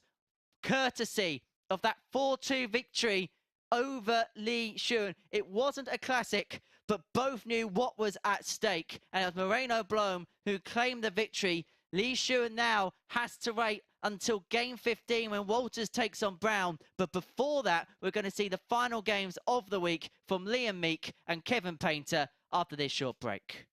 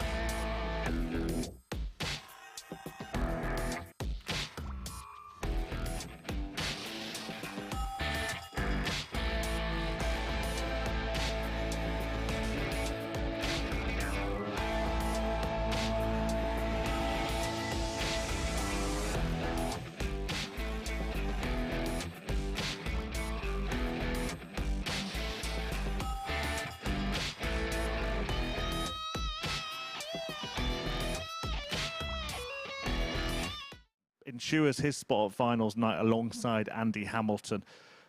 Well, the league table after that match now looks like this, with Moreno Blom, who had been bottom of just about every league table he'd been in all week, now finding himself top of this one and going through Lee Shewan, waiting for the last match to find out his fate. Now, in that match, Scott Walters, who won all 5 matches yesterday, remember, but has lost all 4 today, will need to win, but not just win, he'll have to win 4-1 or 4-0. If he loses it 4-2, he will cruelly lose out by legs difference. By legs 1, and just by 1 leg as well to Lee Shewan. Kevin Painter against Liam Meek is going to be before that crucial contest at the end of the day. So it is going to go down to game 15. We'll talk more about that. We're going to talk to Moreno Blom as well after this. But Kevin Painter ready to do battle with Liam Meek in the penultimate match of what has been a gripping Group C. Back to Henry Deacon and Paul Nicholson, who don't need their abacus for this one, thankfully. For a change, Murph. For a change. We can watch a darts match and just relax for a second. For both of these players, they can just relax and just try and finish their week on a high. Kevin Painter and Liam Meek cannot qualify through to tomorrow night's finals. We know the situation now. Chris has done a fantastic job of painting the picture for us. My word, I don't know whether I've known a group like this at the Super Series or Live League. I've done a fair few of these now, as of Nico and Murph, and we do get some really, really close ones, but I can't remember First leg is Liam to throw like this. first. Not at all. Game on. It's Liam Meek to get us underway. And this is one game 45. today in Group C where we can just sit back, relax, and just watch the darts. That doesn't suit this group. 60. But you're right. You do guess that there will be a tinge more of disappointment in the 59. bloodstream of Kevin Painter. Another chance to make a Saturday night. Unfortunately, this time he hasn't made it. Liam Meek, in his 2 60. trips here, has not made Saturday night on both occasions. But we have Moreno Blom in Saturday night on debut week. 100. It could be the same for Lee Shewan. Did you foresee the scenario? 60. I'm sure you didn't. It's a stupid question, really. That Scott Walters would have to win 4-0 or 4-1 in his final match just to get through. 60. He doesn't just have to win the match. He has to win by 3 or 4 legs against Steve Brown, who's also out. And that, as a scenario thought of this morning, 45. no, not one person would have thought that was possible. In fairness, I don't think anything that's happened today no one would have thought of at the start of the day. Apart from the fact I said to you 95. off air during one of the breaks in the matches, just watch out for Moreno Blom today. He could be the one that simmers under the surface and makes a sprint for the line. 85. Liam Your Car 142. We've been proven right, that's for sure. The Gavin and Stacey of darts matches, at least here at the MODUS Super Series. That's what this is. 54. Essex versus Wales.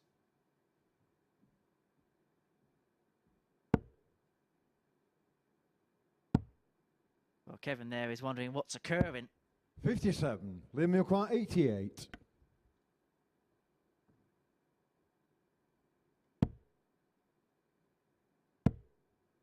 Double 7. 74. Kevin Your Car We're going to have to get a 134. treble here, Kev. Because you can't call Dick Powell to find an alternative.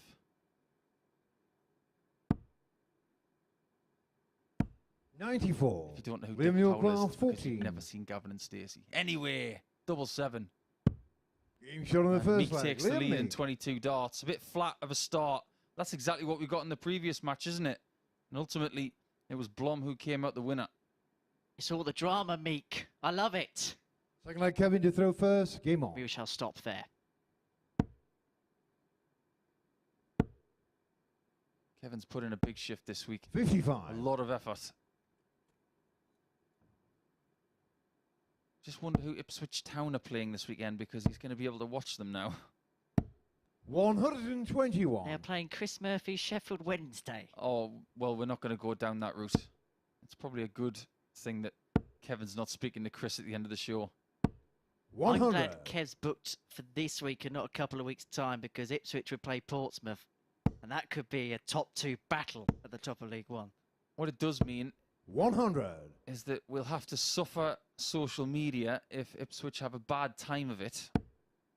And we'll have to suffer social media if Sheffield Wednesday have a bad time of it. 140.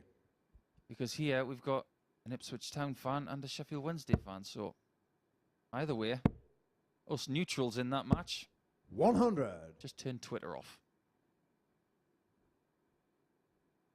As long as I don't get Colchester again in one of the cup competitions. Yeah, one of our 95. referees is a very big Colchester United fan, isn't he? Owen Binks. Out in Amsterdam this weekend, as is some of our other crew for the World Series of Darts finals. I think 78. Clayton looking to Kevin defend the O'Connell, title he won 111. 12 months ago. Wouldn't be surprised if he did, actually. Been playing a lot better recently.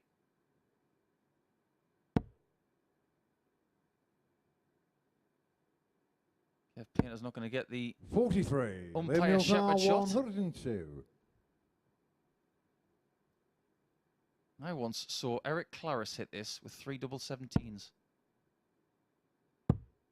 Crazy genius, the man from Belgium. 70. Kevin O'Connell, 68. And he's someone that Kevin knows very well. Comes from the same generation of dart players from the late 90s. Unfortunately, Eric doesn't play anymore. Had an injured arm. Kevin's still going. He's got tops, but only just. 48. Liam Milcar, 32.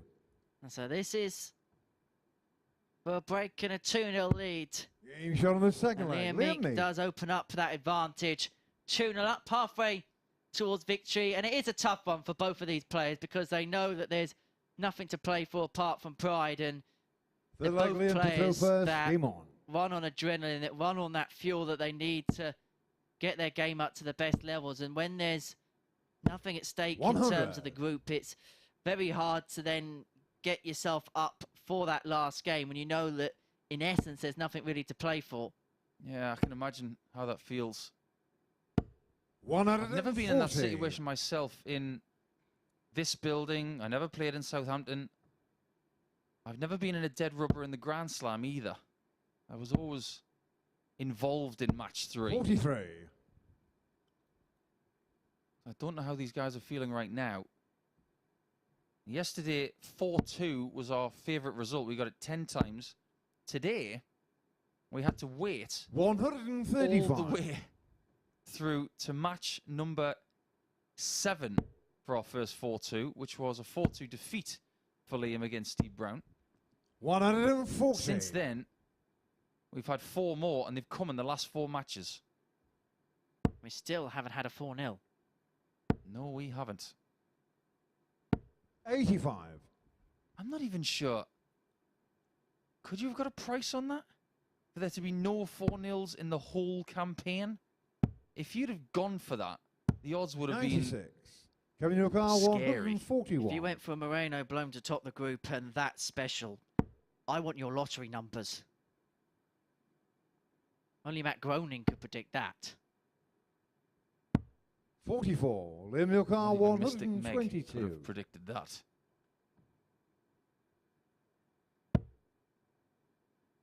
Three 18s for Bull. Instead, 82. he has Kevin to settle Yokar, for plan B, 97. which is a lovely leave on tops. Tops is where Kev wants to be. Ask and ye shall receive. Game shot on the third leg. Beautifully Kevin executed. Painter. But even at this stage, you can see that a 97 checkout in 2 is greeted with a, okay.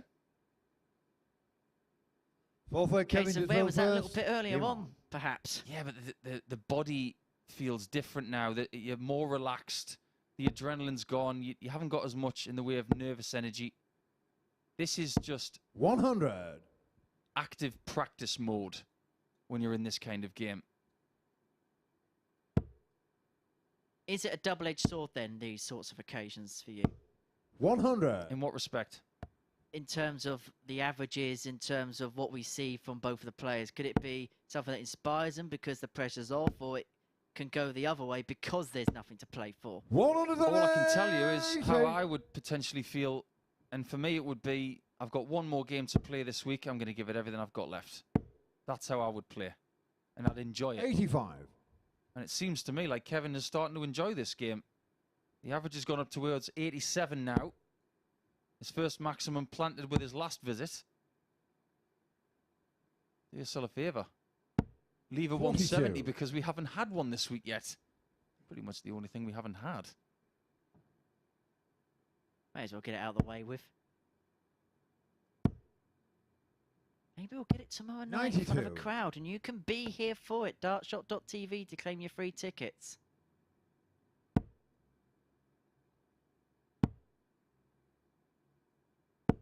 $47. Last 6 starts from Kevin have been a bit lackluster considering the really good start that he made to like 4. 100. Everybody loves a Kevin Yokar, 1-3-2. This, in fact, is 132. Michael van Gerwen's favourite finish. Purely because of how he won his first Premier League title. Kevin knows what it's like to be in the Premier League, but he wasn't in the PL with Michael. 92. Liam Yokar, The year before 124. Michael made his debut in 2013.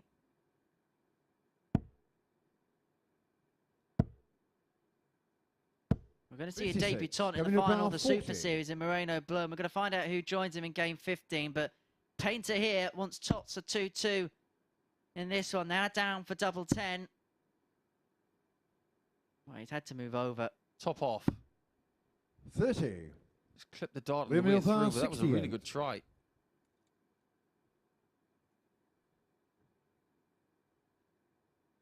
This'll sting. It's got to be 11 and bull. 43. Kevin No Newcastle 10. such luck on this occasion. So double 5 to level us up. Game show on the Level fourth us way. up, he Kevin will. Painter. And it is 2 apiece here at the halfway stage of this game. You can tell both players are trying to empty the Looks like tank we as have much to as throw possible. first. Kevin, Game it's on. been a long week. He's been here since first thing on Monday morning. Yeah, I think he's on fumes right now. 100. If you're a Top Gun fan, remember when Cougar in the original movie has basically got no fuel and he's wavering into the aircraft carrier? That's probably how Kevin's feeling right now after 5 days of 85. really trying. He's going to sleep well the next couple of nights. As are we when our shift finishes at about 1 a.m. on Saturday morning. 1 a.m.'s 59. wishful thinking, Henry. It's more like 2, I think. Not that we get paid by the hour, but I think we could be in for a late night come Saturday stroke Sunday. 59. And that means darting drama.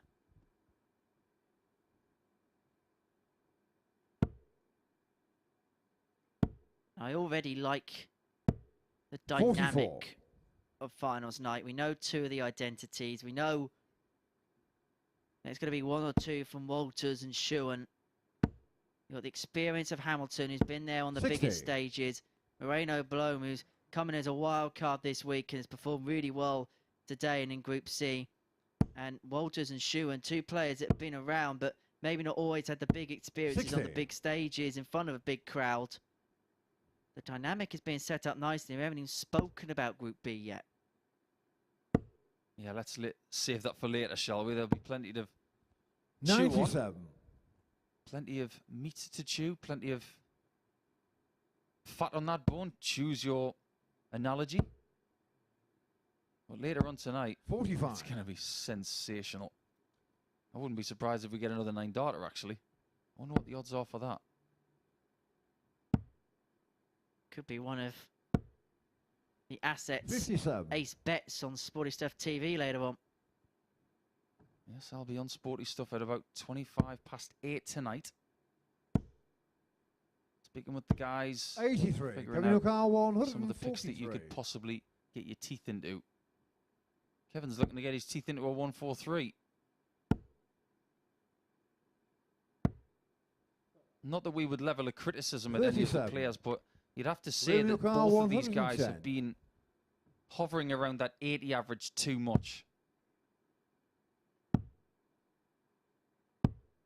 It's been in patches, 50. hasn't it? Kevin Newcastle 106. Kevin at times has been absolutely brilliant this week, but he just hasn't quite found the consistency that he would have wanted. And he'll be the most open and honest about his week. Kevin always is. 43. William Newcastle 60. Stay tuned to his Kevin Painter Twitter page to get the honest assessment. It will come in the next 2 or 3 hours. Double 10. 40. On Kevin this Newcastle occasion, 63. It doesn't come to Liam's rescue. He'd feel a little bit better with a win in his final game, and he could obtain a break which would put him within a leg of doing so if he can Game get show on tops, the fifth pins leg. tops. Kevin Painter. And in fairness, last dart in hand on the back of a combination with a double, he had been quite good today. The issue has been when he's had 3 in hand at a double. 6 leg Kevin to throw first. Game on. We do know that Liam Meek is going to finish in 6th position in this table. And we haven't had, like we've mentioned quite a lot over the last 95. few matches, no 4-0 victories in this group. But how much Scott Walters would love one in game 15 of the 40. day, because it will get him through by a really small margin. Just to communicate the actual ramifications of the last match. 119.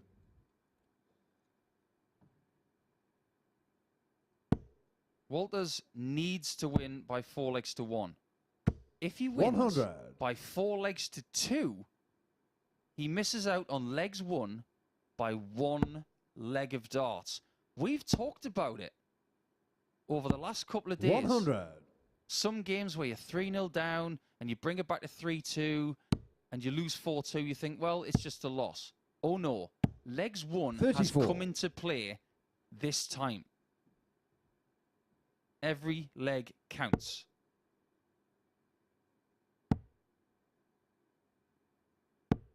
Just 57. spoken to one of our very brilliant backroom staff about the fact that Blom has come through this group. 96. Kevin your car 130. My friend Mark Walker has compared him to Greg Ritchie from last year, who was on the floor in Group A and then got through Group C. I remember that, actually. That was brilliant. Like this finish. 125. Now, interestingly, if Liam Meek can get a couple of trebles here, Kevin Painter's sat on 5. This isn't a gimme 123. It isn't a Kevin your car certainty. 5. for the match to finish his week on a high. Game And the show in artist match, will Kevin end with Painter. victory against Liam Meek. It's been an up and down week for Kevin Painter, but he ends it on a high with a 77.5 average, 4 from 11 on the doubles. We won't talk about the statistics. We know the statistics on that one, but Kevin Painter finishes with a victory. We will see him again at the Super Series at some point soon, and we look forward to seeing his return, and I'm sure we're going to see Liam Meek once again as well. Their campaigns end here. Steve Brown's will end here as well, but he's still got to say as to who the next player going through from this group will be. He takes on Scott Walters, who needs to win 4-0 or 4-1. Otherwise, Lee Shewan is going through.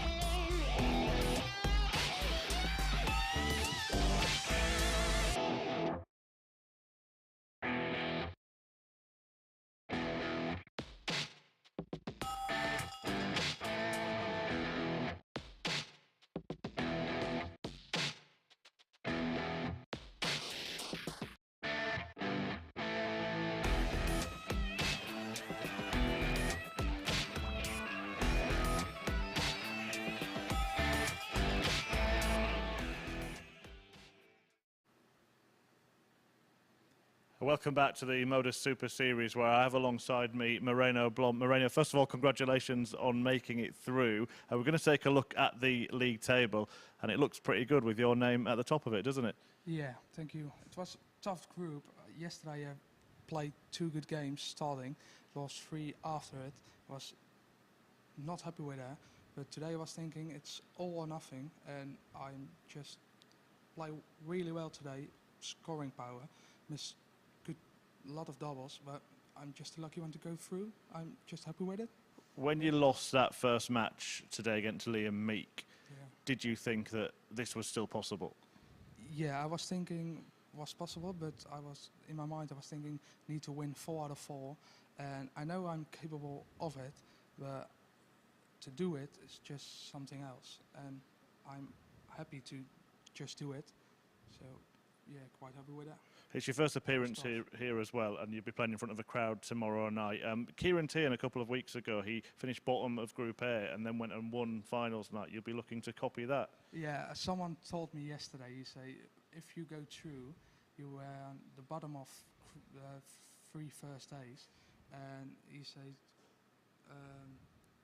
Kieran does the same. He say, maybe you can do it the same. So I have a chance. We will see tomorrow. I do my best always, but it's all for me this week to earn experience, and I love it here. I love it to play on it and get a chance on it. So I really love it. Well, we've enjoyed watching you as well. Well done. Moreno Blom through to finals night tomorrow. There is still a place up for grabs from this group to join Moreno and Andy Hamilton, who's also there having won Group A. Scott Walters in this last match against Steve Brown must win 4-0 or 4-1 to go through. Otherwise, it will be Lee Shewan that joins Moreno Blom at finals night. Back to Paul and Henry for the last match of the day. Thank you very much, Chris. And what a Friday morning session we've had here at the Super Series. And it will go down to game 15 of 15 in Group C as Scott Walters takes on Steve Brown. The scenario is as follows. Scott Walters needs to win by 4-0 or 4-1.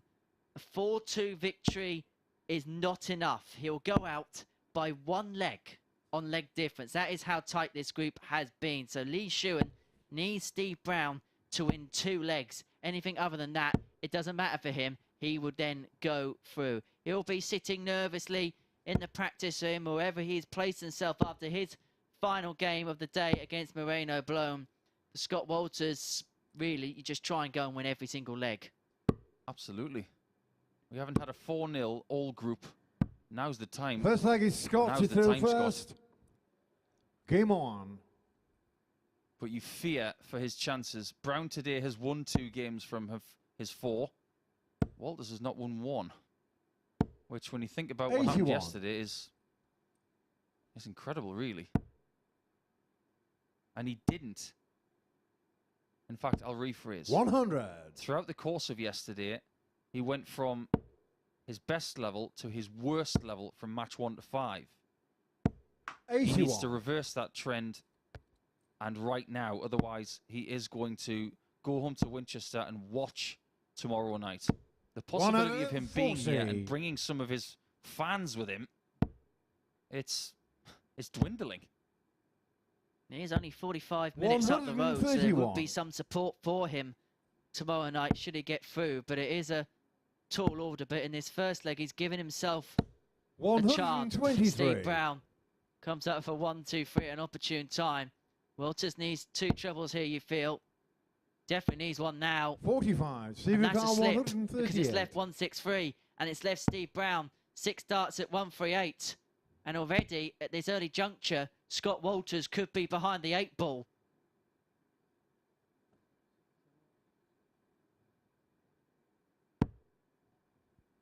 $96. That's worked out pretty well. Scott, I don't think it was exactly what he wanted.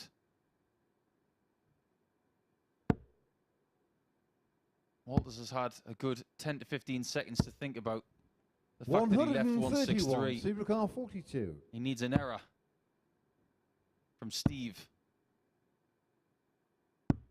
Game The error shown doesn't first come. leg. Steve Brown. And there you have it. It's not going to be 4-0. There will be no 4-0s in this whole group. Now Walters needs to win 4-0 from here.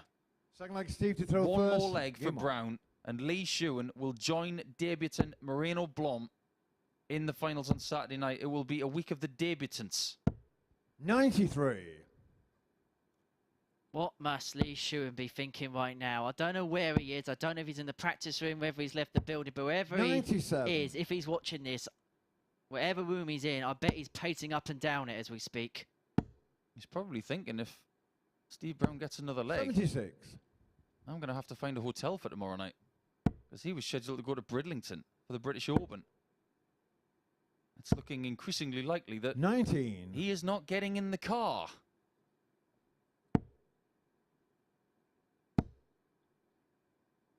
Turn the engine off, if that's 85. the case. Let's turn things around for just a second. How does Steve Brown feel in this 15th match. Obviously, he's worked really hard. He's had some great performances this week. That 103.66 he got a couple of days ago as a new personal best in the Super Series. You just wonder where he's going to go from here. He's got a lot of stuff on his plate, but I would say that his game is there. It just needs massaging a little bit if he's going to find his top stuff again. Agreed. And I think he'll like the fact that he's playing in a final game that means something in the course of the group. He can affect the outcome still. Even if he can't go through, 100. he knows that what he does will affect someone else, which means it gives him something to play for. Well, and he won't mind being the heartbreaker. It's all part and parcel of being a competitor. 105. Steve require 92. 92 to finalise what this group looks like. 56. Now, Scott, 80. It's now or never. I went for 2 double tops, I believe. Nothing has gone right today. 72. At all. Steve require 36. Elimination point. But he's going to get another chance. No score. One Scott more require chance, 8. which he has to take on double 4. Madhouse. No score. Steve And require that could be 36. curtains for Scott Walters. 2 18s. Game shot There on you the have it. second leg. Steve Scott Brown. Walters cannot qualify after being perfect on Thursday. He knows exactly what has happened. And Lee Shewan, a debutant this week in Group C, Third will leg, go Scott to first. Saturday Game on. finals with Moreno Blom. And so Lee Shewan is now a shoe-in to tomorrow 58. night's finals. We know half of the field for finals night tomorrow. It's going to be Andy Hamilton, Moreno Blom, and Lee Shewan. They'll be joined by 3 players from Group B. And if you thought 48. today was dramatic, tonight could be just as much so. And of course, you could be a part of the darting drama tomorrow. Free tickets are available. Head to dartshop.tv for more information on that and how you can be here tomorrow night. And if it's 21. like today, you'll want to be here. I suppose we have to mention at this juncture, because Chris has already spoken to Moreno about his qualification. 95. What you brought up earlier about 80 to 1 has happened. He's won this group. Remarkable. One of the best group comebacks 81. in Super Series history, without a shadow of a doubt. And going into tomorrow night, he's going to feel almost invincible to a 60. certain extent. He's got a lot of ammunition when it comes to winning tomorrow night. He's got the knowledge that Kieran Tian 2 weeks ago was able to do what he's done by making 58. Saturday night. He might just get that extra buzz from the crowd. And he's a very different opponent now to what he was on Monday morning. 92. You just get the feeling that Walters is left bereft here. He just hasn't had the answers on Friday. If today does not 100. prove that darts is on the day, I don't know what does. Nothing is ever guaranteed in this format. That's 60. why it's so encapsulating. That's what makes us always want to come back for more. Week after week, month after month. 33. Steve Lucar 146. And you can tell now that everything's been settled just because the adrenaline looks as if it's just waned a little bit from both players' bodies. They both know now that everything is set in stone. 90. There's Scott a Lucar approach from Steve. 150. Walters constantly looking at his hands.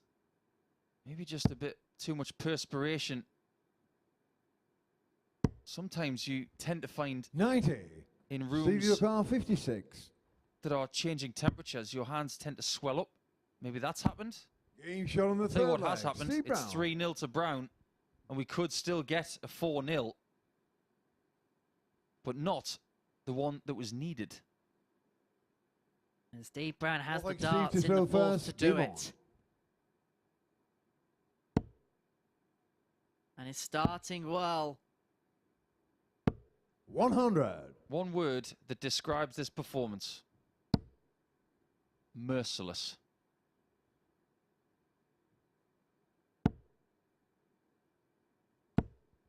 $121. As you mentioned, Scott Walters is going to have to find a way when he leaves his 92. building just to find a way to come off the canvas. He won't get another crack. This is his second chance, so we're not going to see any more of him 81. here in stage 1. We'll have to wait to see him later in the year, or even potentially in the early part of 2023. 59. You only get 2 chances to qualify, and you've got to be lucky to get 2 chances to qualify 99. for the finals here. So Steve Brown looks set and on the cusp, 140. securing a 4-0 win. He leaves himself on 110 after 12. What can Walters do in reply? Needs another trouble, you feel? 95. Steve Car 110. So 110 for Steve Brown to secure a 4-0 victory, the first of this group in the very last match. Game Tops shot on the does match, it Steve Brown. for Steve Brown, and he beats Scott Walters by 4-0. And after winning all 5 games on Thursday, it was a reversal of his fortunes on Friday, and he narrowly misses out on qualification for finals night tomorrow. That is what it does then in terms of the averages. 82.36 for Steve Brown, 4 out of 8 on the doubles. That equates to 50%. The higher, as we just saw there, was the 110 finish that sees the group come towards a conclusion. We're going to return for Group B tonight, but final thoughts and reflections now from Paul Nicholson, who's upstairs with Chris Murphy. Wow, that was incredible, wasn't it, Paul? What a day of action. I mean, rip up any script that you might have written. Who would have thought that Scott Walters wouldn't make it through? Who would have thought that Moreno Blom would? Well, I'm lost for words. You look at what's happened today and you just realise how unpredictable MODUS Super Series darts can be. Walters finishes in 5th position. Unbelievable stuff. I can't believe that Painter, Brown, Shewan and Blom have finished ahead of him. Lee and Meek finishes the group in the same position as we saw him on Thursday. But Blom, 80-1 to win that group at the start of today. Incredible stuff. Lee Shewan not going to the British Open. He's sticking around. He's going to be here Saturday night. But the first 4-0 in the 15th game of Friday. We waited, what was it, 29 games or 30 games to get that first 4-0. Amazing stuff. Yeah, once Walters had lost a couple of games, it was understandable that he would have been flat by then. But with all that's happened today, was the very first match the decisive one when Scott missed 6 match darts to beat Lee Shewan and end up losing the game? When you have a match like that, sometimes it can infect the rest of your day. We've seen it in different tournaments throughout the last 15, 20 years. But in round-robin format, it has a really big effect. We saw yesterday when he got a good start, averaging 95 in his first game. He felt good for the rest of the day. He did admittedly lose a bit of steam in his 15th, well, his 5th game yesterday, 15th match overall. But today, he definitely was affected by match 1. It has to be the case. And Moreno Blom, he lost 16 of his first 21 matches this week and then won his last 4 to qualify. We've not really seen anything like that, have we? Not really. I mean, even when you look at what Greg Ritchie did last year by being at the bottom of Group A and then getting through Group C, we've seen it a few times. Barry Bates at the early part of 2021, he did the same. He qualified for Saturday night through Group C. Kieran Tian's done it in this building in the last couple of weeks. But now we're talking about this young man being a potential contender for the title this week to get the Champions Week. So Andy Hamilton, winner of Group A, Moreno Blom, winner of Group C, and runner-up Lee Shewan, all through to finals night on Saturday. We are back this evening from 10 p.m. live on Sporty Stuff TV for Group B, and this one could give us as much of a headache, Paul. You think so? I hope it does, actually, because today's been really exciting. Conor Heenan has been excellent so far this week. He was unfortunate not to win in Group A, of course, but Johnny Haynes, I'd watch out for him. He sneakily got himself into the number 2 spot, but everybody here has got a chance. I'm just going to give you an inside tip as well, because I was talking to Conan Whitehead last night after everything was done. He said to me, don't you worry, I'm going to qualify, and I'm going to win this thing this week. Well, there we have it. Conan Whitehead making a prediction for himself there. Conor Heenan, though, hit a 9-darter last night. Don't forget, there's so much seems to have happened in the last 24 hours or so here at the Modus Live Lounge. And you could be here tomorrow, Saturday night, finals night. We do have a crowd in. Tickets are available for free via dartshop.tv. So 3 places left up for grabs to join Andy Hamilton. And it was the 2 debutants that made it through from Group C, Moreno Blom and Lee Shewan, who will fill the remaining places. We'll find out tonight. We'll see you then.